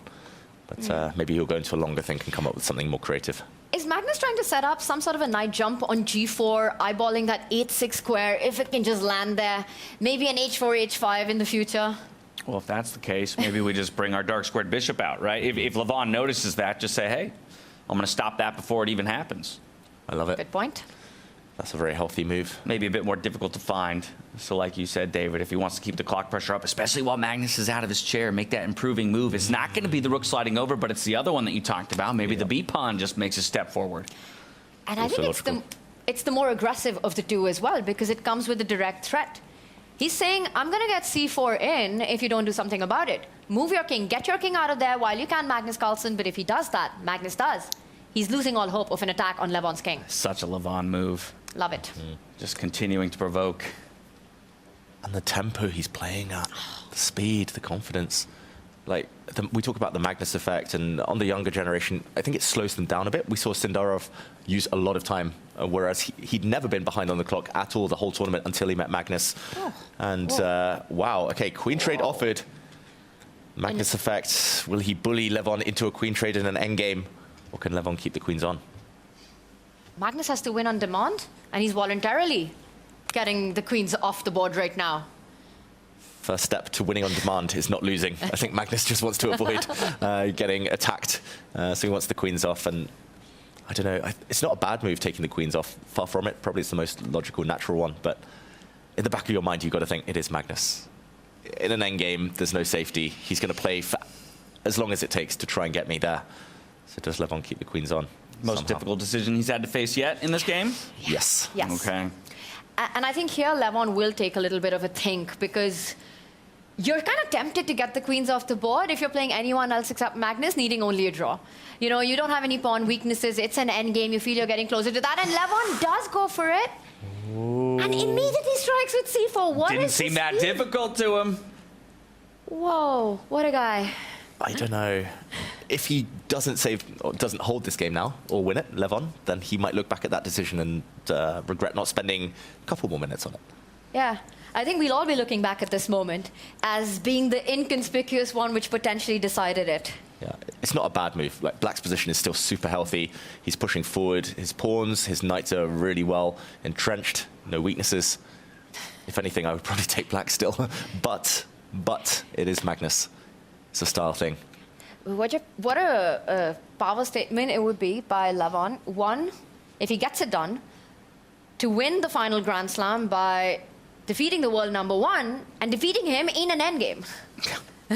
Again, yeah, if you had to do it, if you had to craft the best storyline, the best feeling way to come away the South Africa Grand Slam champion, that's just about it. A dream scenario here for Levon Aronian. With queens off the board, we're heading towards an endgame.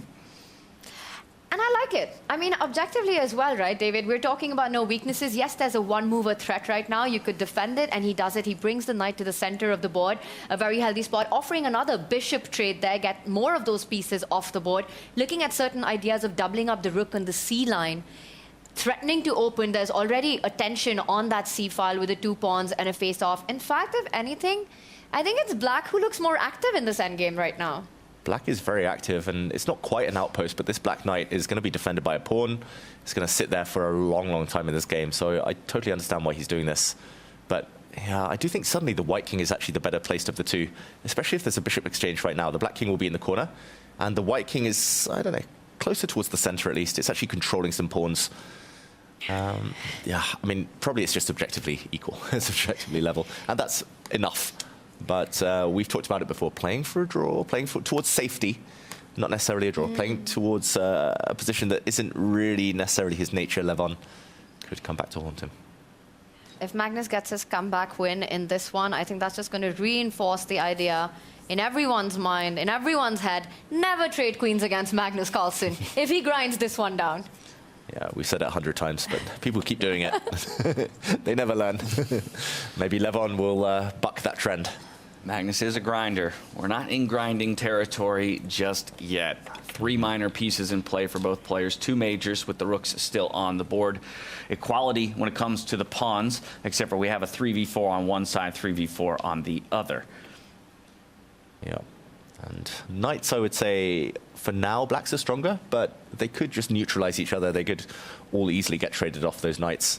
Rook endgame, probably. Wouldn't be desirable to Magnus. Maybe he'll want to keep at least one set of knights on, just because rook endgames have such drawish tendencies. Just trying to look ahead and think about what Magnus should be aiming for. Yeah, so now if Magnus doesn't trade bishops, I can't imagine that Levon will either, right? That's just allowing the king to slide up, connect the rooks, and give that a-rook a pathway into the game. Exactly. White would love to step forward. I think the reason Magnus might trade is because he might be scared of the pawn stepping forward and blocking in his bishop. He might even reinforce that threat with b4 and then get a c-pawn moving forward so that you can really clamp down on the entire left flank. So the bishops will come off at some point. The only other option I see for Magnus might be to try and plant the bishop in the center of the board. But no, he does trade. And what's next? It does put Levon's king right at the edge of the board, so making it further away from the center. You know, king is a piece in the endgame. And now, is he going to step up his own king once the capture happens, or will he jump forward with his pieces? Knight to e5. Knight to e5, knight to e4, king to b2. There's lots of options for Magnus, but... Are there any happy ones? Yeah, that's the question. They're all kind of neutral moves that don't change too much. This is going to be a long fight. I know it's not grind territory yet, but it's going to be a grind either way. Just don't know if Magnus is going to be able to be on the front foot of that grind. Maybe he'll be on the defensive side of it. He is the greatest endgame player of all times, Magnus Carlsen, apart from being the greatest player of all time. Full stop. But it's amazing how he's just changed the concept and the perception that exists around endgames. And I think this started happening around 2011-12, you know, when he broke into becoming the world #1 and sort of never left that ranking from there. There were positions that players would just agree for a draw, would not even play out, would not even fight it out, the top grandmasters. And then Magnus showed that you could really squeeze water out of stone in this. And he'd do it time and time again. Just keep playing on and on with what appeared to be nothing on the board. Right. Until there was. And then the draw would just slip out. And I don't know how many games he's won like that in his career, really cementing his place as a player you want to avoid end games against at all costs. Yeah, first he started squeezing wins out of draws, and then he started squeezing wins out of losses. Exactly. And the average number of moves now at top-level tournaments is so much greater than it used to be because people just never give up. And it's become more of a sport. He's turned it into that sport. It was kind of regarded as more of a science beforehand. It's like, if you get an advantage, you can play on. If it's equal, it's a draw. We both go home. Yeah, not much else to say. But Magnus was like, no, it's stamina, survival of the fittest. I'm going to outlast you no matter what. Well, it was an obvious recapture as Levon retook his seat at the board. So the king is now cornered. A quick response here from Magnus as he was able to use his opponent's clock to think about what his response to be. He's going to bring that king up, tuck it in, fianchetto it, if you will. And now the rooks are connected. He's a little bit more in play. It is. He's going to play this out for a long time. And as Levon sets up the idea of doubling up on that C line, eyeballing the C2 square. Again, just loving the pace that Levon's keeping on the clock. He's not letting that advantage on the timer slip out. While Magnus is on a thing, should we check in with our fight for third place? You know, Vincent Keimer also needing just a draw. And I've got my one eye on it, and it looks like he's doing a pretty good job of that so far, keeping things under control. Yeah, let's take a look. Far fewer pieces in play as we arrive at that board between Yavakir Sindarov and Vincent Keimer. The two guys duking it out for third place here. Their spot on the podium just below those two top dogs. It's one minor piece in play per player. By my quick count, we do have equivalents in the pawn numbers. Bit of a weird structure, though. Very strange structure. Doubled pawns mirroring each other. PP on the PP, or is it FF on the FF here? It's like all the doubled F pawns. I'm glad someone said it. It wasn't me. It wasn't me. And I think the king side, like this right half of the board, all of the doubled pawns actually help black to prevent white from making a passer. None of the white pawns can easily bypass the three black pawns there. So the 4 versus 3 advantage for white doesn't look so relevant. Whereas the 4 versus 3 for black on the other half, on the left half, it's easy to imagine the black pawns advancing. Is there any danger of black's bishop beginning to get caged in, though? Yeah, definitely on this side where a pawn would just advance. But I think he's creating a new avenue for it. There it is, right there. Back, then forward. In fact, I think if anyone's going to push this endgame, it has to be black for all the reasons that you pointed out right now. Once that bishop comes into play, starts targeting the pawns on the right flank, you create a passer on the left flank, your king active as well. Also, not a kind of a Sindarov fight that he always wants in the game. You know, he wants those tactical middle games. He wants to be the aggressor. Vincent Keimer, a very fundamentally principled player. I think he's very happy with what he's gotten. In a game, he needs only a draw. It's always interesting, the storylines as well. And the previous game between these two, Vincent won. It was bishop versus knight endgame. Now he's got a bishop versus knight endgame. Pawns on both sides of the board. And yeah, it looks like storylines might just repeat themselves. It's clear bishop's favored by Vincent, knight's favored by Sindarov. And it looks like the bishops here will win out, or at least guide Vincent towards safety and winning the match. It's fascinating how we've got these two battles for the podium finish. You know, at the very top, we've got the battle between, well, the two stalwarts. the old gods, so to say, Magnus versus Levon, and this one a fight between two forefronters of the new wave of chess, the golden generation here, the German #1, the Uzbeki superstar now, Javokir Sindarov, the youngest ever World Cup winner. What a year he's had, and what a year Vincent Keimer has had, climbing up the rankings, now currently world #4. A great performance throughout the Grand Slam as well. Yeah, both of them in their chess careers in general, but particularly on the freestyle stage, two of our top performers in that younger generation. And we should mention, like, Tanya, you said German #1. Now there's a huge German kind of surge. There's so many grandmasters. There's Bluebaum in the candidates. There's Donchenko nearly made it there. There's the Svana brothers. Sindarov, part of another generation. It feels as if the country just kind of, the luck of your location, the luck of having rivals, it kind of spurs you on, pushes you to new heights. And Sindarov, given a 3-bedroom apartment in Tashkent, in the capital, from the government just for winning the World Cup. I wish I was from Uzbekistan these days. It seems to be almost a guarantee that it helps you become a better chess player. And he might have more than one house in Uzbekistan. Now, I don't know how true this is, but I heard that after the Olympiad back in Chennai in 22, there were also a lot of gifts coming from the government for the Uzbekistan gold medal winning team. And Sindarov was a part of it, was a key part of it, along with Norderberg Abdulsattorov as well. And apparently they were also gifted a house back then. Not too bad. Not just homes. They live like kings, well, real heroes. Play like kings. And Vincent may be gifted an opening in this game. The deeper engine lines really like bishop to c5 check here. A check, and if the king does move, then probably the pawns just start pushing, right? Yeah, you're looking for that A pawn to start rolling down the board. You force the king all the way over to the other side. Your king is already on the side of the board that you would like to support the pawn march with your 4v3 pawn advantage. This could be the recipe here for Vincent Keimer. And Sindarov, he's probably going to go for it with his king and just hope that he's quick enough, but it takes so long to go and grab a pawn with your king, to follow it up with your own pawn, and in the meantime, black is so much quicker. So much quicker just with the D pawn, right? The bishop assisting that and getting it all the way up the board if that idea was to come at play. And to think that it's Vincent Keimer who needs only a draw. It's the ideas we were talking about, right? Bishop coming into the game, start advancing the 4v3 majority that you have. And it's also the most human approach in the position. And meanwhile, the other side, how are you even making a passer? Not looking good for Sindarov, although he is standing up, trying to maybe use those mind games as a weapon. And okay, they have had a couple of moves. Actually, a check was thrown in. And here we stand, Vincent trying to decide which pawn to push. Double F, double F. A lot of pawns on the F line. While Sindarov tries to do that, moves on the other board as well. Should we go up to our marquee matchup? The fight for championship here at... No better place Africa? to be than the marquee matchup. The fight for the top spot, Magnus Carlsen, Levon Aronian. Again, it's Magnus Carlsen who needs to get a full point, a decisive victory. A draw will not do against Levon Aronian. But as more pieces have come off the board, the question is that working in favor of Levon's draw's chances? Or is Magnus starting to craft the typical end game that he's going to maneuver to a victory? As we get there, we'll check in with the board state. Tick-tock goes the clock for Magnus. He's now under 8 minutes. He's on the move as well. The last one, a small a6 played by Levon Aronian. And Magnus further defending the c2 pawn. Interesting. It feels like a game of chicken at this point. Magnus could and maybe should have pushed his c-pawn forward over the last few turns, but he was scared of Levon blowing open that side of the board.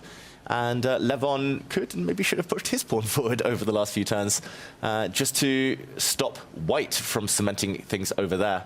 Just feels like neither side willing to commit. Levon doesn't need to, of course. He's happy to maintain the status quo. A game of chicken between the two guys who were discussing chicken stuff all tournament long. Exactly. How kismet. Levon's not one for chicken chess, though, but maybe it's the match situation. I will say, though, Levon has committed all his pawns to the light squares, keeping the idea of c3 in the air. A check that would ask questions, some trades to follow, opening up the c line. Is this the moment that Magnus stops that forever? Does he push the c-pawn himself? He doesn't. Falls back with the knight. I told you, they're just unsure about who this favors. Magnus wants to push this pawn, but doesn't want to allow a hook the opponent can use to drag the position open. And Levon reluctant to push his pawn, although I don't really understand the downside for black to pushing this one. It feels like that cements the black knight in the center forever. So I think it's a matter of time before Levon says, okay, you've tempted me too many times. You've given it to me in the last 8 moves, and finally I will say yes. If you have to win an endgame, there is the principle of 2 weaknesses that you need. You need one that your opponent needs to defend, and the other one that you use as the one that's overloaded and cannot be defended against. Looking at the position that Levon has, I don't even see a making of half a weakness in his camp right now. All the pawns defended. Beautiful pawn structure. Knight at the center of the board, rooks ideally placed. Yeah, this king move logical because of where that knight was rerouting to go. Maybe threaten those pawns on the 7th rank so the king slides up in defense of those. And for Magnus, I think he needs to, at some point, decide what to do on the queen side. Wow, I'm really surprised he hasn't pushed his c-pawn. That would have supported the b-pawn push, a-pawn push, at least some kind of grip on the position. But now he's offering some exchanges. Why would you offer the black rook to come in and get more pieces off this board when you need a win? It's not a bad move, just a surprising one. Right. The recapture here expected from the rook as opposed to the pawn. The pawn recapture would just create weaknesses like you're implying here, James. So Levon does go for more trades and also keeps his pawn formation intact. The other rook lands. In fact, if anything, it's Magnus's a-pawn now that can become a long-term problem with the rook and the knight combining against it. Yeah, Magnus has the isolated pawn after that little transition, and that's why black didn't take with the pawn, because then he would have had 2 isolated pawns himself. But Magnus, his most active piece was his rook, and that's been traded off for a black rook now. I don't know. Still a lot of life left. It's still not over. There's enough, especially with the knight still on, enough for a Magnus squeeze, potentially. But at the moment, he needs a lot of things to go his way. Right, but I could beat you to the e-file now with the rook if I wanted to. Threaten coming in on the 2nd rank. Oh, that's a good move. I like that. Right, obviously you can match me because the knight could recapture there on the 1st rank. So, but even still, that means more major pieces come off the board, and that might work in favor of Levon in the long run. Closer to safety. Is Magnus potentially, if Levon wasn't to play that, take away that chance and try to create a passer with d3, c4 coming in, push the rook back, push the knight back, just simply because he's desperate here, right? He has to create that imbalance. He has to create that passed pawn, give some problems for Levon to solve. Rook e4, I think, also solves that problem, because after that move, if you were to push the d pawn, suddenly there could be potential double attacks on the knight and the pawn. So I really like your idea, James. Yeah, and we've seen, though, Magnus, he's gone for those desperate plays when he needs to. He's one of the players who's very willing to say, okay, again, might not be a good choice, but it's the only choice, and he'll find those. Yeah, I think he would have rather gone for the desperation with Levon having a bit less time on the clock, but that's where Levon's been so in control. 17 minutes, and yeah, it's still a bit of a long shot, even if white gets d3, pushes the pawn, creates a passer. Even then, it's tough to imagine black being in too much trouble. So for now, it's just about keeping control. He drops his knight back. Another good move, threatening a check maybe, and covering any advances that the white pawn might want to make later. I like it. And Magnus's rook, the more passive one, still has to find inroads. Is it time to try to take the e-file under control, rook e1? But where do you even go from there? You could get it all the way up to e5, and there's not much to be done. Yep. He's going to bring it across, very likely. Maybe he'll push the pawn as well, although that would allow some nasty knight checks that he might just prefer to dodge. So yeah, it feels like improving the white rook. He's moved the knight around too many times. Cutting out that option of the black rook getting active looks very logical. And the chase will go on. It feels like Magnus will be trying things and Levon will be running away from them or preventing them.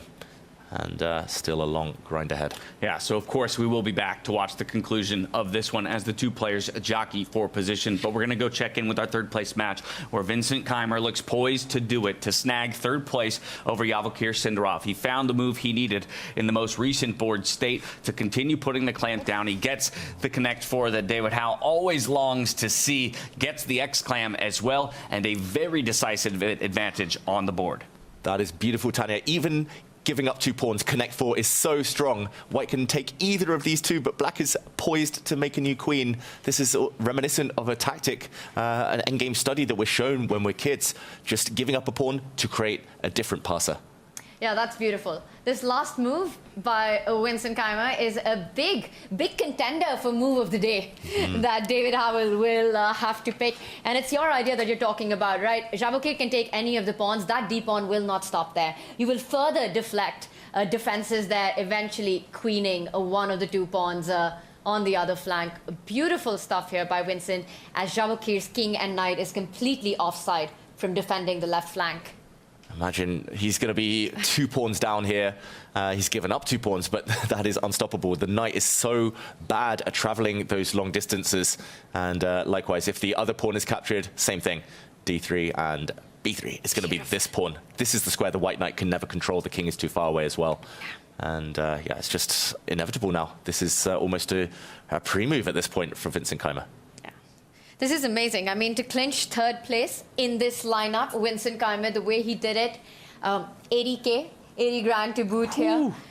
And to do it with D4, with this kind of an endgame, I think this is masterful to watch.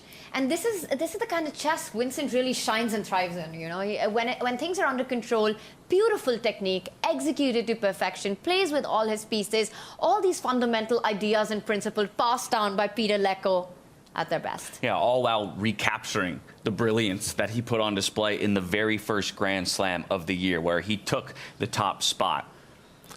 Yeah, he's been consistent too. Other than Las Vegas, where he wasn't quite at his best. I mean, Weissenhaus 1st, Paris 4th. Here it's going to be 3rd, most likely. It's still fantastic results for Vincent, showing his mastery of this format. And yeah, it's that connect four. It's the bishop versus knight that he's kind of he's piloted twice now in a row against Sindarov. Yeah, this is just game over, pretty much. And David, I'm just wondering if Sindarov tries to get either the king and the knight closer to that left flank, trying to at least fight against d3, I don't even think that works. I think you still sacrifice a pawn, and you're powerful enough with your a pawn to win the game. Yeah, I think this is decisive here. If takes, I'm wondering which way to take. Do you capture? A3? Yeah, probably run as far away as possible as you can. The white knight can get back, but the bishop will just step forward and say, probably take a timeout first. Don't want to drop the bishop with a check. Almost. Whoops. I was about to play this just for everyone at home. Whoops. This would come with a nasty surprise. The white knight drops back, but the king moves first. And next move, the bishop comes in, inevitable. Beautiful. And the white knight will be lost to this pawn. Amazing. Yeah, but showing that anything can happen on the freestyle stage. And even in an all-important matchup, Vincent Keimer even willing to jump into the confessional to share his thoughts. Let's go to him as he seems poised to take third. What I'm about to say could end up being very embarrassing, but I think this pawn break will just work. You know, it's the kind of break you see in some endgame books for pawn endgames, and I think I can use that here. The knight is too far away, so if I calculate everything correctly now, there's not even a way for him to make a clean draw, and I only need a draw, so I'm very happy right now and just hoping that I didn't blunder anything, and then that would hopefully mean that I will take third place. Well, there you have it, kids. If you want to be a top-level pro, don't forget to read your endgame pawn, your pawn endgame books, because that's what has brought Vincent Keimer to this very moment. No, Vincent Keimer will not sound stupid at all at the end of all of this. I think everything on point, the analysis that, David, you just showed, echoing Vincent's confession there, that he thinks he's got this in the bag because of that d3 critical break that's just going to tear apart White's defenses on the left side. Yeah, this is pure domination. I think I found a way to stop an immediate promotion, but I mean, it's just going to allow the black king in. One final variation here, just to show how in charge Vincent is. A check we saw taking earlier that allows the black pawns to walk the other way and bypass the white guardians there. But the king can step back, and at the very end, it looks like white is guarding everything. The white king saving the day, stopping the pawn. But then you forget that you're a king down, and the black king just walks into the center. And this knight is actually trapped. It's pretty much got nowhere to go. The king is going to control it, the bishop's going to come in, and all the pawns on the other side will just be lost. Wow. Domination. Pure domination on the board. And you can see it in Sindarov's kind of paralysis here. He has the same recognition that we do. He read the same endgame books. Dvoretsky's endgame manual. That's the one. Yeah, it's amazing. And Sindarov struggling here to find a way to even keep the game going. I won't be surprised if he just decides to end it here and now. It's just impossible to fight this threat. Might play on for another couple of moves, but one way or the other, either the king marching up, gobbling up all the pawns on that right flank, or a queen appearing for Vincent Keimer. This is going to be Vincent Keimer's match, and a podium finish for him. All right, well, again, expecting the victory here. And of course, Sindarov still 10 minutes to give a think and to maybe reason a way out of this one. We'd be remiss not to go back to our top table where a number of moves have been made. We're still in equality, but as we get there, you can see a number of the pieces have been shuffled. That white rook has found its way to the E file, a slightly more active position for it. The black knight has now jumped in. There's a bit of rerouting happening. David, maybe we walk it back. Let's take a look at what happened. Let's do it. Quick action replay of the last 5 moves since we were here. We left it with the black knight transporting itself back. And here, Magnus did indeed take away the e-file, more importantly from the black rook than anything. The black king improved itself. Magnus's knight stepped forward. The rook retreated. Bit of a dance with the kings, the pawns, and the white knight kicked back. And when it retreated, black leapt forward. Big threat on the board. And we just saw Magnus push that attacked pawn forward. A knight check. And now he's just shuffled his king to the side. If the knight checks continue, then Magnus's king might be tempted to walk even further up the board. You've got to be a bit careful, but watch out for the white king to start making a real journey forward later. He wants to create a pass pawn in the meantime. A capture, Magnus will take back with his pawn, and although it's blockaded, at least the first hint of activity. A pass pawn is like gold dust in these endgames. And I hear you about the activity, and Magnus is definitely trying for that. But it looks like on the D line, after the trade that you're pointing out, it's Blackstroke that might get to that active spot before Magnus is able to put any pressure on any of the pawns or the pieces. You take, and he does give a check. Magnus will not repeat. Drawing is as good as resigning in this position. That king not going back to B3, you said up the board, David? I don't know. I'm a bit scared of the knight coming in and behind. You've got to do some calculation. It's beyond my pay grade. 5 minutes, though, for Magnus. He could retreat and then go back, but that gives a bit of ground. And also makes the C-pawn look even weaker with no king defending it. Difficult here for Magnus to find a safe square.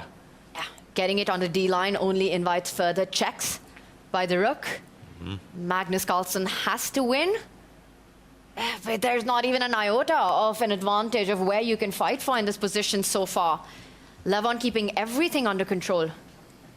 Yeah, none whatsoever. It's got to be a king move here. So the question again is up to B4. Okay, he decides just to go back. Levon will give a check instantly. Easy repetition for Levon. And he comes back. Okay. Yeah, Magnus would never agree to a draw here while there's still at least a few pieces left. And yeah, the king isn't as well placed, but at least there's no immediate draw, no immediate checks. And yes, the white pawn is weak, but for now, not easy to get at it. White would love to use his rook maybe on an open file later. Still enough life left here. I've seen Magnus win far worse endgames than this one. I'm trying to force matters here if you're black, right? So the idea of taking on c4 and then getting the knight exactly back where it was, opening up the file of the rook against that pawn on c4, is there a better way to defend it than with your king and a potential repetition at that point? Good question. Maybe with the rook. Yeah, maybe with the rook. We'll just put that on the board while Levon thinks. And just Tanya's idea here is to bring the knight back. Attacking this pawn, maybe with the knight, but that's very, very passive. And if the king moves forward, again, the knight continues checking, continues dancing, and not easy at all. The problem with the rook move is, which I initially thought was the way, David, to try to at least keep the game going, to defend that c-pawn if you just back up one move here, is that then black can probably, potentially Levon can divert his attention on the b line, rook b7, rook b2, infiltrate from the other side. Yeah, that does not look pleasant for white. The rook coming in with so many targets. So yeah, Magnus up against it still. Levon trying to find the most accurate path. A lot of time in reserve for him. 12 minutes in the bank. He's using them wisely. Well, with 12 minutes in the bank, Yavokir Sindarov has finally made a decision on how he's going to approach this endgame against Vincent Keimer. It's the pawn endgame, so over to that matchup we go. You can see a number of pawns already traded off. Let's walk it back real quick, David, because it is following one of the lines that you already showed us, but let's go through it one step at a time. Yeah, we saw the pawn break. Vincent talked about this one in the confessional. Unless he was going crazy, he thought he was winning on the spot. Exclam proves that he was correct. The king dropped back. The king needed to act as the guardian for the pawns. A check. And rather than step back with the king, we saw passive king would allow the black counterpart in. He decided here, Sidorov, to take the pawn. A capture, and now the only decision for Vincent, very pleasant choice, is whether to push the A pawn, promote on a dark square, and it's further away, so I think that's going to be the choice. Probably taking here as well, equally strong. But yeah, this one, either way, it feels like whichever pawn he decides to push, he's going to win this endgame. Yeah, both great options for him, both winning options. Pawn to A3, though, substantially stronger. Substantially more natural, I would say, as well. It's kind of the first thing you learn about knights is that they struggled against the A and the H pawns because they could only stop them from one side of the board. So the further away, the better. Doing his due diligence, though, right? Even when he knows that he's in a winning position, he's got plenty of time on the clock to just make sure there's nothing missed, nothing given back. Yeah, and just to follow through this line, we showed it earlier, but the white knight is the only one now that can stop the pawn. And when it finally gets to this square, the black king will just move, and the bishop will come next to help the pawn promote. Sindarov's going to try some kind of gamble on the other side with his pawns, but it's too slow. The black king is easily within touching distance, and it can even run back. This is going to be game over within a few moves if he is accurate, Vincent Keimer. And he will be, surely.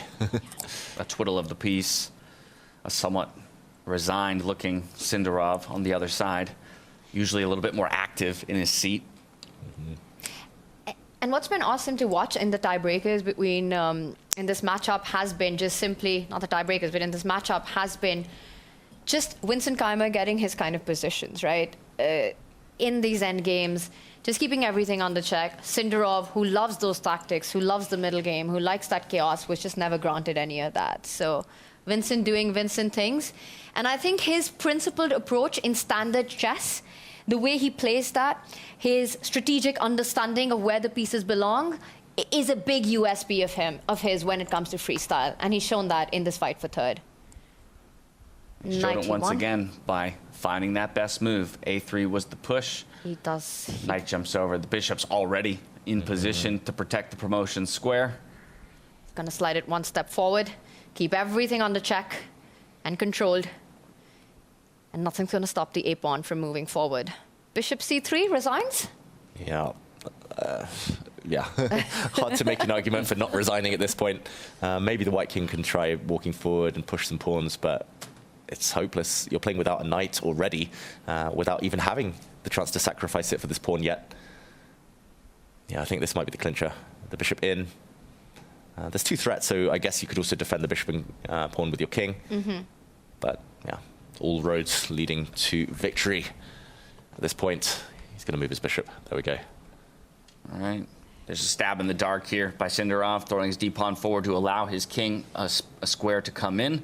But the a-pawn is one step closer to promotion and trading itself off for that knight.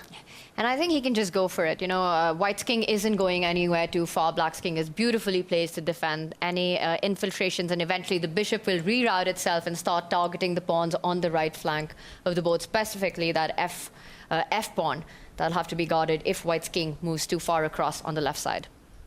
Yeah, and the problem is, if it's king and bishop versus king with all the pawns, black can just wait at some point, and the white king's always going to have to give way, always going to have to lose moves. And as long as black keeps his b4 pawn alive, protected by its bishop, then he's got a potential future queen. You can trade off the whole of the right side of the board, but you keep that queen up your sleeve. We'll see a bit of a repetition here. The king go back. The knight will have to retreat, and then Vincent will go for it. He might just put the king on maybe a slightly more ideal spot on that d6 point and then say that I'm going to force the same position. Perfectionism. Lovely call out. Now, new queen, please. Or rook. Or probably a knight as well. Don't try a bishop. Like they were just getting each other's way. But it's legal. It's a legal move. Legal. Yeah. Probably you could also wait and just push the h-pawn or something like that. But no, he's going to put a queen on the board. Yeah, nothing fancy about it. A pawn for a knight there. Yeah, I'm expecting handshakes any moment. could happen right now as well. White has to fight against the black king stepping forward. But the thing is, you're going to run out of moves. Yeah. But if the white king steps forward, the black bishop just retreats and waits until white has to give way. This one is almost over. Any second now, surely. It's really unfortunate, the pawn formation that Vincent has with the 4v3 on the right side. He's trying to break it free open. You could even just ignore it, but I think he's going to try and trade those pawns. Yeah, Sindarov not wanting to say goodbye to his hopes of third place just yet, which you can appreciate, the fighting spirit, leaving nothing to chance here. But Vincent, cool, calm, collected. He's going to attack the base of those pawn chains there on the right-hand side with the dark squared bishop. And that is it. Either white needs to take a pawn and triple up his own pawns. That is just an ugly structure. Never going to create a new queen like that. Or the white king has to give way. And then the black king marches in. And yeah, that method will repeat itself until the black king is in and gobbling up those pawns. Again, this last move, just pure perfection by Vincent Keimer. He's giving no chances at all. Nothing to be done. We're waiting. The heartbeat is rising for Vincent, but he knows he's done all of the hard work. He can finally celebrate tonight, that third place. And he does push the pawn. Sindarov does. It's only delaying the inevitable. Vincent can even step up with his king one step forward to that c5 square. Again, passing the ball to Javakir Sindarov, who's out of moves. He does it another way. Just need to wait. A king alone cannot lose a move. Bishops can. And there we see a resignation from Sindarov. Vincent Keimer takes the win. 2-0. Vincent Keimer, after becoming our first Grand Slam champion all the way back in February in Waisenhaus. He will find a podium finish to conclude his 2025 Freestyle Chess Grand Slam season. And what a year it's been for the German Grandmaster. Just impressive start to finish. You know, starting the year with a Waisenhaus victory, has gained over 50 points in his ratings, climbed up to world number 4, one of the best in the world currently. A true breakout year for him. And he finishes it off in style. Stellar performance for him. Third place, $80,000 heading his way. And now he can go take a seat and drink in the remainder of this battle between our top two. Levon Aronian having Magnus Carlsen back against the rope. 2 minutes to his name right now in an endgame. But still plenty of pieces on the board. It's a knight and a rook, and it's 5 pawns apiece. This is exactly the kind of situation where, while the bar says relative equality, you have to believe Magnus is still capable of working some magic. This is the best position Magnus has had all game, all day, all final. But, of course, still miles ahead. The potential victory, he still needs a bit of a helping hand from Levon. At least he's got a pass pawn, he's got an active king, and now he's got an attack. Tanya, can he do it? You know, it's sort of starting to have the resemblance and the making of a classic vintage Magnus endgame, this one does. Out of nowhere, he suddenly got these trumps that you're pointing out, and there's an imbalance in the position, right? The 4 versus 3 right now comes to nothing. All of Magnus's attention is on the left flank of the board. It's the king assisting the c-pawn. The white knight beautifully guards any threats against that pawn. The rook is getting active, and this is when pressure starts to be... Levon starts to feel pressure. And that can lead to cracks. That can lead to mistakes. Magnus has made progress 100% here, and I think he's sensing it. The only problem, the clock. Body language completely mirrored between these two. And so different. Magnus leaned back hopelessly at the start of the game, you know, not getting anything. Trades the queens and kind of just resets himself, resigns himself to this thing that, okay, this is going to be an endgame. I need to grind this down. And now he's locked in. When Magnus is in a locked-in situation, you know that he's feeling it. He feels that there are chances. Levon will have to be careful in this endgame. This is difficult. This is anti-Levon chess. This is how to get him. He occasionally does lose games where he plays a bit passive. If he doesn't have his kind of typical charisma, his energy that we've seen throughout this tournament, if he has an off day, this is how he tends to get caught out. So I don't know. I think Magnus has great chances here. The black rook is now really passive, and Magnus steps forward, kicking away the knight. The white knight now is free. This one is turning in Magnus's favor. How many times have we said that before? Oh my goodness. yeah, you start feeling it. You've got to be feeling the tension here. Magnus, completely different Magnus from what we had 10 minutes ago. The white knight about to land on d4 to kick that rook out to further the march of the c-pawn. More than us, I mean, everyone, the fans, Levon's got to be feeling this shift in energy in the playing arena right now. Yeah, it's a rarity that you see him again head in hands, right? He's usually so comfortable, so loose, and now you can start to feel the tension creeping into his body. When he took those queens off the board, this is exactly what Magnus envisaged. He was like, okay, it's going to be a long game. Probably I have no objective advantage for the next 20, 30 moves, but eventually I'll get a chance. Eventually I'll scare you into going passive. I'm going to get an active king, I'm going to get pass pawn, and good luck defending. That was essentially the narrative. That's the question Magnus asked, and Levon said, okay, I'll take the queens off, I'll draw it anyway, but you have to put your money where your mouth is. And he finds a good square for his knight, gaining time on the white rook. He's going to go back around. I think that's the important thing. The black knight needs an outpost. It's thirsting for one. But still, the big questions are ahead. And as you can see within the gallery, every angle of this game being covered. Magnus trying to play on every angle of the board. You know, he wants to get his knight from the right side towards the center, the king and the rook beautifully combining to put pressure.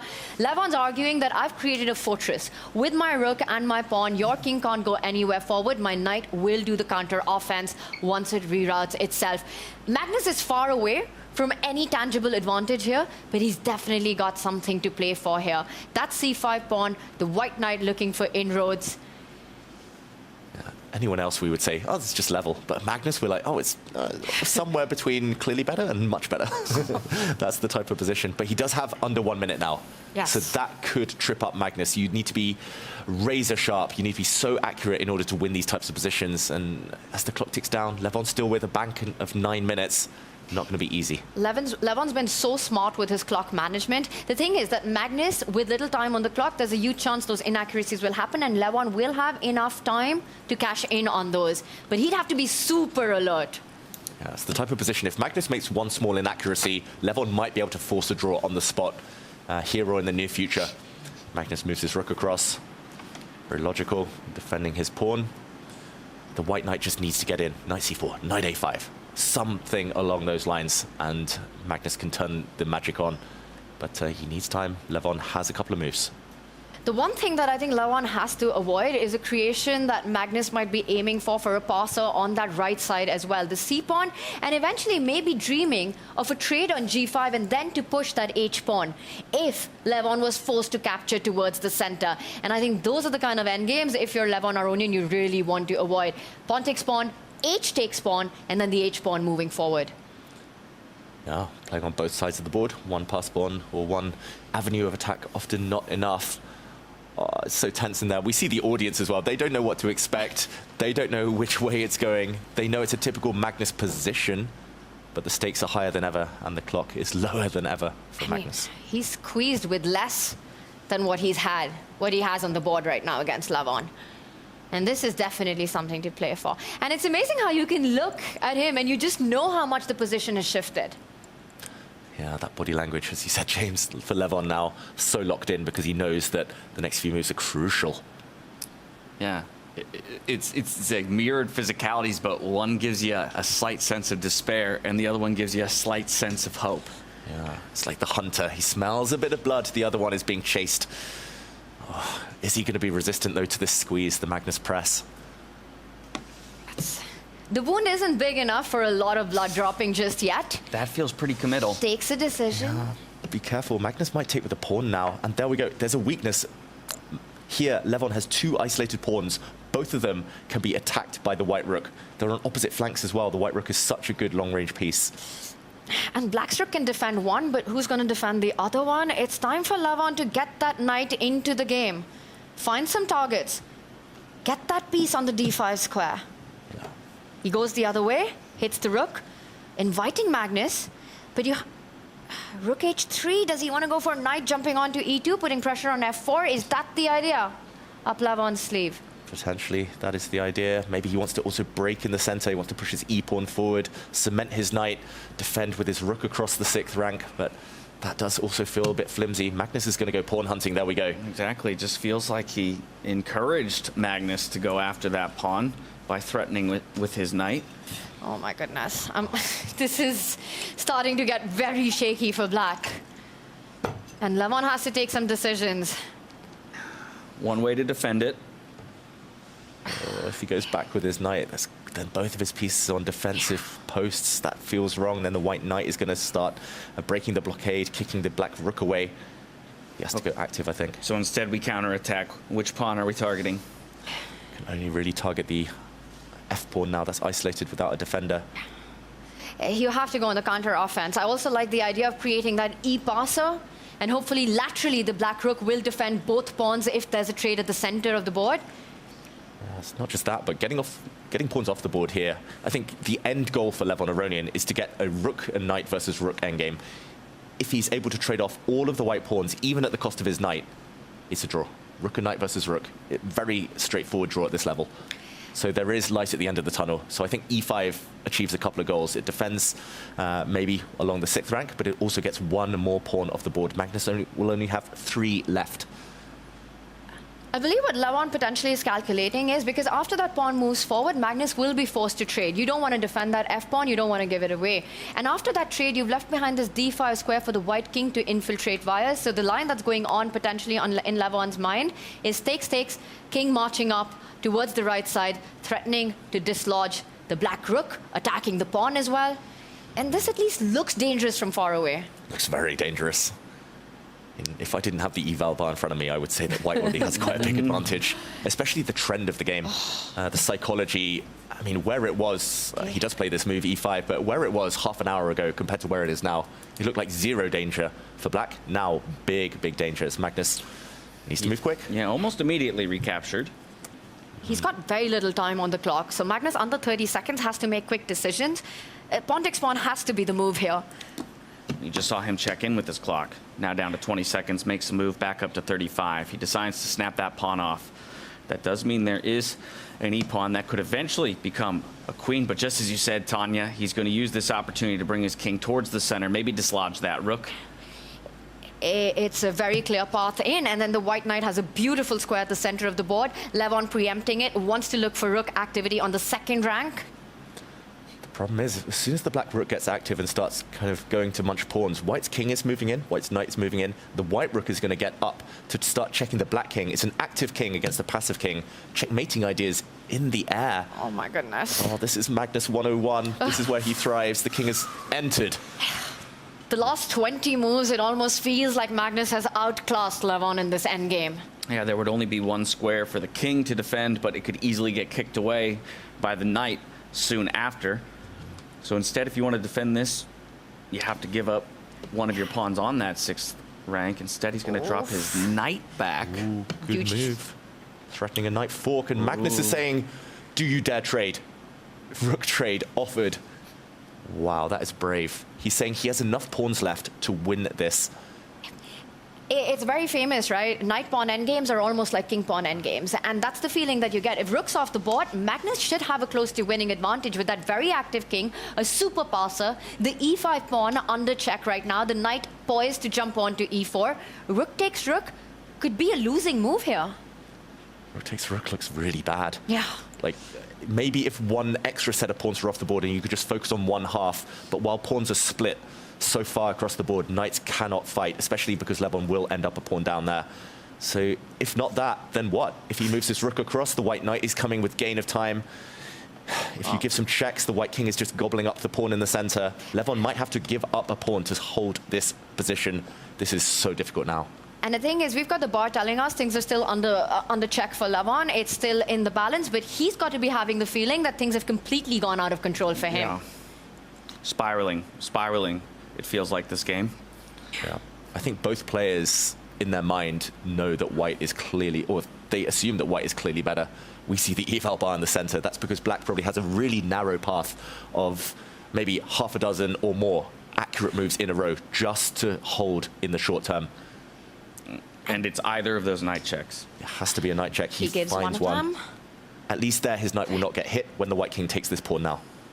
I mean, Magnus is about to go up a pawn. That's the first tangible advantage he's gotten in the game.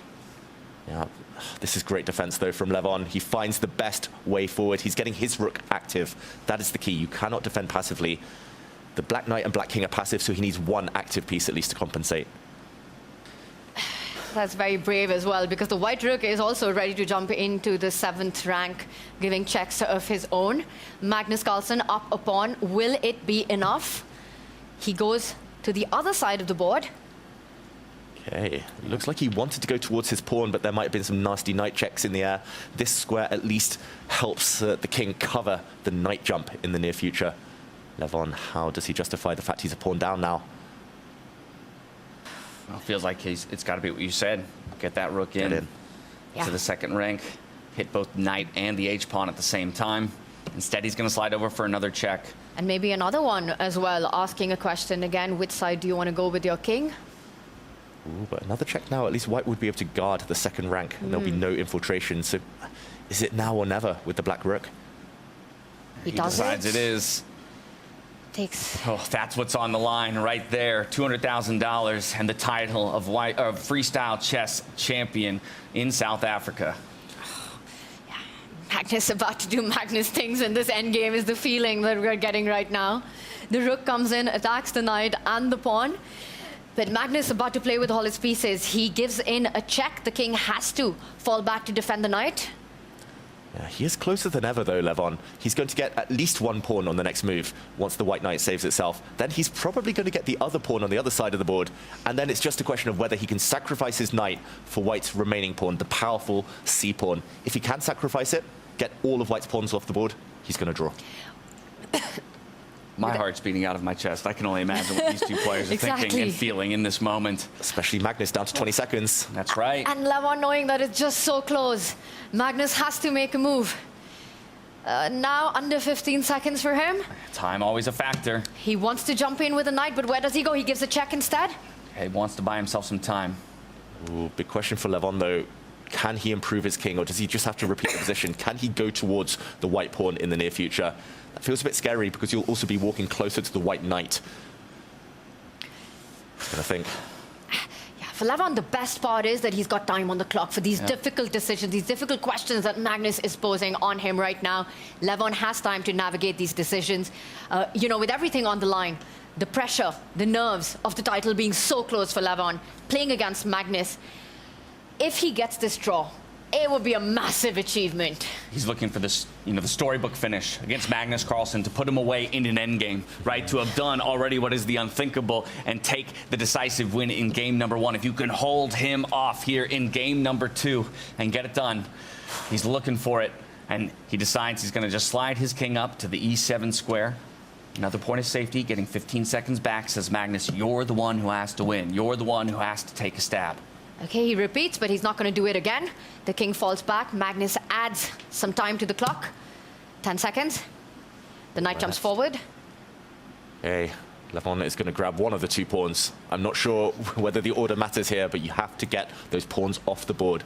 They're potential future queens, and he knows that survival lies in an endgame without those white pawns. But Magnus is heading towards that black king, right? Knight landing on d4, coming in with some checks. The white king also closing in via e5 and d6, looking for a mating net. Maybe, but the black knight is such a good defender. The white pieces will need a lot of luck to coordinate and get past the king and knight combo. I think Magnus knows that he just can't create any threats in time. Levon, though, double-checking everything. But that's the hope, that's the dream, right? Magnus does need a little bit of luck to take this to tie breaks. He decides the h-pawn is the one that he wants.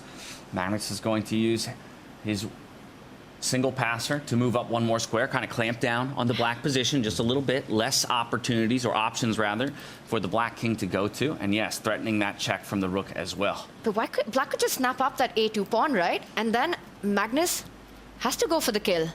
Yeah, Magnus, I don't know if he's bluffing or not, but he's trying to set one final trap here. And that's always how it works. It's still a level endgame. It has been the whole time. But Levon's been on the back foot the last few moves, but there will come a time where there might only be one move for survival. Magnus is going to try and narrow the path. He's going to hope that Levon's down under the 1 minute mark, and then he's going to say, okay, you have an only move. If you find it, draw. If not, Good luck. It's So a he- check first. Yeah, he doesn't go pawn grabbing. Wants to go behind maybe in some positions. If the white king steps up, then the black rook goes, I think, behind. It's still scary. There are some knight fork ideas in the air for both sides. Yeah, very interestingly, the white king can't land on that d6 square because of the defensive resource of knight jumping back to e8 with a fork. So Magnus falls back with the king, controls that c4 square. Yeah, very important to stop the black rook going behind. It's another check. Where do you go, David? Because c5, if you get your king to c5, there's a knight e6 fork. You get your king to d6, there's a knight e8 fork. Where is Magnus's king finding inroads? Maybe he doesn't find inroads. Maybe this is just a fantastic idea from Levon. When in doubt, give a check. That's what I was told when I was playing a lot of blitz chess, and it was a rook endgame. And yeah, here, the white king just cannot bypass. Even if it steps forward, it will get checked again. And as Tanya said, there's no way past the 5th rank. The king is so passive now, though.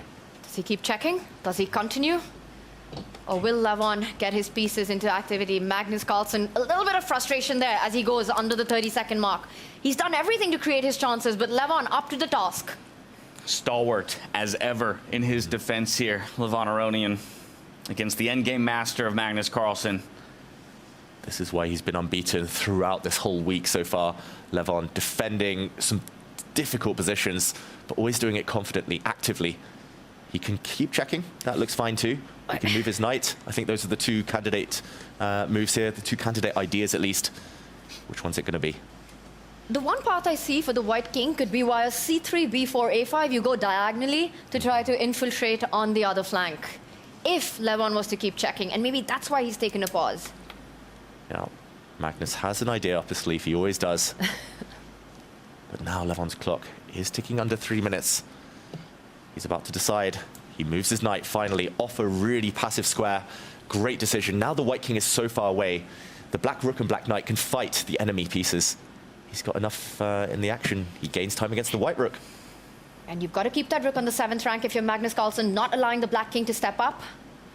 He's going to give a check. King will slide out of the way, but still blockading that promotion square from that pawn. Hits the knight. And Levon.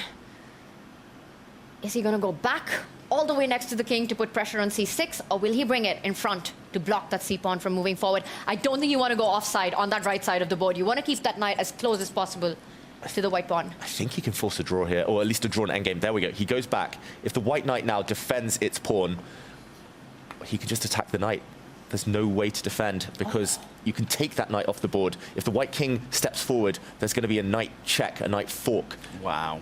Worst case scenario, you give up your knight now for this pawn and you just go check and you take the a2 pawn and it's rook and knight versus rook. That's a draw. And it's the same story if the knight defends from a5. You could give a check or you could slide it all over to a3. So with no defense possible, Magnus pushes the pawns moments away from Levon potentially winning the Grand Slam.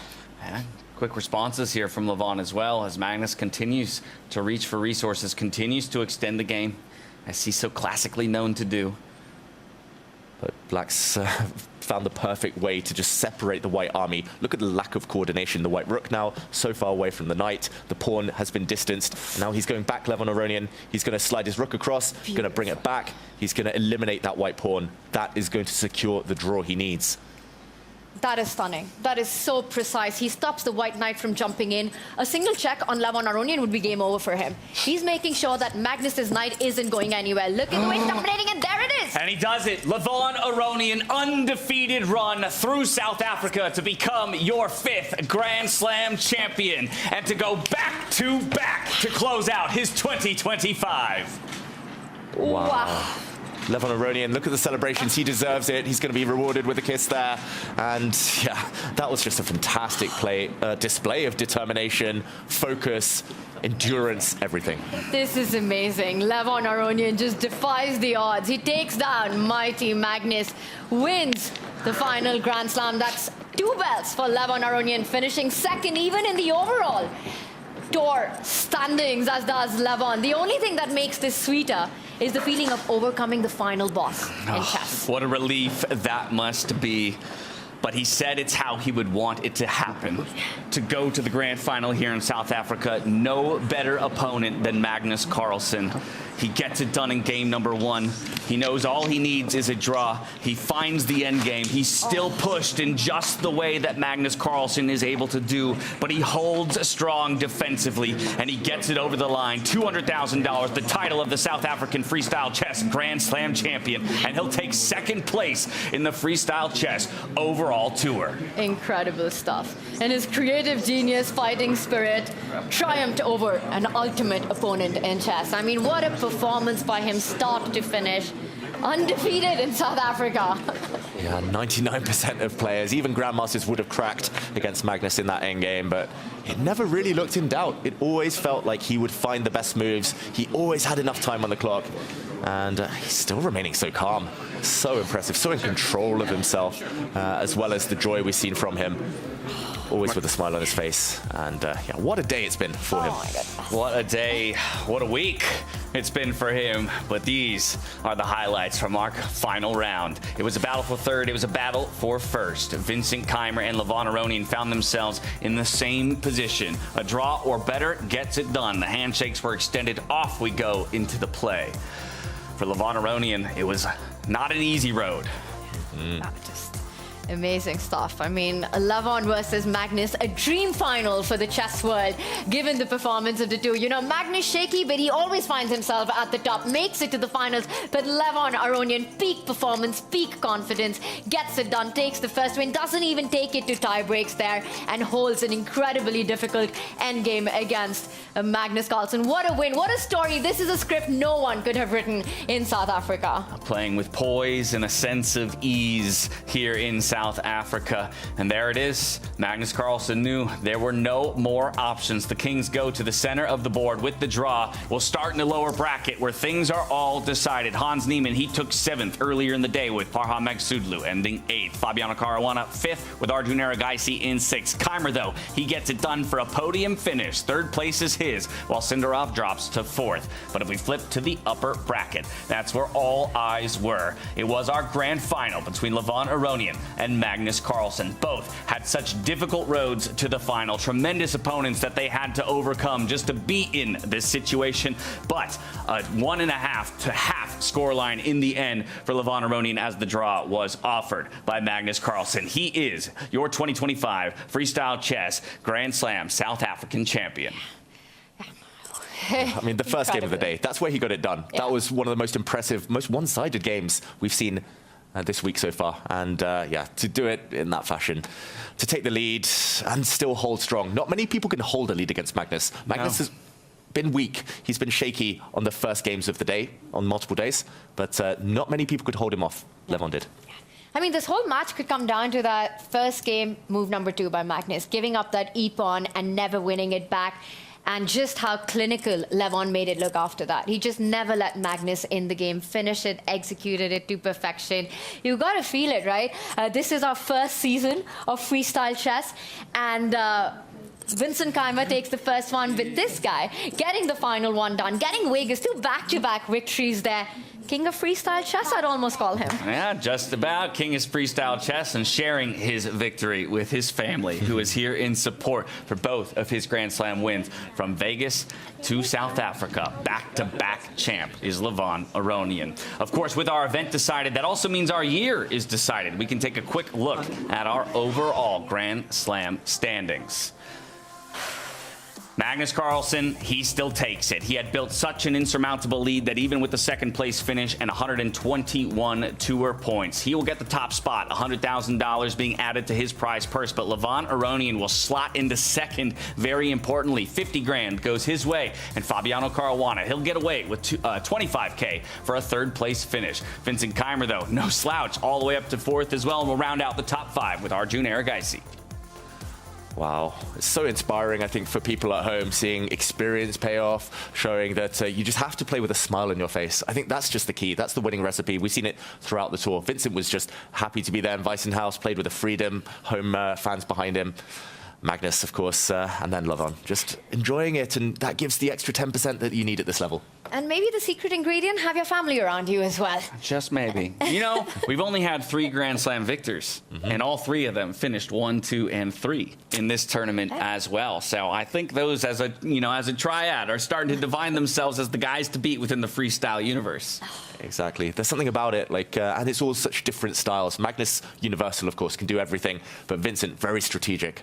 Levon, just a ball of energy, always. And I think Levon's style is what speaks and lends itself to freestyle chess. And that's why he's always spoken about this format. He loves it. He loves to play it. Whether it was back in St. Louis before the tour even started and then coming to it, he called it, this is the best game ever invented. Yeah, exactly. He has so much joy when he's playing freestyle chess. And that joy lends itself to freedom. And freedom on the board lends itself to creativity. The kind of creativity that lets you take down the likes of Magnus Carlsen. We have some time before the closing ceremony, some words from our top 3 finishers. So David, I turn to you. Let's go back and relive some of the highlights of the day, either from Levon Aronian or Vincent Keimer, in how they crafted such beautiful wins over their opponents. Yeah, and I'm going to bring us back all the way to the start of the day when we saw a fascinating opening. This was the final position, but fascinating opening between Magnus Carlsen and Levon Aronian. Magnus with black, after 2 moves, spent over 10 minutes before deciding to gambit a pawn. I think in terms of fateful moves, fateful decisions, this was the one that cost him Magnus, giving up a pawn. And Levon just said, okay, I'm going to take it. And as we saw play out, he never got the pawn back. It was a few moves down the line, Levon clinching it pretty much with this move. Pawn to f4, he was a pawn to the good. And the rest of the game, Magnus never stood a chance. At some point, we saw Magnus down to 1 minute against almost 20. From there, it was clear who was in the ascendancy. Levon never really letting things slip. And in the second game, again, final position, I'll just show it. The reason Magnus gave up hope in this position was because Levon clinched the drawing motif. He's just sliding his rook across, check. He's bringing his rook back and eliminating the final danger, this pawn. Attacking chess, defensive chess, he had it all. That's the thing. Both things kind of equally impressive, right? You had to play the attacking chess to get the win, and then you had to defend against the best endgame player in the world. So you really proved, I have it all in this moment. Yeah. No, just the strength of character that Levon showed. Complete control of nerves, you know. While the position got difficult, while the endgame play was on, Magnus putting pressure move after move, Levon was clearly up to the task. He never showed that he was shaky. He was cool, composed, found the precise moves. And I have to say, the same for Vincent Keimer. I mean, his endgame finish was stunning. And so instructive. And for him to hop into that confessional booth, say, I hope I'm not made a fool. And he definitely was not made a fool. Let's go back because it was so instructive. Again, he's saying, go read your endgame books, kids. Exactly, and I might be doing this prematurely, but I'm going to award his move the move of the day. Go for it, my friend. Go for it. Go for it. That clincher against Sindarov, it was very instructive. He won 2 endgames against Sindarov. Both he had a bishop versus a knight. Often it's tough to force through pawns, especially here. It looks like such a blocked board, but it's all about the connect 4. That's the extra reason, the cherry on the cake.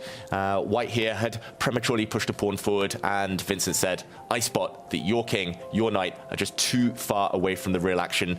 And by pushing this pawn forward, connecting the 4, it wasn't even about that pawn. It was more about this pawn. He's trying to help the corner pawns promote. And as we saw, it would have been the same thing if White had captured, but the next move was a check, and the black king threatening to come in. If White takes, it was the creation of the outside passer, and this pawn cost the White knight its life, and he went on to win the game. Beautiful endgame mastery. Yeah, this was amazing to watch, just the way he executed this, Vincent Keimer, getting that podium finish.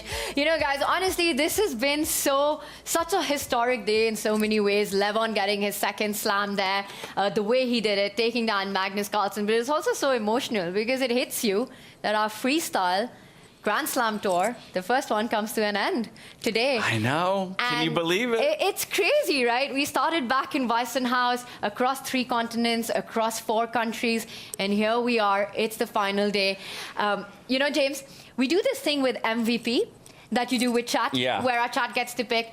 I just want to say, for me, with all the joy, the roller coaster that this has been, the amazing moments that we've had, I think the MVP is Bobby Fischer right now for inventing this format. It's just amazing, you know, the visionary that he was, that he saw that the opening preparation might someday become the biggest roadblock in chess, and to come up with Fischer Random, which has led us to this point right now. So shout out to Bobby Fischer. I like the shout out to Bobby Fischer, and you can see again just the joy on so many of the faces of these players, as you know, it almost brings them back to their childhood of, you know, of discovery, right, of relearning certain elements of chess because so much is unknown. Exactly. We see it when they have the player discussions before every game begins, once the position is drawn. We see it even at dinner. We see it in the mornings when the burden of preparation isn't as intense as it is in regular chess. And yeah, it provides the freedom, it provides the creativity, it kind of the excitement for us as well. We have this ongoing thing every day about predicting the odds. Mm-hmm.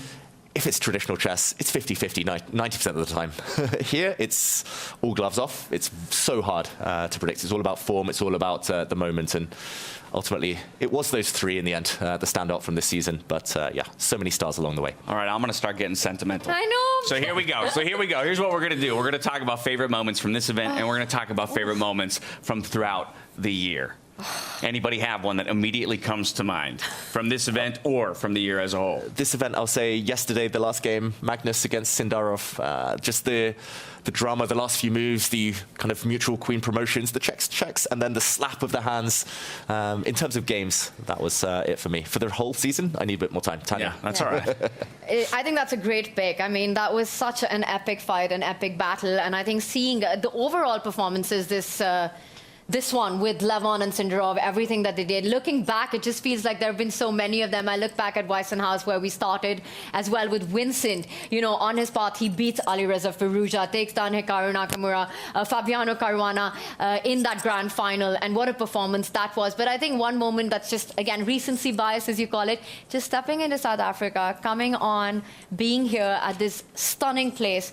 And I kid you not, I mean, this is truly paradise. I mean, just seeing how beautiful South Africa can be, it just blew my mind. And the chess that we saw here, it's left a big impact. So just all of it. And loved working with the two of you in the studio. Right back at you. And while I would have gone for the same moment, I'll go for something a little different. Obviously, Levon getting the win is super special. I think for me, what is more special is, again, the fact that yesterday when asked in an interview, in reflecting towards making to the grand final, that he wanted it to be Magnus Carlsen. So just the fact that we got the matchup that he wanted, and I think to a degree that Magnus wanted, even if it wasn't the result that he wanted. Absolutely. He called it a great privilege to go into this final to fight for championship, and he really lived up to the expectations that all of us had. What a performance by him. And I'll just add one more moment. You know, you pointed out the Sindarov-Magnus match, and I think one that I remember very clearly also has Sindarov in it, the Fabi-Sindarov match back from the semifinals in the very first Grand Slam at Weissenhaus that went down to the wire, went into the Armageddon, over 7 hours of play,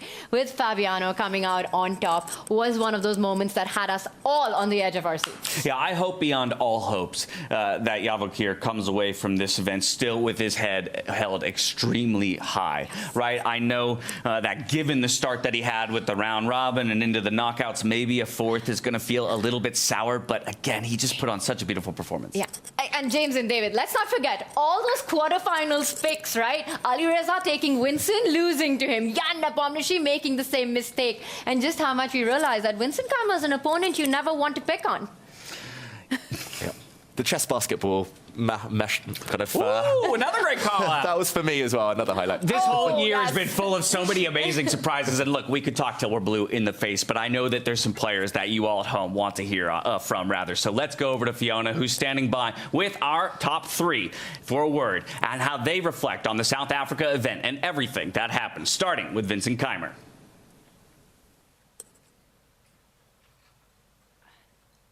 I'm here with Vincent Keimer, who just finished in 3rd place in the South African tournament after beating Yavokir in the final match. Vincent, congratulations on your 3rd place. How do you feel? Thank you. Yeah, I feel pretty good. I think it was a very good match for me. I'm very happy with the level of chess I showed today. And yeah, I didn't leave him too many chances, so that was nice. I think it all started with already getting a very comfortable starting position for White. So we could apply some pressure. He had to spend a lot of time and then made some mistakes in critical positions. Do you feel you saved your best for last and today was your best day? I think here it was my best chess, for sure. Against Arjun, it was much rather fighting than clean. Yesterday I also felt that I played quite well if you leave the tiebreak aside. But of course, at the second game, it was a pity that in time trouble I didn't manage to convert my winning position. You did say here it was your best chess, but if we look back at the season, of course, the very first event we had in Weissenhaus, you were the surprise champion there. Looking back now that the year draws to a close, was that one of your highlights or the highlight of the year? Yeah, it still remains one of the highlights of the year, even though so many things have gone well. But yeah, I think, winning such a tournament, winning matches against Ali Reza, Magnus and Fabi consecutively, it's not something you will ever really forget. So that really remains a very important memory for me, and it has been fantastic. Also, not only the result, but also the level of play that I showed. I was extremely happy with that. I think my best match was maybe even against Fabi. It was very clean play, and yeah, it really started off an amazing year for me. The next few months were a bit up and down, but the second half of the year has been great in terms of classical chess. I gained from May till end of the year 45 rating or something, so that was really amazing, yes. A great year for you. How much do you enjoy playing freestyle chess, and what makes it different to the other classical events, in your opinion? I think for us it's very nice we don't have to prepare. I mean, usually when you play top-level events, you have to spend a lot of time and also mental energy on the preparation, considering which openings you want to play, and it usually plays a huge role in how the game and the tournament itself goes. While here you can mostly focus on just playing good chess itself. So that's the main difference. And yeah, I think it's much easier on our nerves. So that's nice once in a while, especially since we are playing so many tournaments. We ended the year here in Grootboos in South Africa. Had you played in South Africa before? Yes, but it was 11 years ago. So I think Javogier probably also played. It was in Durban in 2014. So yeah, back then, you could see some upcoming talents like Pragnananda, Nihal Zari, Nodebek Abdusatorov playing in the Under-10 World Championship. So it's very funny that, so many of us have played there that year. And yeah, that also still is kind of a nice memory. You also finished not just third here, but fourth in the overall Grand Slam standings. Where do you go from here? What's the goal for next year? Do you look forward to playing more freestyle? Sure, yeah, and top fourth place, there's still a lot to improve. So, after winning the first event, and also Paris going quite well, of course, in Las Vegas, I didn't do well, and also in Grenke, I got kind of unlucky that I got the last round pairing with Magnus, and then therefore kind of lost my chances for a top spot there. But yeah, I mean, it has been an amazing season. I'm really happy about it. Of course, there's a lot to improve on, but I'm looking forward to next year. Vincent, thank you so much. Congratulations once again. And we are now going to turn to our champion, so I'll let you go. Thank you so much, Vincent. We'll see you on the stage in a second. And I'm joined now by our back-to-back champion, Levon. Congratulations. What an incredible performance. You won in Las Vegas. Now you win here in South Africa. Before we dive into it, how do you feel right now, having just ended your match against Magnus? Amazing. Yeah, I'm very happy that I played so well today. I mean, I'm actually, I would say, a bit proud of myself. Yesterday I talked to you after the match and you said, I got lucky, but today it's a very different feeling.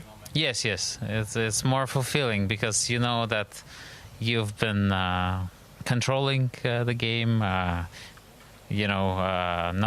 blundering things, so it's a big deal. And Levon, I remember thinking back to Weissenhaus, you didn't have the best start to the season. And then what changed, in your opinion, getting these back-to-back wins, playing some incredible chess?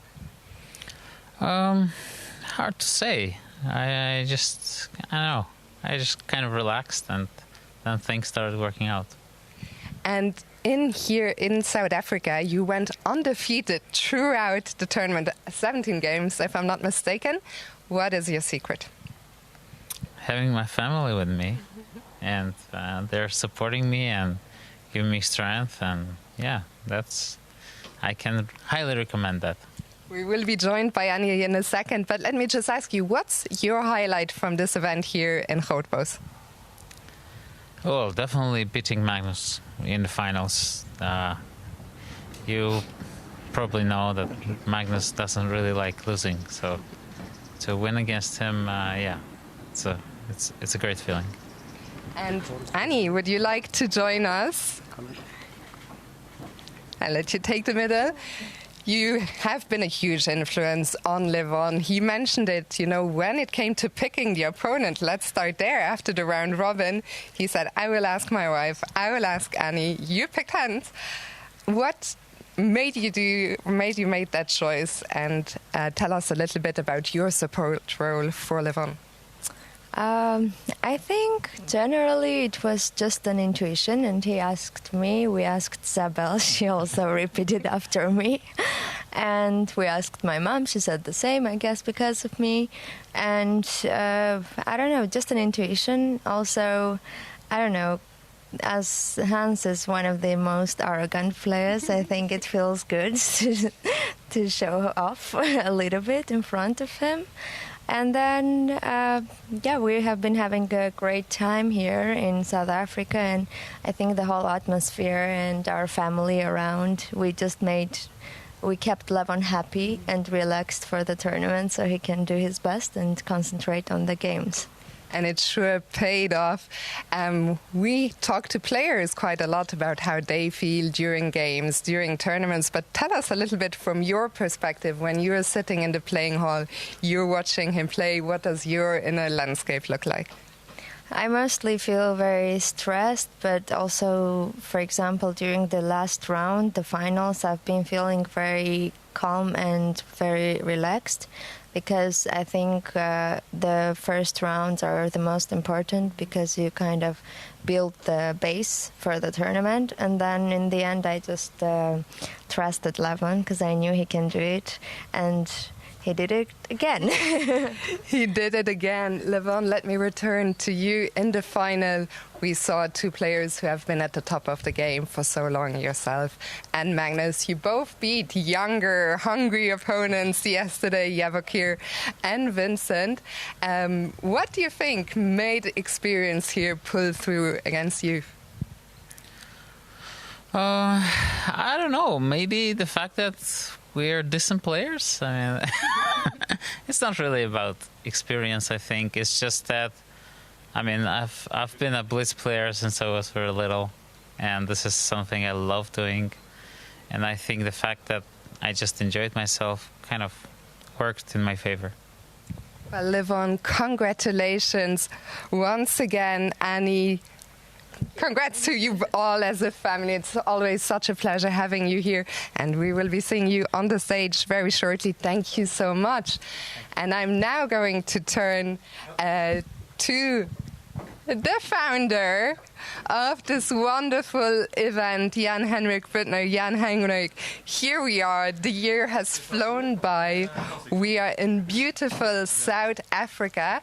How do you reflect on the season that's behind us? I couldn't be more happy. It just has been an incredible journey, starting in Singapore in November, and then going through Weissenhaus and Paris and Karlsruhe, and then Las Vegas, obviously, which was huge again, and then now here. And during such tournament, it's always difficult to breathe, and I'm always trying to enjoy a little bit, the games and get into it and see the excitement and so on. And it's like, as I said, all these 8 players are so close to my heart. For me, it's always difficult to root for somebody, and I think the outcome is really perfect. It's really great. I mean, you have Magnus. Of course, he's angry that he didn't win this one, because of course he wants to win everything, but still he's like had 37 points ahead of Levon in the final tour. So this is still a big statement. 121 to 84. I just looked it up, and then. So then you have right behind you have Fabi and Vincent. So it's like they're close, and then the rest is kind of further behind. So you have the perfect outcome. You have Magnus has won 3 times, including the GOAT challenge in the beginning. You have Levon winning twice. You have Vincent winning, and so it's really, really incredible. I'm very happy about the result. I'm very happy that we got to pull it off. Every day is a challenge to see that everything is going right. That there's a lot of things going back. Even such thing as sometimes when the sun was going here, it was too hot in there, so we need to climate. Then we had a bird in the room. So it's like a lot of different things. But I couldn't be more happy. We had so many highlights throughout the entire season. Do you have a personal favorite moment? Oh, I didn't even have a time to think about it. I'm sure there is a favorite moment, but at this point, it's just the overall situation that we have really got it done, and there were so many obstacles along the way and also in between to get this whole tour on. We invested $25 million into this thing, right? And we created a complete new professional league in a new sports variant of the sport out of nothing, and all of this, what I had in my head, and I discussed with Holly what we brought to the market, and then Thorsten, her father, just implemented, and like the whole team. I mean, everybody, including you, around. We have like 85 people working on this in this wonderful resort of my very dear friend Michael Lutzeyer, who I'm home now for 20 years, and so this was the vision from the beginning. And I'm always most happy when I see like a moment of a vision coming to reality. And so there's a thing popping in my mind right now. I remember that when the Silo Hotel is kind of our favorite hotel in Cape Town, and actually even around the world, one of the most favorite hotels that we have. And when I saw this pool, and when we had this idea of the underwater chess, and I had this idea, let's do it there, and then do the outdoor auditorium in the waterfront. And that was a moment like a week ago when this came into reality, when I was really on the roof of the silo, and you see these super grandmasters like diving in the water and doing this crazy stuff, and then in the auditorium having Vidit there with the two radio hosts from South Africa. That was, I think, the best moment that I can remember at this point. It was an incredible event. The entire tour was just phenomenal, such a mammoth project. Where do we go from here? What's next? Yeah, I think we first have to really go rest a little bit and have a think on it. We have so many options right now. We are talking to so many people. We have so many avenues that we can do. We could do the same again. We could do something totally different. We can actually move it to a certain place. We are approached by some very interesting hosts that would like to own the tour, and then we would do like the events more there. Maybe we do a Weissenhaus again. I'm just still not sure right now. We have to at least take a week or 2 or 3 to think about, and then we'll make an announcement before year's end. Jan Heinrich, thank you so much. Thank you so much for creating this entire event. And now we have only one more matter to attend to, and that is, of course, the prize-giving ceremony. As we head back to the stage, let's take a look at the highlights from the South African Grand Slam.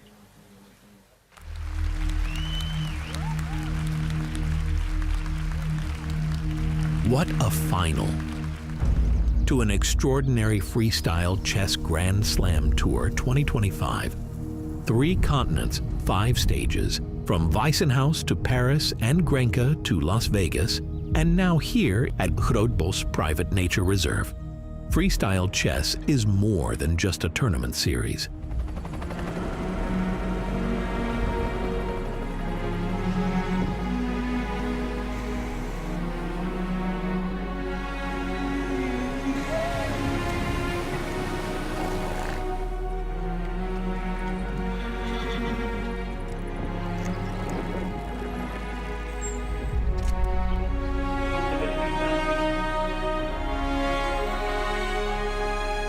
What a wonderful journey. It all kicked off at Cape Town's waterfront with a splash. The South African leg began with a diving freestyle chess challenge at the rooftop of the Silo Hotel. Groot Bos Private Nature Reserve proved to be a breathtaking stage for the 2025 season finals, combining wild beauty with a majestic atmosphere. In this freestyle chess Grand Slam, you showed what you are truly capable of. Every move, every battle, every moment of risk and courage has made this tour something special. Magnus just signaled, I'm so happy. I'm just surprised. That was one of the most bizarre blunders I've seen at this level. Because Magnus obviously finds it. And it's a brilliancy. You capture the bishop, the rook slides over, you win material. A turnaround. Magnus about to make a comeback in this match. This just feels like Magnus on Hulk mode. And when he gets on this gear, it's just bad news for everyone. And now we say this clearly and directly to you. Thank you, guys.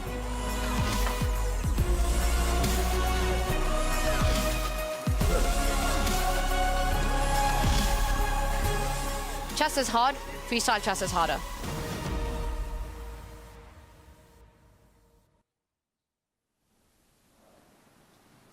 "2025 has been an incredible year for chess. What started as a seed of an idea from Jan-Henrik and Holly Buettner has blossomed into something spectacular. From Wiesenhouse, Paris, Grenke, Las Vegas, and now to South Africa, our final destination, freestyle chess delivered unforgettable action every step of the way. We've seen new stars rise to challenge old legends of the chess world, and it all came to a thrilling conclusion here on the African coast. We have one thing left to do, and that's to close out our year of the 2025 Freestyle Chess Grand Slam Tour, and joining me to present our top three is none other than Jan-Henrik himself. Jan, before we bring those top three finishers on stage, any words from you as we conclude our season? I'm just totally excited and glad that we have put on this incredible show together with you and your colleagues and like 85 people that are putting the show on every time, and starting in Singapore, going to Germany, France, USA, Las Vegas, and then finally here. And I'm just so relieved that everything went so well. And I mean, it couldn't be more. The result couldn't have been more spectacular, and the final couldn't have been more deserved by these two players. Well, thank you. It's been an honor of a lifetime. But without further ado, with a slower start to his tournament here in South Africa, he once again proved why you should never pick him in the knockout stage with his quarterfinal win, falling only to Levon Aronian in a hard-fought semifinal tiebreak before locking up his top three finish. In third place, it's Vincent Keimer.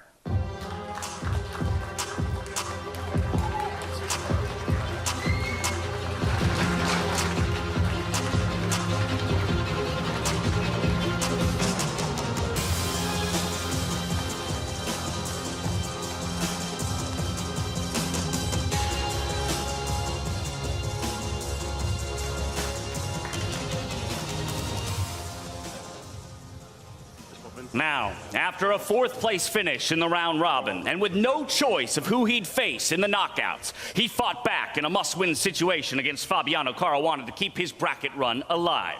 From there, he was tested by the younger generation in the semifinal, but held strong to earn his spot in his third Freestyle Chess Grand Final. Finishing second, it's Magnus Carlsen.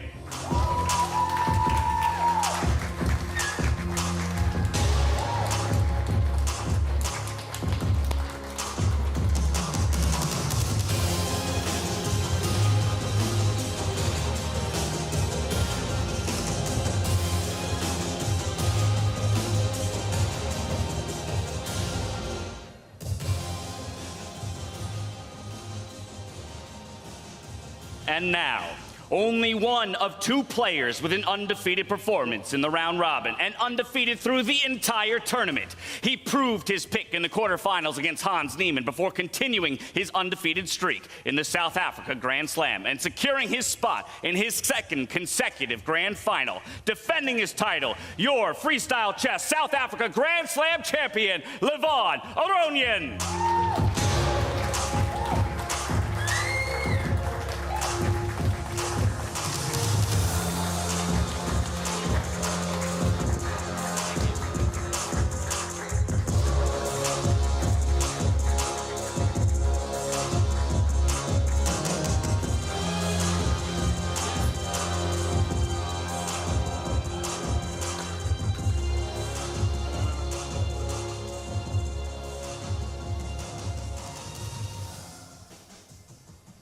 Now we have one piece of business left to attend to here in South Africa. But first, a little treat. Check it out. Dear friends, FIDE welcomes an ambitious initiative of the Freestyle Chess team to develop the chess format traditionally known in the global chess community as Fischer Random or Chess 960.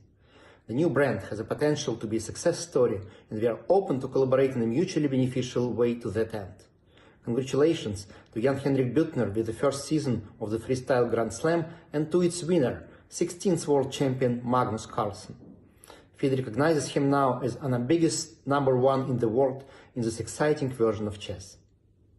See you very soon in Doha at the FIDE World Repton Blitz Championships. And as we just heard, there is one player who over the course of the years stood tall above the rest. The one who through 5 Grand Slams proved to build an insurmountable lead in the world of freestyle chess. Please join me in crowning your 2025 and first ever Freestyle Chess Grand Slam Tour champion, Magnus Carlsen.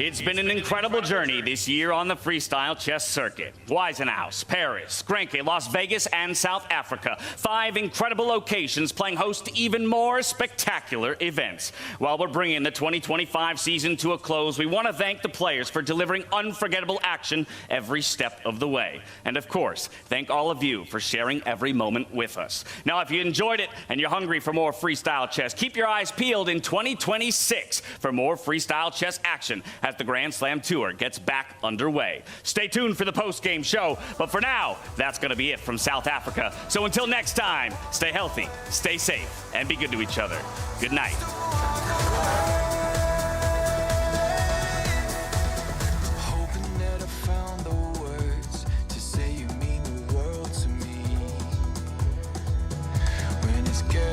You make it turn to brighter days.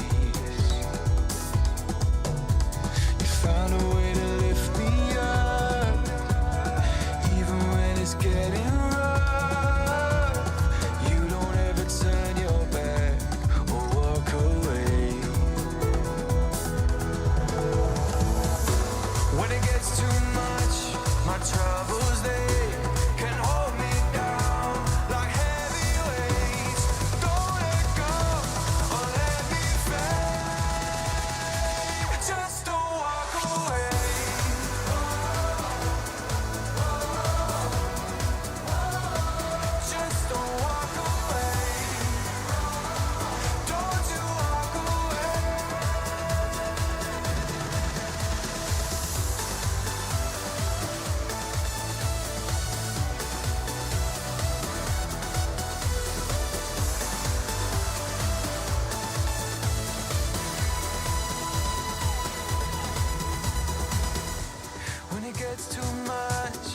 troubles they can hold me down like heavy weights.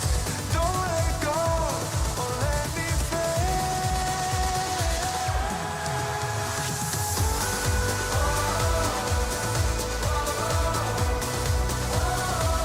Don't you walk away.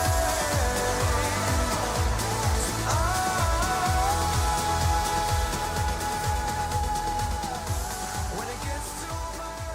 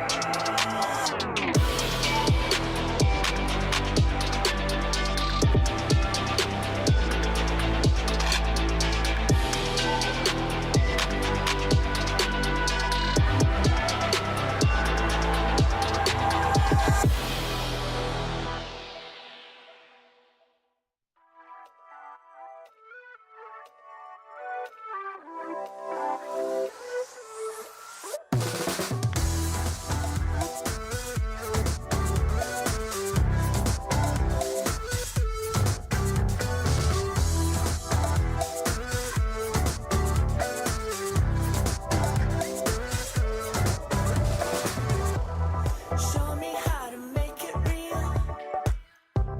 I won't let you down.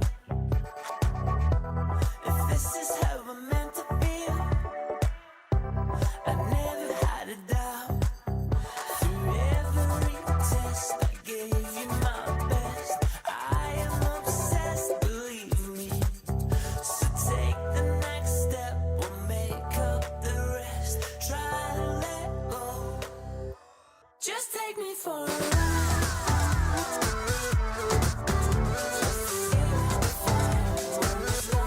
Just take me for a ride.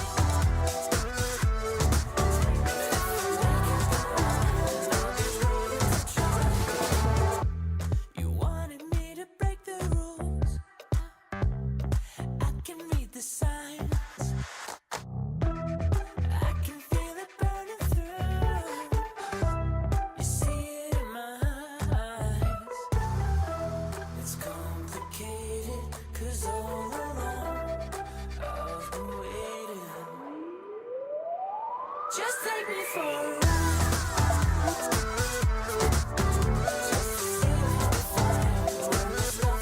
Just take me for a ride.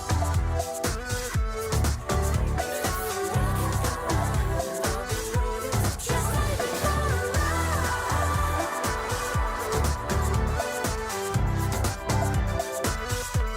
Just take me for a